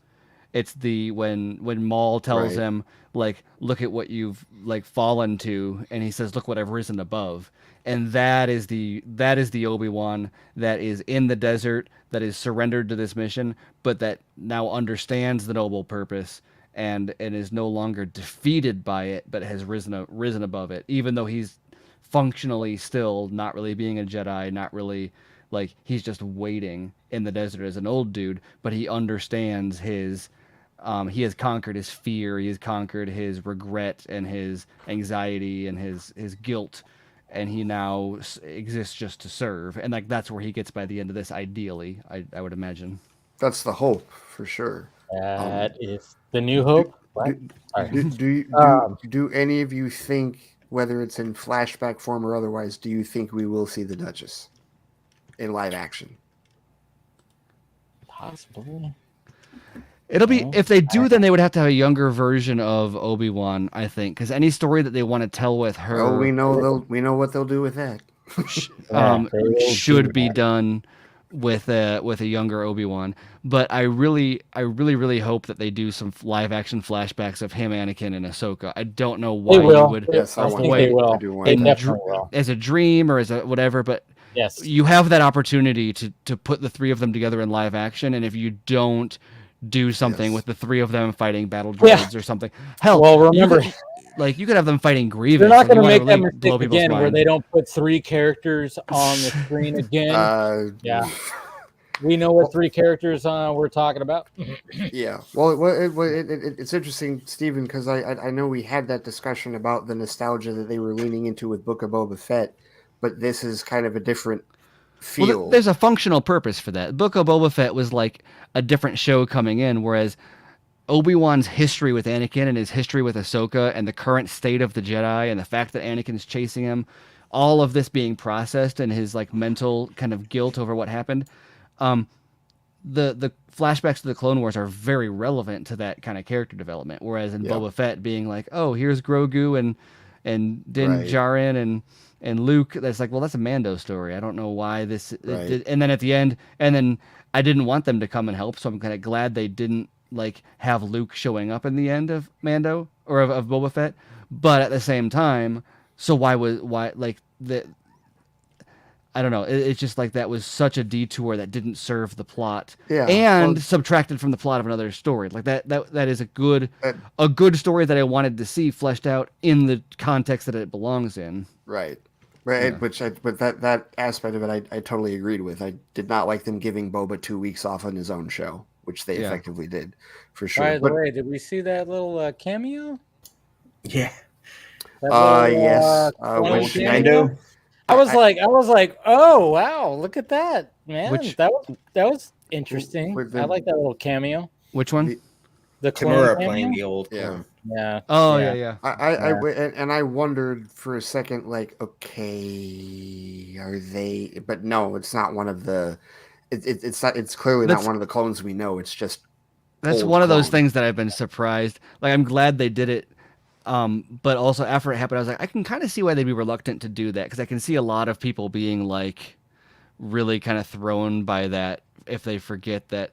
But at the same time, though, the fact that they don't have like old clones appear, like they didn't have an old clone in Rogue One, or they haven't like or in Solo, like there's so many opportunities to kind They of. will, I think, now. I think that's why they're doing this. We'll see one in Andor. I think I do. I think we'll see him in Okay, Andor. okay, so that's a good segue right there, because obviously we had the Star Wars celebration that happened, and we got some good shit in Andor. I saw the tweets from you, Rob, and I think we all agree that Rogue One is just great, right? The best. The best around. Nothing but it. Sorry. It's one of the. We all agree that Rogue One is just fucking fantastic. And when it comes to Andor, it's like, all right, now we're expanding on this. Obviously, it's previous to that story, but it's like when I watched that trailer, I went, okay, this is something different. Thank God, this is what we need. Obviously, because Star Wars is very much cookie cutter like kind of stuff, and we're always like, but it just seems like it's just something, hey, in this world, and I just really enjoyed the trailer. I just did. Thoughts? Yeah, I felt like Rogue One. Seriously, yes, and it's good. And Gilroy's like Tony Gilroy's involved in this. Right? Yeah, it's his show. Yeah, it's his show. So there you have it. But like, which is wild because he said he didn't like Star Wars. Right? Well, it's you know what which is amazing. the idea, the desire of from fans to only have fans make stuff, I think leads to a lot of bad stuff. Agreed. Makes sense. Because if you think about it, like I get it, like they know the material, they know the whatever, but like provided you can make sure that they don't come in and just totally bastardize it, the idea of having someone come like Irvin Kershner doing Empire Strikes Back, that's what that was, right? He wasn't like a sci-fi geek director who loved Star Wars. He was like, okay, I'm not really into this stuff. How can I tell a story that I'm into in this setting? Right. How can I make why it's the best one? Right. And so you get someone like Tony Gilroy's going to do the same thing. He's going to say, because otherwise the reason that like the MCU and Star Wars, you get this like the cameo Easter egg fest is because somebody get your boy. Yeah, get your boy. Is because go to bed, Dice. You've got fans making stuff for fans. And so therefore, it's easy to be like, oh, here's this person. And they're like, yay, I saw the person I know when I clapped. Whereas like you have a non-fan making something, they're like, okay, no, I need to make this matter outside of things that don't matter to me. Like I'm not gonna love this simply because you have a deep fake Luke Skywalker in there. I need something more. And then the thing is like fans are gonna like it anyway, provided they don't totally bastardize it. I wasn't even into Andor really until knowing Tony Gill, because like the idea of like I love Rogue One, but like a prequel to Rogue One is like it's the prequel to the prequel to like how many times can you until I saw Tony Gilroy was involved and I was like, okay, you know what, that he doesn't do bad stuff. And then I saw the trailer and I was like, oh, like Rob was saying, it looks the amount of tangible, like you look at this and you can tell that they shot it on real sets. Like you can tell that real people living in like, real places. You can tell that these costumes are like were not fabricated the day before. Right. And there's a set, because I was kind of hopefully optimistic just simply because of Gilroy's involvement. But after seeing the trailer, I'm like, I don't even know why I'm interested in this, but it's something from Star Wars that they won't give me elsewhere, and so that is exciting to. Yeah, and it's not about like let's set up this thing. It's more about like this is crazy, deep, dark shit, right? Like before. By the way, for anyone out there who loves Rogue One as much as I do and realizes it is the best Disney Star Wars film, check out the book Catalyst. It is like direct lead-in. Like literally, it's like the hours before and before that, leading up to. It's one of the best book movie pairings and thank you for phrasing it that way, Rob. Rogue One is the best Disney Star Wars film. Yes, it is. Yeah, I think we all agree with that. Yeah, like I mean, because if we're talking overall Empire, is my personal favorite. Well, I love the Oh, OG yeah. trilogy, but I think this actually fits the OG trilogy, right? Yeah. Oh yes, it does. Which is Absolutely. There's other things, man. I think that's why we all, kind of. well, I mean that, and the fact that it's like it's the war film. Like it emphasizes the second part of the title of the franchise Yeah. more than any other film in the franchise. Which I is mean, really it was weird one because of the best experiences that I had at the movie theater. Like when the ending was just insane. I literally saw it back to back. I saw it, and then I saw the very next screening again right after that in theaters, Yeah. and like didn't even feel, I didn't drag at all No. either time. Like, I think that something that's interesting about it too is that like despite how much I'll like rail against and hate like the Really, get your boy. Can someone tell Andrew Dice Attack of the Clones is the worst Star Wars? Get over yourself, Dice. What are you doing here? Look at this. Apparently, he loves sand. He loves sand. He's What like, is Andrew, like, do you guys know what is Andrew's favorite Star Wars Disney film? Probably- What is he talking about? Disney film. I think he liked The Force Awakens the best. Oh, the remake of A New Hope, with the shit we've seen before, with the bigger. That one. Okay. Hey, don't. I like Force Awakens. But I still say Rogue One is the best out of the Disney. Out of the Disney era, yes. Force Awakens. Force Awakens was fine. The biggest issue with the trilogy was the realization that they didn't have a plan other than like to I don't know, to kind of serve up this stuff. The whole thing feels very much like if we make it, people are gonna buy it. Whereas like Rogue One actually feels like the trilogy is like we have to do a trilogy, whereas Rogue One is like, oh no, here's an actual idea we had. That was just kind of a responsibility. This is something that we wanted to do. And even Solo was inherited from Lucas, right? Right. Like, And even on top of that, like Rogue One is a story that like some of us would definitely. Wow, really? Is he going there with it? Dice demand. Well, I mean, Dice just trolls the chat, but I think that him suggesting that we adopt the popular opinion on the sequels is one of the most hilarious things I've ever seen. But just the Dice straight up like. But it can be better.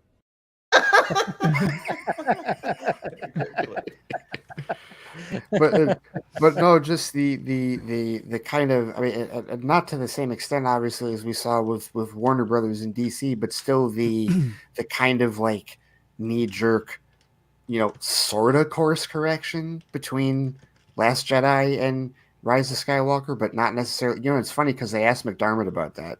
You saw that. I'm sure you guys saw his answer, like the people that complain about Palpatine still being alive. Yeah. And I actually liked his answer. His answer was quite classy. And I have adopted as I get older, I don't like hating shit anymore. So I have adopted the perspective, the Zen perspective of there are no bad Star Wars movies. Embrace capitalism. Disney Plus is for you, my friend. And if they put it as part of my phone bill, I'll probably have it.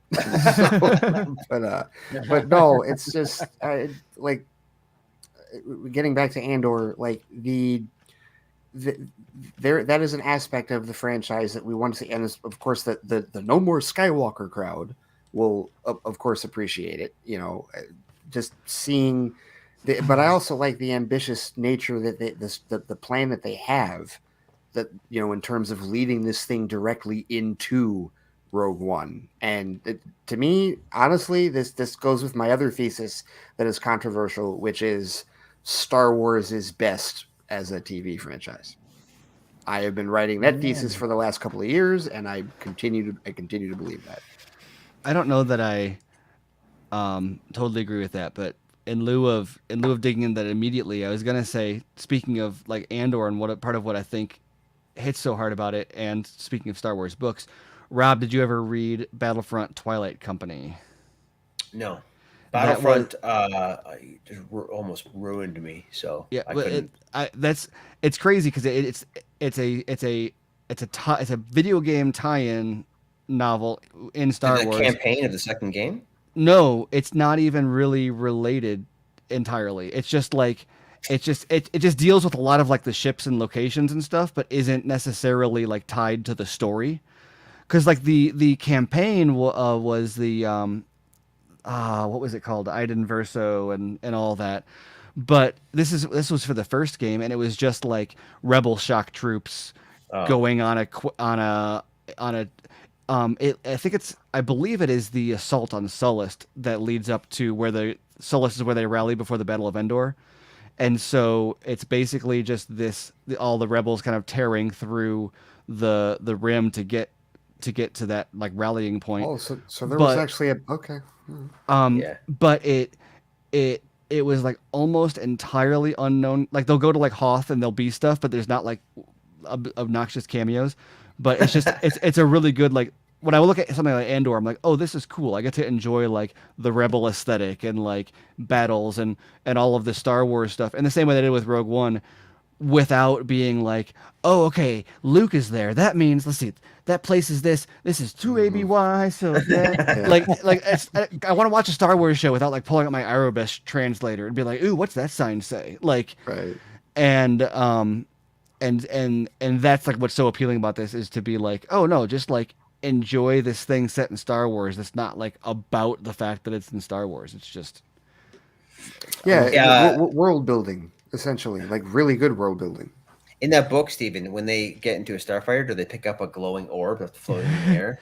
No, not at all. Remember how bad that game was? Oh my god! I was very surprised by how little game stuff was specifically. I mean, they'd reference the item, like the troops and the weapons and stuff were like relevant, but Did you guys play the campaign of the second game? It was such absurd nonsense. They flew me out to EA Motive in Montreal to visit the studio, and they were showing me this game, and they're explaining like what the campaign does, and I was like, "What? Are you sure?" It was rough and awkward. And there was also some like very key canon story stuff in there with like Luke getting Jedi artifacts and stuff. You mean he's killing all the bugs? Yeah, that was really cool. Yeah, but it was like, but then they'd pair it with killing bugs as the action, and then you're like, it's very on a wire, sort of like you can't really go off the. It's just like. But barely more than a cinematic. He goes there to find an artifact, which just appears in the background scene in the movie, and just has zero purpose. It's nothing. It's literally nothing.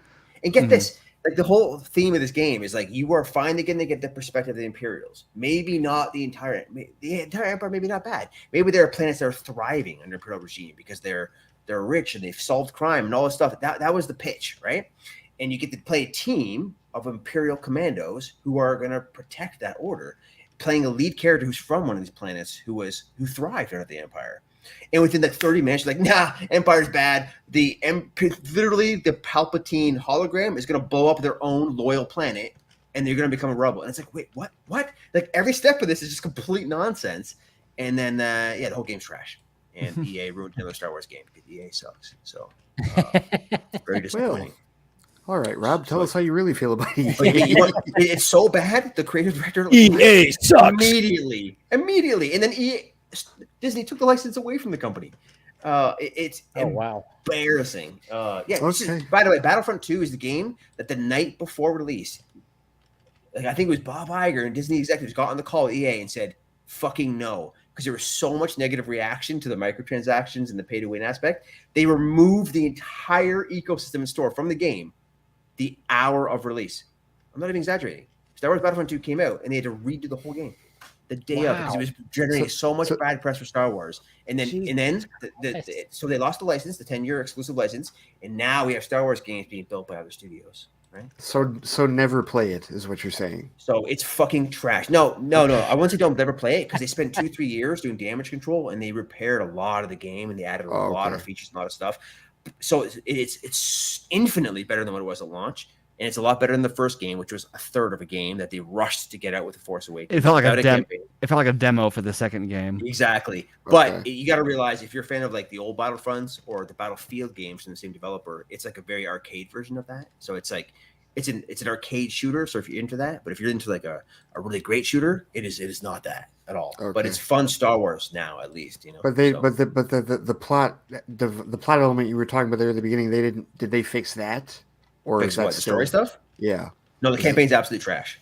They completely fucked it up. It's just you brought that up, and it reminded me of that one dude that was at the party, in the first episode of Obi-Wan, where he was talking about like the Empire's rolling in the credits for us. You know, that kind of guy. I was like, that would be an We interesting. want to talk angle. about slaves. Well, and it's Right. It's. I feel like because of exactly when the Star Wars sequels started coming out, the political and kind of social environment shifted pretty quickly, because a lot of that early extra canon stuff outside the movies was very much like, oh no, there were some planets under the Empire that weren't entirely evil, and they were just kind of left to be alone, and the people didn't have bad motivations, or they thought they were doing good, they were just misled. And then Force Awakens came out in 2015 or whatever, and then very quickly they were like, let's not focus on that narrative so strongly. Well, because Force Awakens reinforced the space Nazis idea, right? Well, and you're not going to get, you can't humanize anyone that. who was a Star Wars fan up until like Disney got Star Wars knows that like it used to be you'd find a Star Wars fan and like one of the first questions would be like, oh, Rebel or Imperial. Like, and because everybody, and it wasn't like nobody liked the Empire, but like the aesthetic, who they wanted to fly TIE fighters or pilot AT-ATs, or do you want to pilot an X-wing? And like my favorite Star Wars game, the one that I've played by far the most, Empire at War, like that's literally your choice. Like they added bounty hunters later, but like it was Rebellion or Empire, and that's when I discovered that I am worse than the Emperor in charge of the Empire, because all I did was have you Rob, have you played Empire at War? I played every Star Wars game, yeah. Okay, so all I did was researched up to the point where I could build the Death Star, and because I sucked at ground battles but was good at space battles, I would just blow the planet up in mid-space battle. I blew up half the fucking galaxy. Cool. Like like the whole bottom of the map was rubble because I couldn't deal with ground force. Tarkin would be proud, man. Yeah. Apparently, yeah. And your screen tells me you're a Morb head. Hells yeah, baby. Morbius sweep. Summer of Morbius. It's the decade. I know. You've been tweeting about that. Oh, I've never laughed so hard in my life when watching the Morbius Twitter account, like tweet out like video or number one downloaded movie on Apple this week. In Apple TV. And all the tweets are like more scanning for more heads, and it's like more $1 billion. And it's the funniest, most. I've never seen such positivity on Twitter in my life until Morbius. For a bad movie. Yeah. My favorite part now is there's a bunch of people that are like, no, you don't understand. We're making fun of it, not laughing with you, and like we don't give a shit. Like someone tried to correct me. People are scared. They're like, guys, stop memeing it. It's gonna get a sequel. It's like, and that's where I looked. I saw only that part of it, and I'm like, why do you give a shit if it gets a sequel? They're like, it's backfiring. It's like, what's backfiring? Like, you mean you're actually a cynical asshole? You're not just pretending to be one? Like, is that? Right. Someone tweeted something weeks ago before this Morbius Super stuff. Morbid time. It's morbid time all day, baby. Yeah. Someone tweeted something weeks ago where it's like, Morbius lost or made X amount of dollars or something, and I responded saying, "But it's the summer of Morbius. What are you talking about?" And then some guy and it got like hundreds of likes, just a random funny. And someone replied to me saying, "What are you talking about, Rob? It lost like this much money." And then like 1,000 more pads just jumped on this poor guy, and he got ratioed into oblivion for trying to like explain to me that Morbius lost money. I'm like, you don't understand. Like you walked into a trap, my friend. There's a fan base for everything. Do you know who started this though? Do you know how this all began? This Morbius sweep shit? Yeah. Because of How? Tyrese. Of course. Yes. Tyrese, Of who may or may course. not be an idiot, took his fake screenshot. I mean, or maybe he's brilliant. Or maybe he's an absolute marketing guru, like up there with Ryan Reynolds. He'll be the one they blame when the sequel comes out. Yeah, well, he's starting the sequel, obviously. And he Give him his robot arm back if you do put him in this. Yes. Someone photoshopped Martin Scorsese at this premiere for Morbius. Oh, that's right. That's Of which there right. was the premiere. They canceled that. He posted it. And He posted it. and they made this fake quote saying, "I was wrong about superhero movies. This is absolute cinema." And Tyrese like Instagram this saying, "Oh my god, the legend!" And he tags the director of the film, Daniel Espinosa, and then he's like, "You've made an amazing film. This is incredible. Scorsese, the king of Hollywood, says this is amazing." And everyone, and he hashtags Morbius sweep. And so the entire world has picked up on this, and now everything is like Morbius has made $300 trillion at the box office. It's going to get all sorts of sequels. He's in the Doctor Strange deleted scenes. Obviously, he defeats Wanda, right? Mm-hmm. It's amazing. So no, I saw that, and I even when I did Film Junkee Live, I talked about that too, and I was like, "Ouch!" But it's like, dude, you I mean, and then you got the other actor that you worked with, which is I forgot his name. the comedian. The the dude with the comedian. glasses, I've actually yeah. seen him live too, which is funny. I've actually seen his stand up live like years ago. But he talked about how much it was like butchered, like his scenes were butchered, and it's like, yeah, we know that. But Tyrese is like, yeah, look at that. I mean, when he did that, I was like, oh my god. And hey, Tyrese whatever. is like, he hates on The Rock because they didn't make enough Fast and Furious movies for Tyrese to make money. He doesn't give a shit. He just wants paydays and appearances. If Morbius does actually get a sequel, then Oscars. I would personally. Fuck I'm with Steven on the. I want to see an Espinosa cut where like you put all the shit that you took out of the movie back, including all of this the robot arm. I don't honestly. I would be surprised, but because I think a lot of it was cut for budgetary, like to avoid having to do CGI on some stuff. But I would be very curious to see if the trending kind of popularity convinces Sony to try to milk it a little bit, maybe by doing an Espinosa cut or something. I'd hope so. That'd be funny. That'd be fun. It's not just the Morbius failure. I mean, seriously, it's the greatest movie I've ever made, obviously. But like the post-credit scenes of how they like butchered and embarrassed Michael Keaton, God. And now there's like some rumors that Keaton's done playing Vulture. That completely derails any Sinister Six plans because Morbius is in the trash, but also Oscar winning, right? And then Keaton's gone, and then this Craven movie, I mean, question marks, right? So like, what are they doing? Like, what are the question marks with Craven? It's filming, right? It's filming, but there's zero confidence in it, and also there's no Spider-Man in it. Like, what are we doing? You know what I mean? Confidence from who? Like the studio, or you mean people just aren't hyped for it? How do I answer this? Both. Yeah. Okay. But isn't it weird that they have 3 Spider-Man who everyone's like dying to see, and you're like, no, Madam Web. Which is hilarious because even going with Madam Web is like that's the key to doing as many then just do 100 Spider-Man movies. Now that you got Madam Web in there, and it's even goofier and like somewhat more cynical because a lot of these people that don't want that are fearful that the Morbius sequel is going to happen. Like, I think a lot of them truthfully believe that their plan to get Morbius to fail so that Sony will sell Spider-Man to Marvel Studios, I think they feel like it's failing. And it's a delusional fucking plan, Rob. Well, no, that's what they believe. But that's exactly why people are like, guys, stop memeing it.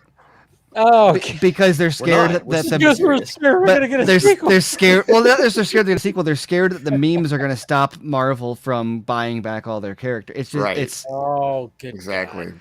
It's so stupid. No, it's what.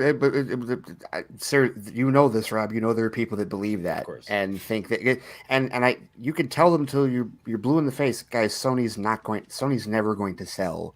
They're just going to keep trying again. Why would they? And they would never need to. And here, worst case scenario, if like Madam Web and El Muerto fails, then that might then that might finally push them to say, okay, let's give Andrew his 3rd movie. Or let's give Toby his 4th movie.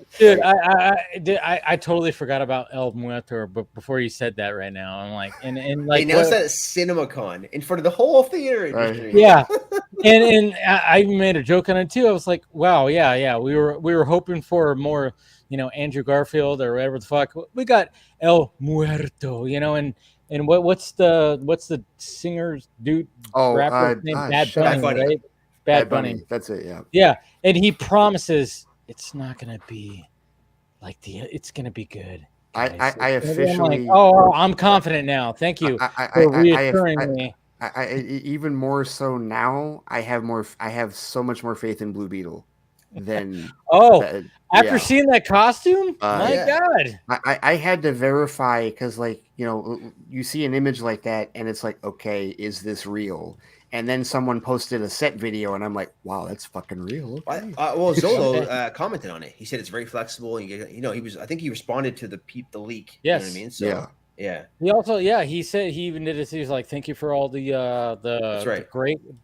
I mean, for anytime a costume gets revealed, man, there's always a discourse. There's usually always a discourse. Maybe every now and again there's not, but when it came to the Blue Beetle costume that we just saw, everybody was like, "Holy shit, they pulled it off! How did they do that?" The most harmonious discourse around a DC leak costume reveal that I've seen in like years. You know what? Anybody. Here's what they've got to do if Morbius can get greenlit for a sequel by some freak chance. The Blue Beetle. Well, I know, but I was just trying to pick this nut of like, if it's ridiculous but as a thought experiment, if they were to make a sequel, like how do you fix this? Like you got to capitalize on the memes, but also like that's a dangerous road to go down to make an equally terrible movie just intentionally this time.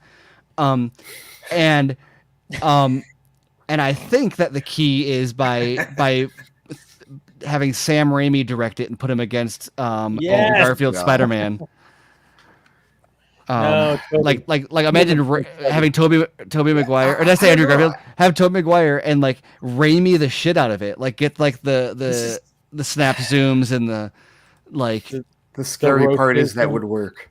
That would work. It would absolutely work. It would. I mean, Sony does weird shit though. You remember this like Men in Black 22 Jump Street crossover they're talking about? Like I always think they would, because you watched Venom 2 and like Venom 2, I fucking love the Venom Tom Hardy scenes. I think I could watch a whole movie with them just that's what's so great about it. Halls talking to it. The physical comedy, it's mind-blowingly great, and Circus nailed it. Anytime Venom is not on in frame, it's like I don't want to watch this. Carnage go away, you know? So like it's become they've really embraced the funniness and goofiness of Venom in that combo. I think if there's probably a way to do a version of that with Morbius, where he's like part lovable guy who's helping kids and loving doctors in his own weird way, but also like goofy and psychotic and meme filled. It's probably a smart, clever way to do that. And Leto could pull that off. Of course, Leto could totally do that. I think of course he could. Yeah.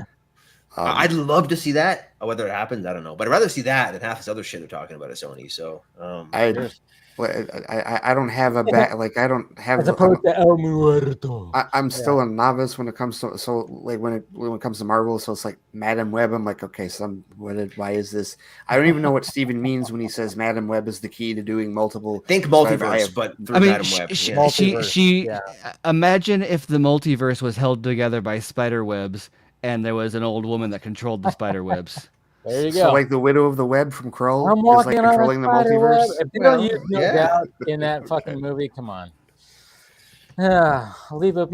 Anyways, so but back to Blue Beetle. Which is hilarious. No, we're sticking with this. So it is hilarious because you have like Into the Spider-Verse where they're just like, here's your Spider-Verse, and then you've got Sony who's like, no, we've got to do Venom and then Morbius and then Kraven and then Madam Web and then we can do the multiverse. And it's like, no, just you can just jump in, dude. Like, yeah. You already did with the anime. Yeah. Right, animated wise, there's already a precedent set by them. At least they have that, all right? Because Into the Spider-Verse is fucking phenomenal. One of the best things ever fucking made. Animation's top notch. We're getting 2 more of those, and thank God. With all this other shit that we're getting, it's like, all right, yeah, we can watch that. Cool, whatever. We all just kind of go, oh, they fucked it up. Michael Keaton, what the hell did they do with him? But at least we can look forward to the Across the Spider-Verse Part 1. Thank God they at least have that. Mm-hmm. I mean, Jesus Christ. But see, the vodka is kicking in. Back to Blue Beetle. Blue Beetle. What I was trying to say. Yes. Yeah, that costume. I mean, what I really like is that WB is going, all right, we're going to shoot outside.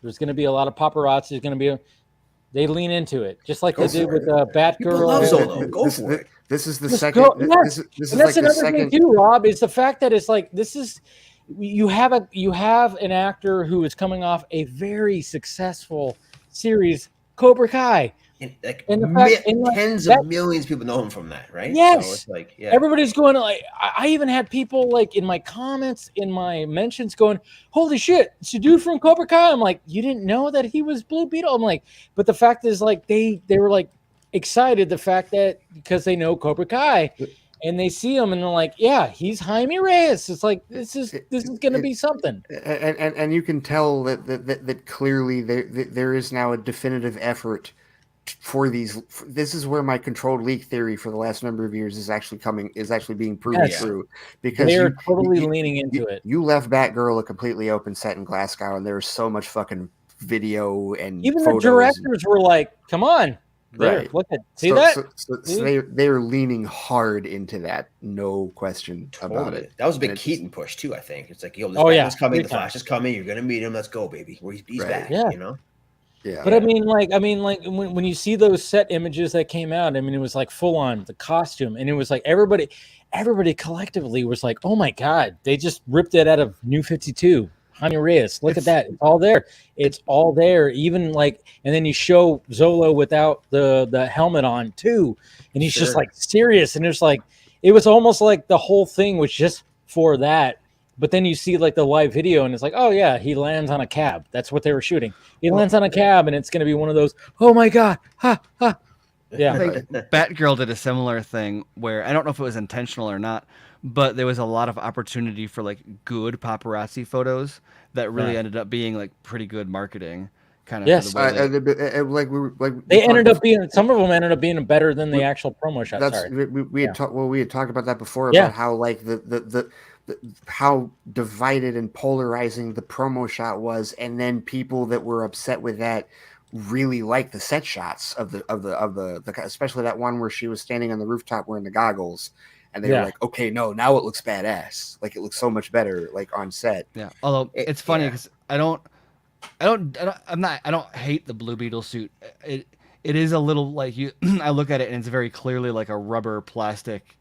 Like it doesn't feel, but it's something that I see and I can see how it will look good on film, I think, or can be touched up in a lot of ways. I think with lighting and coloring, it's going to look pretty cool. Yeah, film, I do too. It'll look really good, and then there's going to be added CGI to it too, with the scarab on the back and like doing like what it needs to do. That's why I wasn't hating it. I just find it funny because people normally like freak out about on set stuff when like I think it looks fine, you know what, though? Usually, and people freak out, and it's like, dude, it's going to look different with lighting or whatever. And then this is the one that I see where I'm like, I saw it and I expected people to be like, whoa, that looks like a Halloween costume. And then everyone was actually freaking out. So I don't even know what people are complaining about when they see set photos of costumes anymore. I think this is a unique case. So I think Blue Beetle is like niche enough where like people who like the character can get behind this. Like the fact that they're making Blue Beetle finally, and with a guy like Zolo, you're like, oh, it's easy to get behind this now, especially at a time and an era like this. The second part of it is, for all the talk, like, you know, we in our crowd, like we're following along, we love this, but I think the Blue Beetle thing like has not hit mainstream yet. No, right? Despite the costume, nobody fucking knows, right? Outside of us. So it's like, that's obviously the marketing sell, but the people who are in it already are like, yeah, they're doing it. Fuck yeah. And everything's like, they're doing it right so far, right? So it's easy to get behind. But it's funny for a typical DC movie costume reveal, this, and even Batgirl to a certain extent, but this one, most of all, has generally been under the radar. Like it didn't trend and blow up like the other costume reveals do. Like when you first see Wonder Woman or Batfleck, obviously it's a different tier of character, but I think that's what it is. If Blue Beetle were more popular, maybe the reaction would be. Right, to your point, Ray, about the control, it's absolutely that. Like when they shoot outside, the plan and marketing budget, they know these are the dates we're going outside. These are the headlines they're going to control. This is what's going to trend on Twitter. It's all planned. Like they know it's going to happen, and it's intentional in the way. Sometimes it's just they know it's going to happen because it has to happen.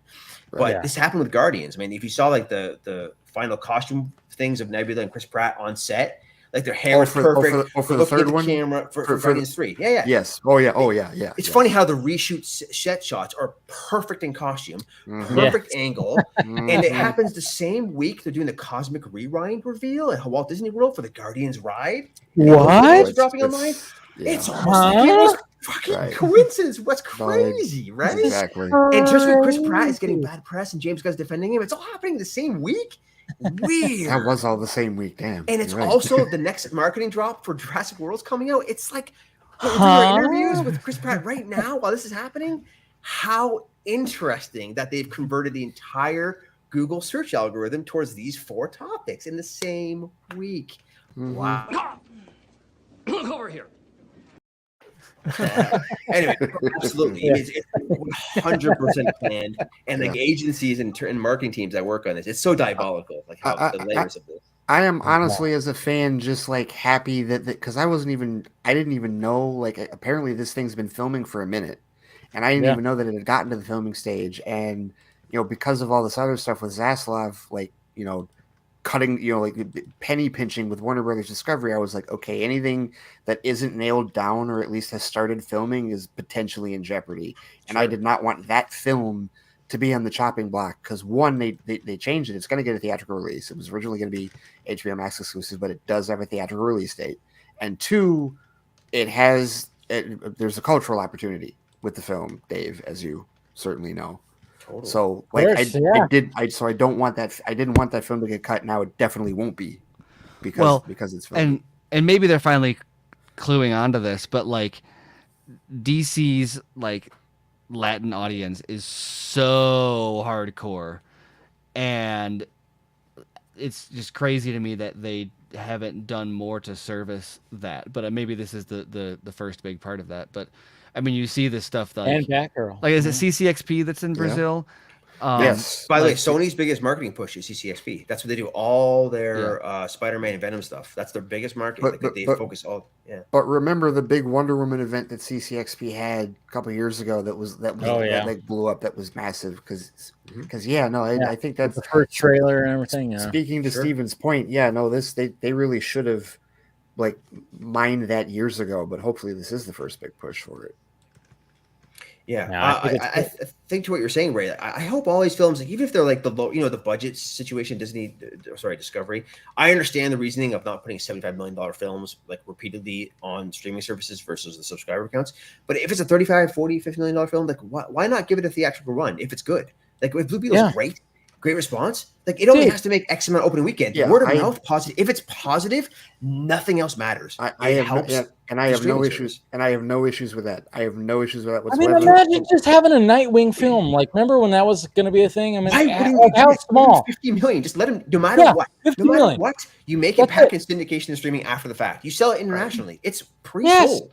Fucking exactly. Do that 10 times a year. You can't go wrong. God damn it.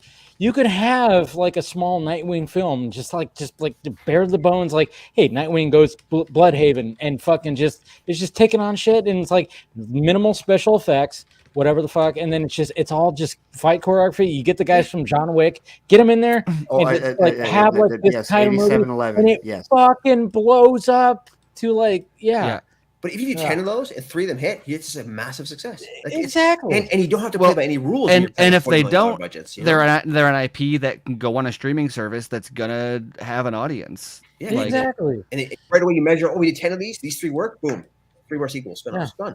And try it again.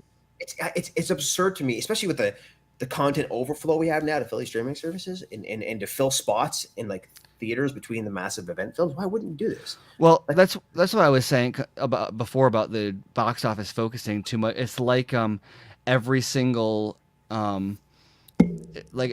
pitch is like supposed to be a home run, and so you either hit a foul ball or a home run. It's like, why don't you just like pack the bases, dude? Like you can just load the bases. Yeah. But imagine Blue Beetle comes out and no one gives a shit. They put no money behind marketing, right? It's a $40 million film. They throw it in theaters. What if it gets like 90% critical approval or something? The two baseball nerds were like, "What?" Totally.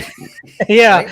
It's been a while. I remember. I know. Pack, but it was like in T-ball probably. So I laughed and Ray was like, "Load the bases, Steven." And I just that was just a moment. That was great. Okay, no. We get what you're saying. We get exactly what you're saying.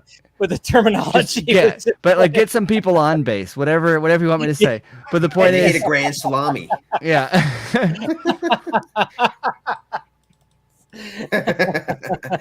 Oh man, that was good. That was good. Pack the bases. Ray was like, "Load the bases," and I was sitting there just laughing like this. Yeah. I'm glad you enjoyed that. Yeah, no, I really did. That made this whole stream, Steve. Perfect. No, but I get what you're saying. I get what you're saying. Agree. Yeah, like for sure. Yeah.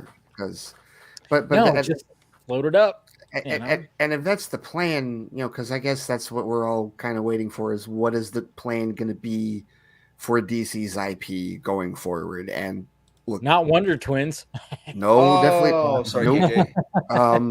But and whoever the girl from Yellowstone prequel is, because that was the other who's going to be the other one. But look, my whole thing is just it's time for DC Studios. Well, Just I mean, give them their yeah, own it damn really is. studio and just It really is. do that. Oh that yeah, Deborah scares- Snyder's gonna host that, right? That She's gonna run scares that? me No, as no much way. as and as much as I like the idea. It also like it's like the easiest way to get good enough movies.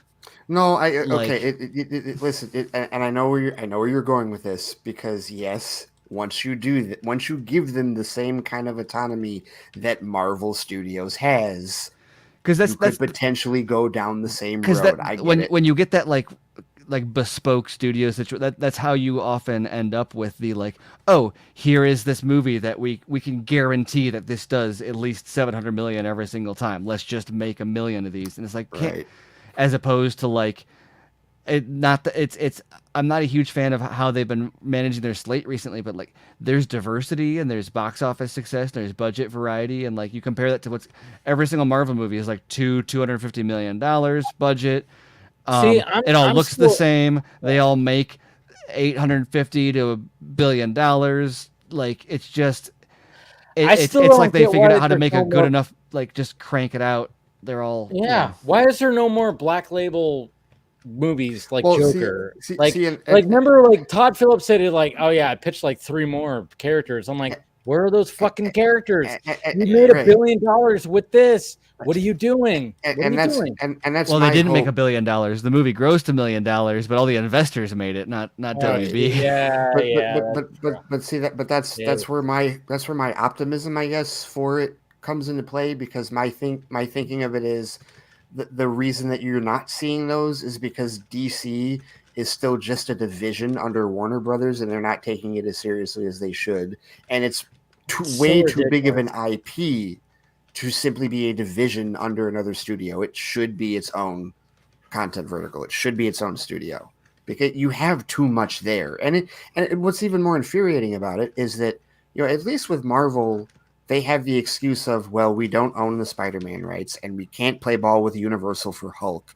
We had to buy Fox to get X-Men and Fantastic Four back, right? So at least they have those excuses. There's no fucking excuses for DC. You have everybody at your disposal whenever you want. What the fuck? So, And I think that's what Dave Zaslav is saying is, what the fuck? I mean, honestly, I think he's coming in just going, what the fuck? I mean, look at the whole JJ thing. JJ, that whole deal. I mean, that article came out. that was and interesting. like, That was really interesting. yeah, I mean, I did the whole stream about it, and I'm like, yeah. I mean, he was supposed to be like this savior, and I mean, yeah, he's doing stuff in original content, sure. And I'm like, I'm curious to see what that is, but he was supposed to be like the savior of DC and Superman, Justice Superman, League, Dark. which yeah. What, you're surprised that in an attempt to fabricate a slate out of nothing, Warner Brothers threw a bunch of money at a single person who didn't deliver on I what know, they right? expect. Like, I know. This is a. I get it. I get that. Yeah. That's what they do. And but see, that's remember where there was a day that Joss Whedon was going to do a whole bunch more with DC Oh, too. God. Like, Jesus. this is just like every single. I mean, like I love Zach, but like that's what they did with Zach too. It's just like one person after another where they're just like, how about you just chill the fuck out and make some movies instead of being like, we got to get this whole slate up, because like you've been doing that for 20 years now. Like, just and I guess at least they're making movies now, so it's not like there's nothing going on, but it's just this repeated attempt to like fabricate this slate. And it's but like, then you you don't. got somebody like Zaslav coming in and going, what the fuck? Like, what are you doing? You're just throwing a bunch of fucking money at like Berlanti. And I mean, obviously Berlanti, he had a run. He almost had a decade of fucking shows and everything like that. It's like, cool.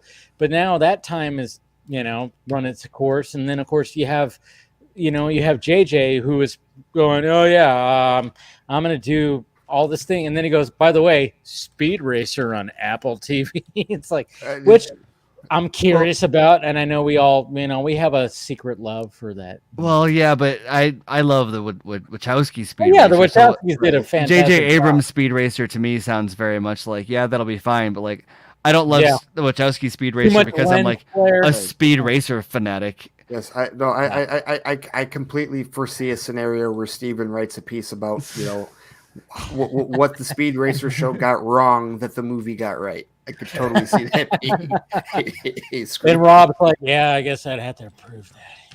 Yeah. No, but yeah, I'd have to approve that article. But yeah, I mean, it's all very. I mean, because we're like what 3 years into the contract that JJ got, Bad Robot. Is it 3 or 2.5, or we're halfway through, right? I think it's like 2 Something or 3, like somewhere like that. Yeah.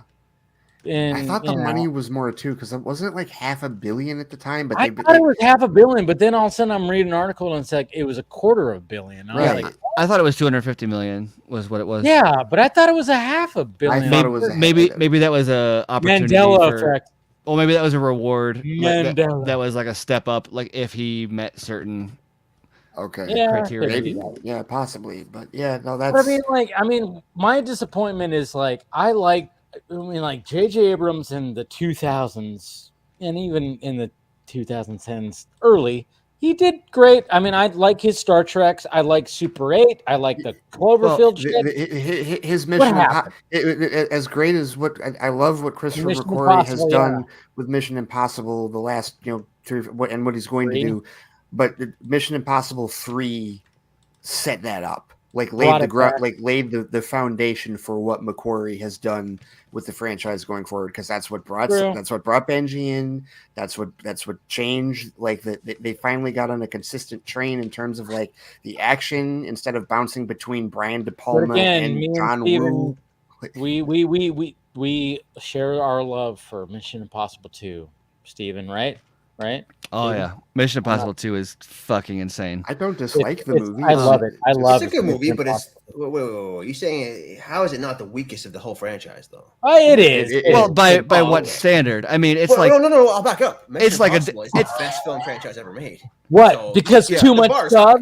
But it's not fair to compare it because it's like a different genre. Like it is, and that's like an understatement of like it's just this like cracked out John Woo insanity. But the question is, did it work amazingly? To me, it didn't. I really enjoyed watching it, But I mean, when was the last time you watched? Yeah, but I wouldn't. But when we say, I want to say when Rogue Nation came out, probably. Because when we say like a tier below, even that is like it's hard for me to say because I can't talk about it in the context of the other.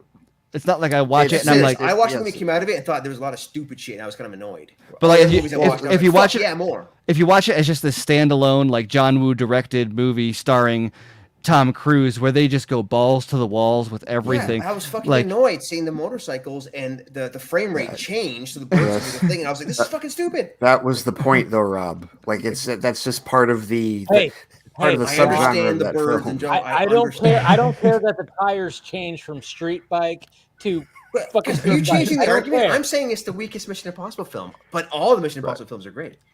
Okay. You guys saying it's not the worst Mission Impossible? No, I'm saying that it doesn't even feel fair to rank it because it exists. Absolutely fair to rank them. There's fucking 6 of them, Steven. Yeah, but there's 5 movies that are shit about your genre. No, but there's 5 movies that like try to do the same thing, and then there's one movie that like does something entirely different. Hang on. Well, it's like how about you rank all the Star Wars movies and throw one John Wick movie in there? Like, is it Star Wars John Wick? Okay. No, it's just John Wick. I love Steven's passion. I love it. Is Ethan Hunt in that film? Okay, it's the worst one. Okay, to be fair, I see Dave. I see what they're both saying. Oh, I totally do too. I do too. I just love Steven's because I still love Mission Impossible 2. It holds a special place in my heart because I love John Woo. That's it. Dude, Mission Impossible 2 gave us Hugh Jackman Wolverine. We should all be thankful. To be fair, yeah, because Douglas Scott. All right, there are like 12 mask fake outs in that movie. Yes, there are. Yes, there are. It's amazing. The rubber mask. All right. So sorry. Go Ray. What do you guys say? I was just gonna say that to be fair, like through the 6 Mission Impossible movies, I would say that 4 of them try to do the same thing. I think that JJ, Brad Bird, and McQuarrie try to do the same thing. Scott and I have actually talked about this. The first film is very different. The first film is the pure spy movie, and then they just went the other way with John Woo and the balls to the wall action. Although it is funny how like going from 1 to 2, but then particularly after that, and compare it. And I tweeted about this the other day. Compare it to to like Fast and the Furious, and how both of them, in relatively similar levels of like exponential growth, ratcheted up what they're doing, yet somehow like Fast and Furious like leaned into the turn, into like the burnout, and they're just like way out here, and somehow Mission Impossible is like also going to space and stuff, but like nobody's sitting there like, I bet Mission Impossible is going to go to space next, and they're just like, no, we're going to do that. Well, half of And it is because of Tom Cruise signing his life away to actually go to fucking space. Well, the difference is that Tom Cruise goes to space and jumps out of space, and then whereas like Fast and Furious is Tyrese going, we're in outer space. And also one is kind of shit and one's incredible. Right. So I mean, when it comes to Mission Impossible, I mean, I still have, my heart is always like, my favorite is still the first one, because that was authentic. Like that's if you watch the pure spy movie. Yes, out of the six of them, it's Mr. Phelps and all that stuff, and they decided to go like, oh yeah, Mr. Phelps, guess what? He's the bad guy, and all that stuff, and plot twists, and there was a lot of things that were just so great with that movie. Brian De Palma and his Dutch angles, doing all that stuff. I mean, that's still my favorite, no matter what. I mean, like there's something about that when I watched when I was a kid, I just watched it over and over again. Holds a special place in my heart. And the fact that when you see the trailer for Dead Reckoning and they brought back Kentridge, and I was like, oh man, they're bringing back Hector from the first one. I'm like, fuck yeah.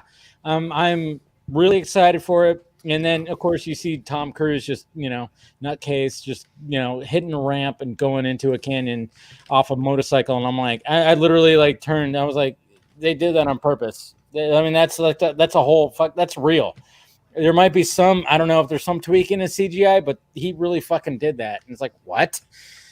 Yeah, totally. Tom Cruise. Like, that whole like teaser is just like a tone setter. It's like, look at all the places we shot for real, and it's like every scene is like just gorgeous and real, and the people are real, and the action's real, and it's like, holy, I wish any other successful movie franchise even tried to get a tiny bit to what this level is. Exactly. It's like we can all hate on like certain Ridley Scott films, but you look at like, I don't like The Last Duel, and a lot of people do, but like you look at that, like any Ridley Scott film, like the amount of extras in the scene, it's all so fucking real. I wish the franchises we talk most about would just try to do that. Do you know what I mean?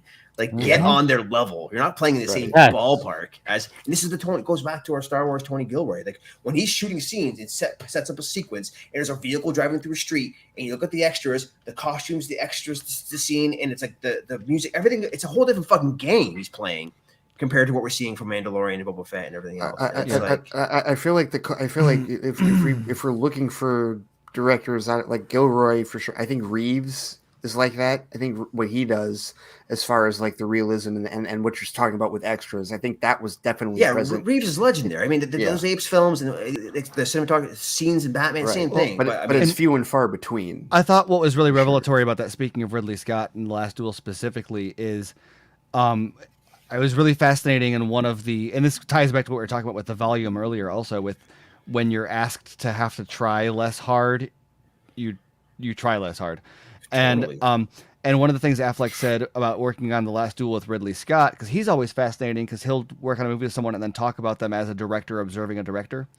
And he was talking about Ridley Scott using digital cameras and how he learned a lot about like the workman, like the way that Ridley Scott would run the set and get everything set up. And he says, because with digital cameras, it enables you to like be more efficient because it's not as demanding on the lighting and it's not as demanding of these other things. And so you can just kind of shoot and go if you want. But as a result, you get a lot of bland lighting and a lot of like the shots aren't perfect and whatever. And he said, and so Ridley Scott, because of instead of just being lazier with the digital cameras because they are more finicky or they're less finicky than film cameras, he actually uses that to like get more coverage and crank and like crank up on what he does with the lighting. And as a result, he has like more to work with in the end. Yet he is still efficient and on time and etc. And that was kind of a big thing for me, because a lot of like going with digital cameras, it's one of the big things that's changed with all these movies. You got the MCU and everything is all on digital cameras now, and they're all these like pipeline, like production pipeline kind of style. They've had their system down, The and they know how assembly to, line. Yep. they know how to crank out these products.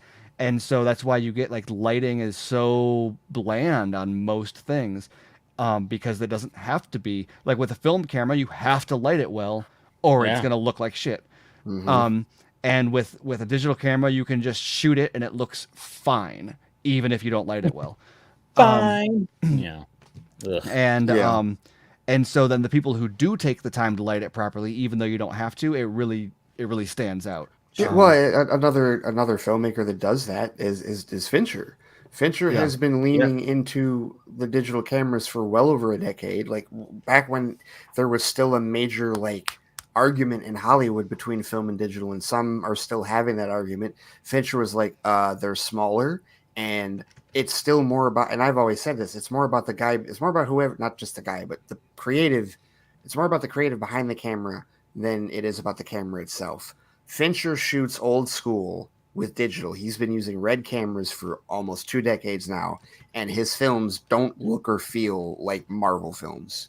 Have you watched Love, Robots? Dude, Dead? awesome. I have not yet. No. The You new should. season, he actually has an episode. He fully directed animation, Okay. and it's phenomenal. It's Yeah. like it's one of those. It's full on animation, 3D. Like it's not. The stunts and mocap on that is done by Freddie Busiegas, Yeah. also, who is the stunt coordinator for Justice League and a bunch of other. Yeah. Yeah. So it's Steven, like, didn't you talk to Mr. Fincher about this? What? Didn't you talk What? to Mr. No, Fincher? I didn't let me talk to Fincher. I talked What? to Tim Miller. Oh, Yeah, I what? never talked to Fincher.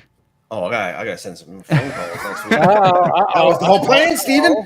No, I talked to Tim Miller and Jennifer Yu Nelson, and then I talked to the guy who directed Jabaro, which that one was insane. If you guys want to talk about insane animation, Borrow. I had. or That or, one was like- or that was Hibaro. like live action. That was live It action. well, it does, and that was a big thing that was really getting picked up from our interview, was the fact that it wasn't even mocap. It was all Yeah. reference animation.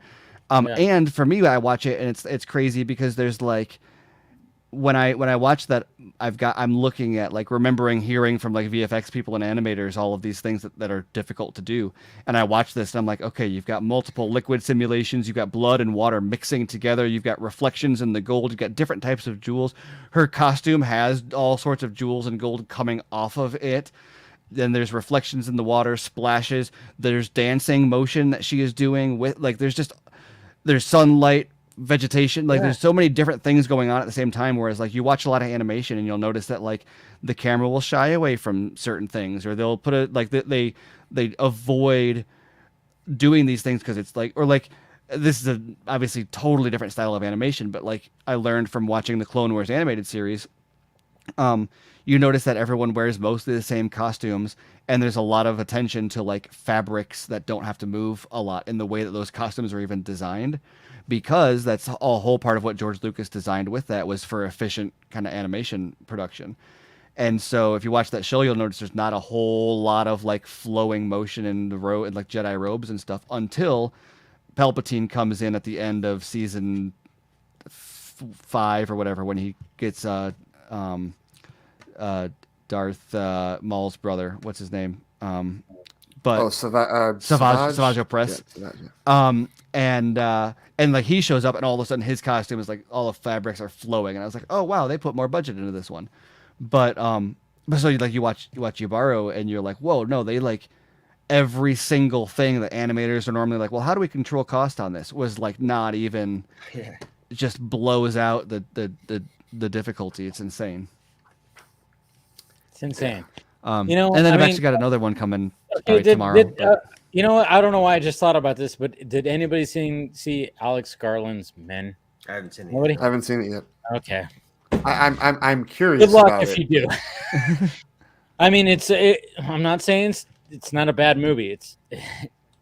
It's pretty exceptional. But it's one of those movies where when I walked out of Hereditary, Mother, and Midsommar, it was like that. Where like you walk out going, Okay. You're just like you have to take a deep breath and go like, oh my god, I don't know if I want to watch that anytime soon, but it was good. And those are 3 movies: Hereditary, Mother, and Midsummer, that I have not seen. Yeah. But I've heard you and You others should talk watch it about all in the night. I don't think that's a good idea. I No, don't think probably that's a not. good idea at all. No, Not for it's not a anybody's good. mental No, health, you no. you should span that out with like your life. Like it's like it's just like one of those where you just kind of go like, wow, I appreciate what they were going for. Director nailed it, but fuck, it's always the final act that you just go, oh, whoa, okay, yeah. All right. You know, and No, and every director, you know, you got Astor, you got who did Mother? Fuck, I can't remember his name. Aronofsky. I can never say his last name. Yes. Yeah, I can never say his last name for some reason. And then of course you have Alex Garland, who is very much in the sci-fi field. Very much. I mean, you got Ex Machina, you got Annihilation, you got Devs. Devs, what he's done, which is all phenomenal, and it's just like, whoa, this guy. I think I didn't like all of those. And then of course you got Dread, which apparently he was the big. He's the guy behind it for reals, yeah. Yeah.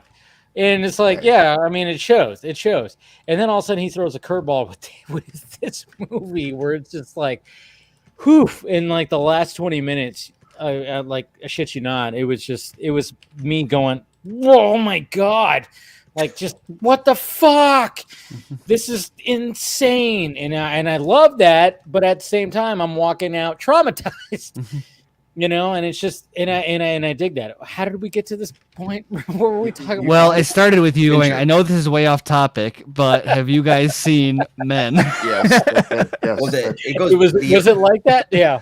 The broad topic was talking about directors who do it differently. Director, right? That's what it is. It's directors doing their thing. It's like, and I love that, but then I'm just like, all right, but Alex Garland, go back to do something sci-fi again, because this movie is not sci-fi, you know, and but I appreciate the fact when directors take that, they're like, hey, I'm gonna go for it. I'm gonna go for this. I'm gonna shock the fucking. I mean, I remember walking out of I think it was Mother, and you know, just looking at somebody and they're like, holy shit. And I'm like, yeah. Same thing happened with Men. I walked out, another guy who was there by himself, and he was just, and I just looked at him like, what'd you think of that? And he was like, fuck, man. He was like, yeah. See, for cultural reasons, that was kind of, I feel like the closest relatable experience I have to that is coming out of the theater after Get Out. And like, Get Out. And that was a case where, like, I can't wait for Nope. Nope's gonna be fucking amazing. I can't wait for that. But like, I remember, I love that it's not. We don't know exactly what it is. We know it's aliens. It's aliens, yeah, for sure. Yeah, but no, I love that. It was like I saw Get Out and like should have just gone straight home, but instead went to the grocery store and was like paranoid around white people for 20 minutes. I really was, seriously. But I remember, like, I told my boss at work about it, and it took him months before he finally saw it, right? And so the day that he decided to announce to me that he finally saw the movie was I'm sitting at my desk, and out of nowhere, he had gone to the break room, and he had gotten a coffee cup and a spoon, and he walked up to me, and it just, without announcing his presence, just stood behind me and started twirling it. And I turn around, I see, and he's got like this shady grin on his face, and I turn around, I see it, and it hits me, and just instinctively, I just jumped up. I was like, "Get the fuck out of my face!" Like, just go. I was just like, "Oh my god!" I was like, "No, you can't do that. Don't do that ever again." Yeah, because holy shit. Oh, I'm sure. Yeah. No, I mean, I love it when director. I mean, Alex Garland. I mean, and you have God, I forgot the actor's name, and I mean, I don't want to spoil it for anybody. But he was who's in Men, but it's like, yeah. I mean, he's also, again, he wasn't he the guy, like he's in Casino Royale, like he's in the Daniel Craig Bond movies, and he was also in the very first episode of Black Mirror that everybody hates. Right? Which one? The pig episode. Oh yeah, you're right. Oh, You're right. yeah. You're right. Right. Which, Yeah, he's I in mean, this. He's in Men, and when you watch it, you go, "What the fuck?" I mean, like seriously, like I don't want to. I'm trying to say the bare minimum when it comes to that movie because I saw one trailer and I went, "All right, this seems interesting," but it's Alex Garland. I like him, and then when I watched it, I was like, and I'm sitting there just, I literally like went, "What?" I was like going, and there's like fucking 4 other people in the theater, and I was going, "Is anybody else noticing?" And then because it built up, and then the last 20 minutes will seriously just go, "How is this movie just R-rated? This should." I was like walking out going, "Wow, how did they? What did Alex Garland go like? Hey, I will do the bare minimum to get it to an R rating because it almost seemed like it was NC-17." Okay, I'm glad you say that because here's a question that I can ask the both of you. And Rob, have you seen Multiverse of Madness? Yes. Okay. Should it have been rated R? No.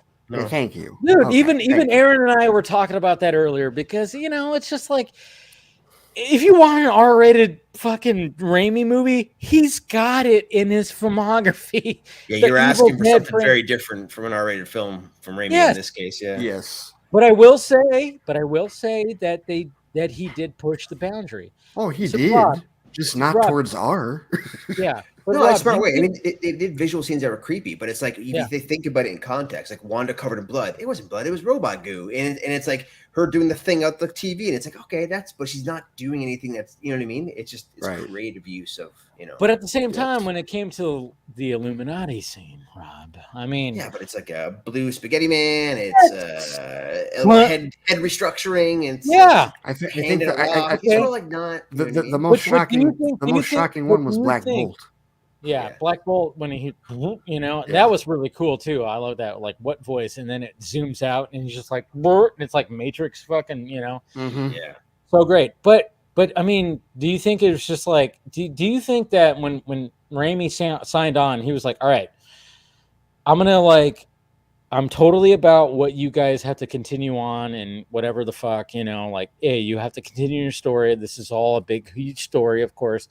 We got to do the next movie and whatever, but let me do what I want to do in this movie. Do you think that was like the thing that happened? Like when Raimi signed on, he was like, hey, I'm going to do my thing, but I will incorporate what you need. And Kevin Feige was like, okay.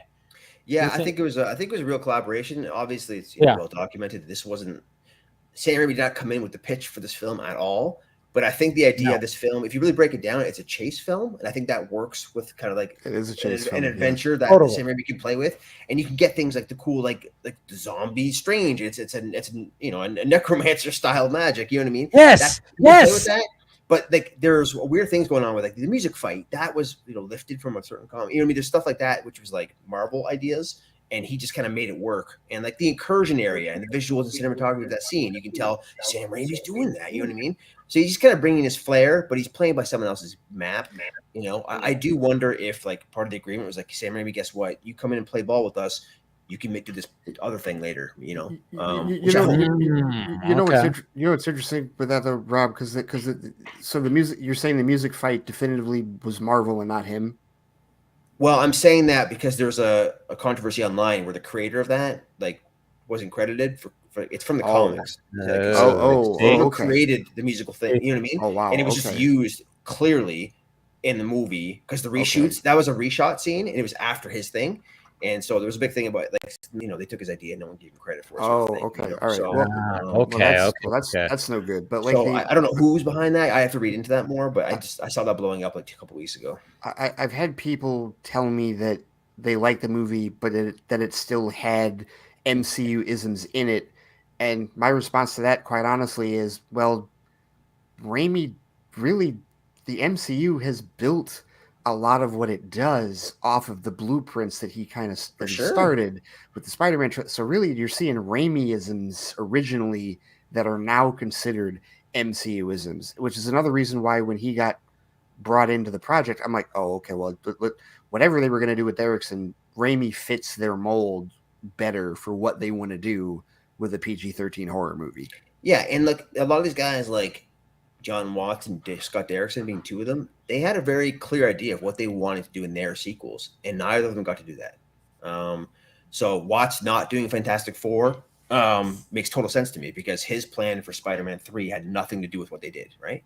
Yeah. It was, he wanted to do a Craven style movie and do his own thing. It was a Spider-Man movie, a Peter Parker story, and it became this big event instead. And Derrickson, same thing. When we did the set visit and junkets for Doctor Strange 1, and he had clear ideas of where he wanted to take the sequel and who he wanted to be in it, and he got to do zero of that. And he had zero say over that. It was, you got to follow the formula. So that's how these directors, and it was amicable mostly for all these cases, right? They just don't get to do what they want to do because there's a larger franchise play at work, right? And things change with Spider-Man deals and Disney Plus and et cetera, et cetera. So, yeah, it's unfortunate, but you're right. It's funny. Going back, though, you said Spider-Man laid the blueprint. It's absolutely Spider-Man and X-Men, right? X-Men. Yeah. And guess who worked on X-Men? Kevin Feige. Kevin Feige, yeah. Oh, yeah. No, yes. Who was the guy who kind of helped the Hugh Jackman thing happen and took him out for dinner on that audition and stuff like that. It's funny how it all plays into it. Well, yeah. I mean, no, dude took notes for years before they put him in charge. There's no question. And he brought all of that into building a total ragtag group of people that went through the ranks and were comic fans and did all the work, and you know what I mean. And now he's bringing his friends back, like him and Peyton Reed almost made Fantastic Four many years ago. I wouldn't be surprised if it's not Krasinski, it's Peyton Reed doing Fantastic Four. I think so. You think Krasinski has a shot of? You think Krasinski's got a shot of directing it? If he wanted to, absolutely. Interesting. Well, it's going to be a tough task. Guys, he made a family-style film in the horror genre. Why can't he do that in superheroes? But would it be a case where? Well, I mean, that's first of all, you're talking about a way bigger budget. Like, would it be? So it would be a case where he would be doing exactly what he did in Quiet Place, where he's starring and directing. Yeah. But does he bring his wife in for Sue? Yes. Oh. Yeah. Oh, absolutely. I could. No, I could see him stipulate that. I could absolutely, and it wouldn't be a bad. Part of the reason the Black Widow thing didn't happen, it was the reverse effect. Krasinski didn't get the Cap thing, and so they parted ways. And now if they're both in, I think they're together. Like that's right. I always forget that Krasinski was all. Emily Blunt hasn't been in talks with Marvel for 13 years. Like this is like he was originally going to be Cap before Chris Evans, right? I've seen the concept art. There's a couple leading actors who that's interesting because there's really I've seen some people talk. Scott said this about how like 13 hours. Because when did 13 Hours come out? The Michael Bay Benghazi thing. Well, it was like 6 years ago. Yeah. Right. 14, 15, 16. So like there's been like Krasinski, I guess before that, really was like attached to The Office, right? Yeah, for sure. And so there's been like Scott has kind of intimated that 13 Hours kind of laid the groundwork for him to be Jack Ryan in Amazon. And now it's almost like, okay, there's this part of his career where he can be that type of character in these. And so if you're talking about Captain America, like if it's been that long, like it would have been well before he did 13 Hours. So that's interesting. Yes. They were even thinking about him. Yeah. Well, he actually had an interview like a year ago. He talked about that because he went in for the audition and he saw Hemsworth walk by, and Hemsworth was like just ripped. And Krasinski was like, "I'm not gonna be able to look like one of these guys," because he was very scrawny back then. Yeah, but, no, he's definitely different now. Like, I don't know if Krasinski. I mean, the obvious guess is Krasinski can direct it because he just hit a home run with The Quiet Place 1 and 2. And guess what? He's not doing the prequel. There's a gap, and they just announced the official ending of the Jack Ryan series. Like, there's the opening a time slot for him where there's nothing planned on the schedule. Right. So like it's no secret. And what's funny is like when it comes to Reed Richards, who was the most fan casted Reed Richards? John Krasinski. By far. And Marvel listened to that, and they were like, "Hey, guess what? Here he is." That's it. And what's the Kevin Feige mindset? It's this versus the alternative. So if it's not Krasinski and Blunt, someone tell me and the billions of Marvel fans what the better option is now that we've already seen him as Reed Richards. The answer is nothing. It's like when the Sony leak happened with WikiLeaks years ago. That opened up the floodgates to Sony. Sony had no choice anymore. That was the end of Garfield and Spider-Man, right? Because now it was official. And the whole world knew that Feige and Amy Pascal and Sony were in talks about bringing Spider-Man into the MCU. Spider-Man exists in a universe with other heroes. And so now what do? You need to go back and make Amazing Spider-Man 3 and Sinister 6, knowing the alternative is, wait, we can have Spider-Man in the MCU? With Iron Man and Captain America. Amazing Spider-Man What? 3, when his franchise is sinking and no one gives a shit, Sinister Six looks like garbage, or Spider-Man and the Avengers. It's like there's no choice. You've opened the floodgates, so they happen. It had to happen. Now we've seen Krasinski as Fantastic Four in the Fantastic Four role, right? There's no alternative. They're going to recast him. It's over. He is Reed Richards. We'll see the other variant of him show up in 2 years. Okay. So with that in mind, though, Rob. So what about those of us that want to see Amazing Spider-Man 3 happen now? That can still happen. You can get Tom Holland can peace out for 10 years, and then but it couldn't happen then, but it can happen now. Well, now it's a different era. Now, just like people love Hayden Christensen all of a sudden as Anakin. Now it can happen. Well, they turned it around. So. Because that's what I've said about that is that the time that right, by the way, sorry, he's talking about Krasinski was very flat in that cameo scene, but you got to remember that was like a reshoot sequence where he came in and just shot in front of. Are you talking about your boy? Are you talking about this? Yeah, so he was. I agree. I was not impressed by anything he did in that film. He didn't do much. But it wasn't. But it wasn't set up for later. Right. It wasn't meant for. It's not an audition to be that scene was not an audition for him to be Reed Richards. It's just a teaser for later. But exactly. It suffers the Marvel reshoot pandemic. What is anything that Marvel does? But like, hey, do you want to see this? Like, it's just kind of. Yeah. But no, getting back to the Christensen thing, like I've said that, while so many of us were bashing the prequels way back when. Which I don't bash them anymore, but I did. When so many of us were bashing the prequels, one thing that I think that a lot of us didn't realize was there was actually a generation of kids that is their trilogy. That's how they got into Star Wars. And now, 10, 15 years later, they're 20-plus-year-olds that are on Twitter that will bash the fuck out of us anytime any one of us says something negative about Jar Jar Binks or Anakin Skywalker. That has happened to me on Twitter a couple of times. So, I think that's what you're seeing. That's why, Hayden got the big cheer when he said, "This is where the fun begins." And everybody was like so excited the other day at Celebrate. And that's why now they're all excited that he's here in Obi-Wan Kenobi. So that's what I think. It's generational in that regard. And maybe it's the same way with Amazing Spider-Man as well. Yeah, perhaps. I think now, because of No Way Home and because it's been a while and we all have nostalgia, like no one had a problem with Andrew Garfield. He was never the problem. Andrew Garfield was a likable guy. Maybe his Peter Parker was too cool or whatever, but he was fucking awesome and lovable, and he's a great person, and he's put in the work and done so many great art since then. So hell's yeah, we want him back now. And having them back in No Way Home, you're like, well, shit. Now I want Sam Raimi's Spider-Man 4. I do want to see Garfield do something as Spider-Man with maybe Venom. Maybe he can mentor Miles Morales. Who knows? Because Tom Holland's too young still. It's you can do anything. You can play with all of them in different worlds. I still think Garfield's Spider-Man is the best match for Hardy's Venom. It would be incredible. Yeah. Those actors together would be incredible. I mean, but I would also see any one of those guys together because I think they're all talented. But Andrew Dice is another point where he's talking about making fun of the John Krasinski thing.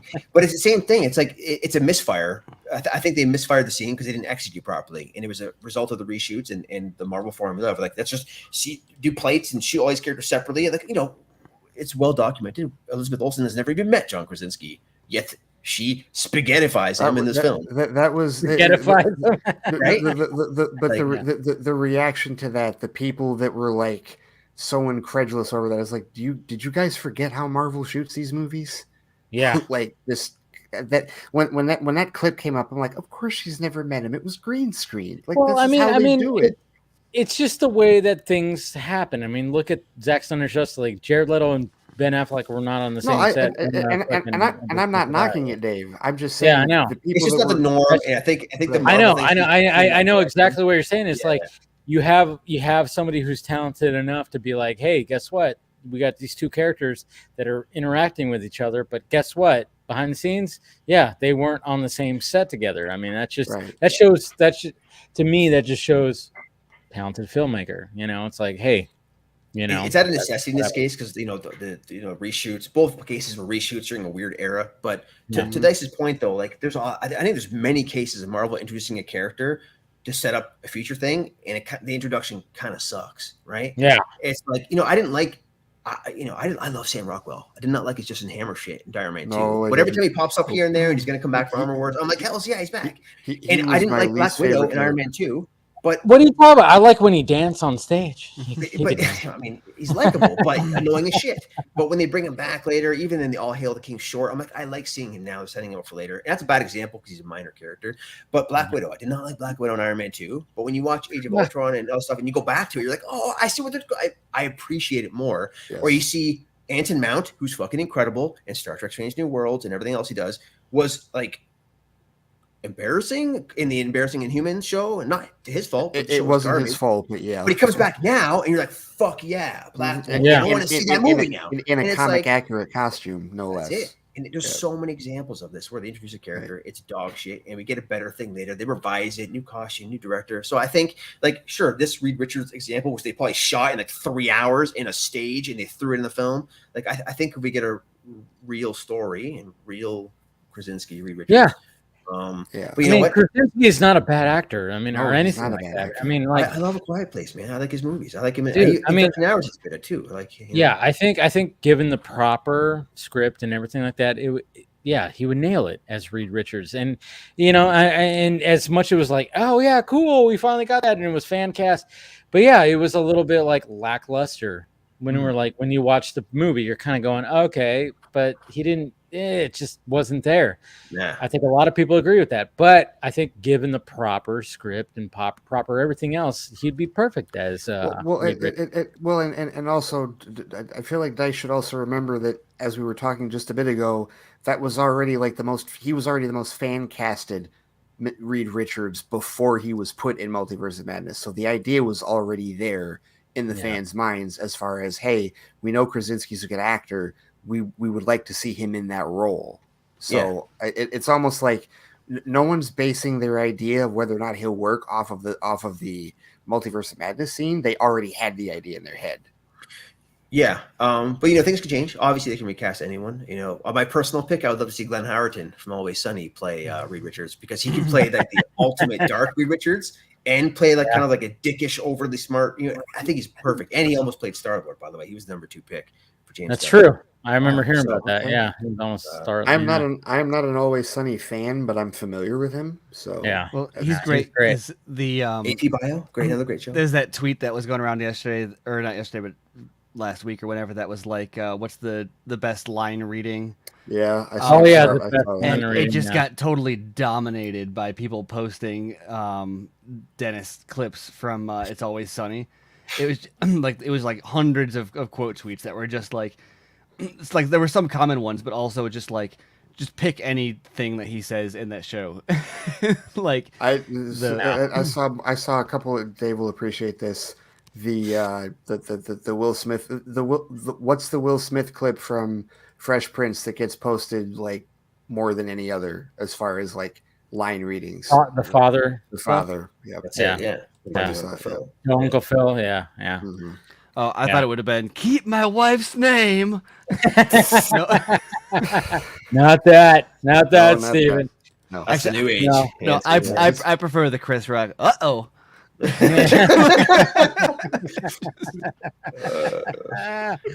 Oh man. Hands behind his back. Uh-oh. Yeah.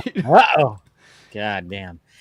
But anyways, guys, we could probably wrap this up right here. But it was I think we could wrap this up by like, is there anything with the Star Wars Celebration that what stood out? Anything stand out? I think the Andor trailer probably stood out. I mean, they showed Willow, they showed Indiana Jones, which was cool. Yeah. They announced that Jude Law show, right? John Watts show. Oh yeah, Skeleton Crew. Skeleton Crew. Yeah, which God damn it, Rob! I saw your tweet when you're like, the real Skeleton Crew is Uncle Owen and. Yeah, I know, and then because I saw Steven respond to it, he was like, "Rob." Well, I mean, is it terrible that like how does that scene not pop into your head when you see Joel Edgerton on screen? Just like, I know what's going to happen to you. So he knows it's coming. Yeah. But I know. Especially watching Obi-Wan, you're like, oh yeah, you're like, oh shit. Oh, you're gonna kill me? Okay, whatever. But yeah, you're gonna kill him. I'm like, well, he's gonna try later. Yeah, right. Yeah, but I think it's interesting that like it's Star Wars Celebration, but it really was just a Lucasfilm presentation. It makes sense, though. I mean, look, Oh, no, it in does, terms of yeah. Willow, like Warwick Davis is like a pillar of Celebration and hosts half the Fuck galas. yeah. So it makes Right. sense. Lucasfilm, him together, and same thing Yes. with Harrison Ford, Lucasfilm. yeah. Oh, It's a natural fit. Plus It bringing is him a out little there. wild though that like I don't know. This is a probably not a full discussion we can start right now, but it is you're gonna kinda say it anyway. insane that it 5 is hours 20, into the stream? What are you talking about? 2022 and Lucasfilm is finally like, oh, here's some non-Star Wars movies.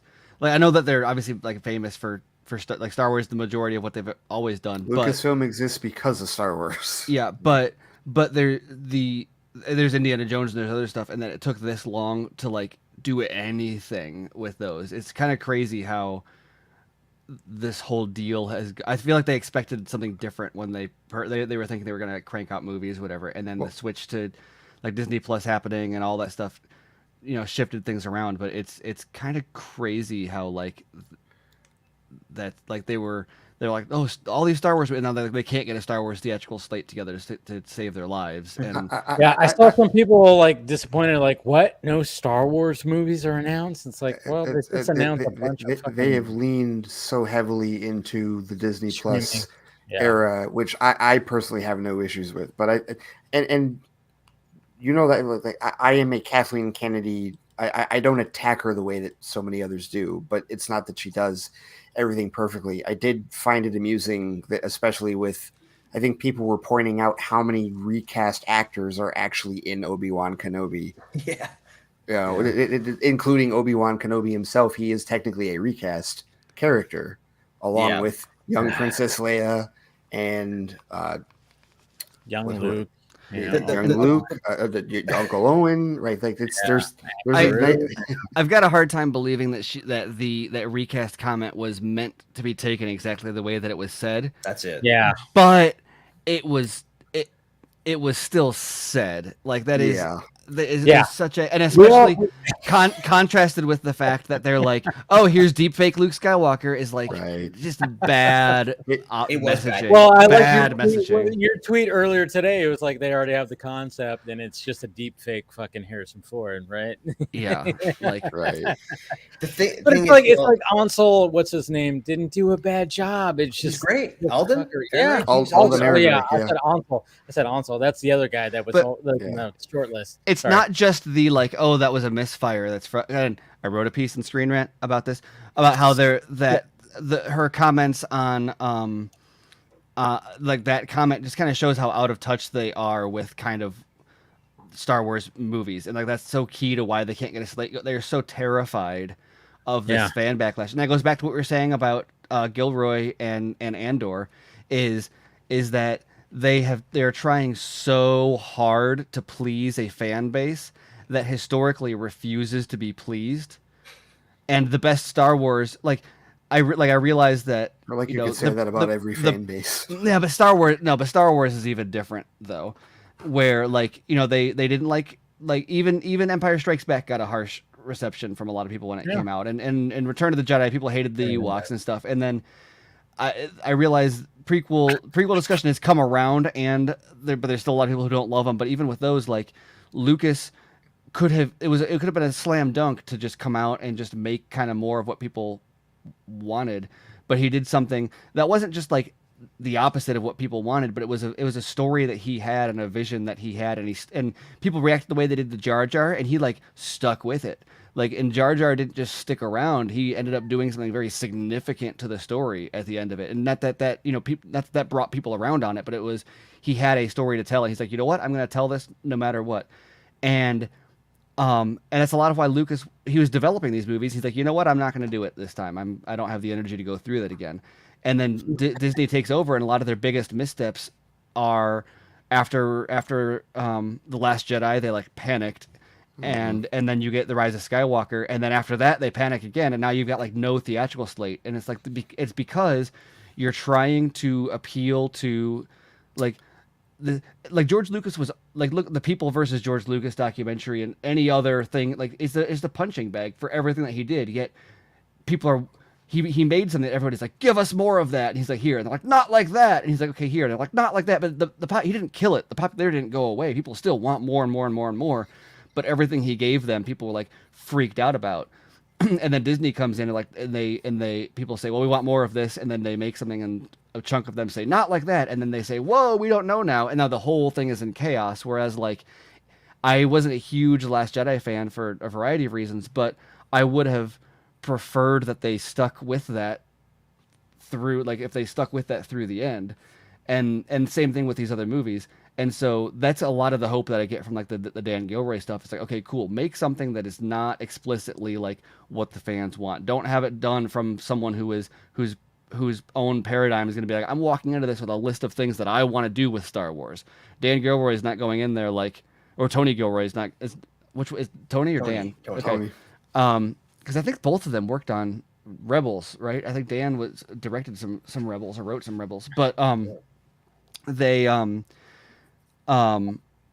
the fact that he's not coming in, I love Filoni and Favreau, but like you listen to these interviews and like, oh yeah, we've got these like lists of things that we want to see, and that's cool, but also that it's hard to do that without it then being contrived, because it's like a list of like Easter eggs and cameos and moments that like I love Hayden, and I thought, but like it's hard to not like cringe with seeing a clip from Celebration where he does this is where the fun begins and everybody erupts. Not because like the prequel memes are great, I love the prequels, I love Hayden, but just the notion of like this crowd like freaking out over a line drop, it just reminds me of what like when people say like you see stuff like the you've seen it multiple times just now where people are like, we need Marvel movies with audio tracks on home releases that include audience applause and stuff like that. Cringe. And it's like that's all. Oh yeah. So much of fan or like geek fan oriented IP movies and stuff are so. Those are the moments they're trying to create. It's all about how do we make the Endgame portal scene? How do we make the like? What do we do that's going to make the? And those moments are like obviously those are great for everyone's got the. And it's not like Marvel invented that. There's these moments in movies that like stand as this epic moment of like yes, but those aren't reverse engineered with like ooh here's an Easter egg that people are going to freak out about. How do we set that up? Those moments are set up organically through like actually growing a story, resulting in some sort of a conclusion. And when it's being led by the moment before the story then feels like I hate it when I watch a movie or a TV show and I can see in the script like why are they doing this, and you watch it and you're like oh you can like see the script notes where it's like well we need them to go from here to here, so let's come up with a reason for them to, and it's like no, just that's not a story. That's just moving action figures from one place to another place so that you can set up a pairing. Like that's not how a story works. Right. So anyways, like with Andor and with someone who's not coming in to say like, oh, my dream is to get a cameo from IG-88 into Star Wars, then you end up with like a story, and then maybe you can retroactively include Easter eggs and cameos and stuff. And that feels natural because they are then based on story reasons primarily. And I really hope that sees the kind of success that can drive that approach more to future content, instead of like, oh, it's someone who looks just like Mark Hamill but is definitely not 25-year-old Mark Hamill. Let's cry and clap and scream like. Yeah. No, it's a valid point. And the portals thing is a perfect example because we just saw that like I feel like half the people that dislike Multiverse of Madness don't like it because their expectations that they rose so high after what No Way Home did were shattered. In a lot of ways, the portal scene is a bad example because that scene is the culmination of a couple dozen movies up to that point, but also it's like the Avengers Assemble line happening there it was intentionally delayed and teased up to that point. Like there's such a moment of like Cap was trying to say that, and it's like, oh, here's a line from the comics that we're going to withhold to include at this spot. And like, not so much to dog that moment, because like I think that moment, I even liked that moment, but what comes first, the moment or the story. Yeah, that's And the thing. The moment is not being the problem. Is not the moment existing. The problem is the expectations built up in response to the moment's existence. right. Well, and is the story contrived in order to create that moment, or is the moment a punctuation mark to emphasize a story that earned it? Right. Which is funny to talk about Marvel, because the excuse is always like, well, they earned it. That's why it's different, because they earned it with and it's like, well, did they really, or did they just kind of tell you like this is a thing that we're gonna do, and then just line up the dominoes until it got there? And it's successful financially and critically and all those things, but that doesn't necessarily. I don't think that just proves that people liked it. It doesn't prove that like the story is best served by being structured that way. Yeah, well, because I mean, subjectively speaking, Endgame story is all over the fucking place. It really is. So it really is. Yeah. But yeah. Anyways, guys, it's a good way to end it right there. 5.5 hours. Thank you to Aaron, who joined, being the guest, and thank you to you guys. Thank you to Anthony, who showed up. Thank you to Steven. Thank you to Rob. Rob looks like he's like, whoa. Yeah, he's rubbing his eyes a little bit. 4:30, and I'm recovering from COVID. Yes. Oh, man. Shit, man, I didn't know that. Damn. Okay. Yeah. Yeah, tested negative now finally. So Okay, no, we're that's good. You're good. That's You good? Yeah, you're I'm all fine. good. That's good. Just tired. But let's go around the horn. Steven, go ahead. Yeah. Promote yourself. I'm Stephen Colbert. You can find my writing at screenrant.com.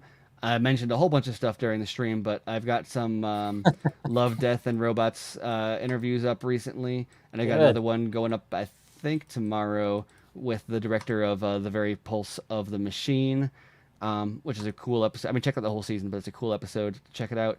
And then you can also hear me and Andrew Dice on BVS by the Minutes. Today. We did, and we've got a Patreon exclusive. We talk a lot about. I don't know if we're gonna say what it is yet, but it's talking about something non-Snyder related that is interesting, that people will find interesting, that we'll post sometime in the near future. Snyderverse restored. Anyways, you heard it first. All right, Rob. Go ahead. Yeah, hey, you can follow my little bit of my work, but more of my team's work at screenrant.com as well. We just relaunched our own little podcast called What is Podcast X? You can look that up on Twitter. 2 episodes up so far. It's brand new. 3rd episode's talking about Top Gun and some other stuff like what's coming out now, right? Obi-Wan and Stranger Things about Monday. And I stream a little bit, sort of in secret, on Fail Cube on Twitch late in the evenings. So check me out there. There it is. Thank you, Rob. Ray. On Twitter at the Flightcast. You can find my blog and my twice a week podcast at theflightcast.com. Tomorrow we'll be talking a ton of Star Wars Celebration stuff and just Star Wars in general, with a little bit of my other favorite franchise mixed in, Star Trek. But it's really become like the feedback show. I've gotten like tons of feedback like over the last couple of weeks. It's been really awesome. Some really fun topics that we've been talking about. I got asked last week what's my favorite fast food fried chicken like franchise. And I had to admit that it was KFC, like nationally, but like, you know, there's a lot of mom and pop places around here that I also really like. You gotta represent those, man. Those are better. Always better. Yes, they are, for sure. Yeah. Cool. All right, guys. Well, this has been fun. Thank you to Anthony. Thank you to Aaron Bailey. Check him out. Check both of them out. Aaron Bailey doing his art and everything like that. Thank you to him for doing a one-on-one. But wanting to do that, smash that like, thumbs up before you leave. Subscribe to the channel. Hit that notification bell if you want to become a member. It's all down there, and also the Patreon. Every link is back. Is down there. The sock meds, as I say, the social media stuff. All right, guys. To the whole panel, thank you guys for the discussion. This has been great, and we will talk to you guys later.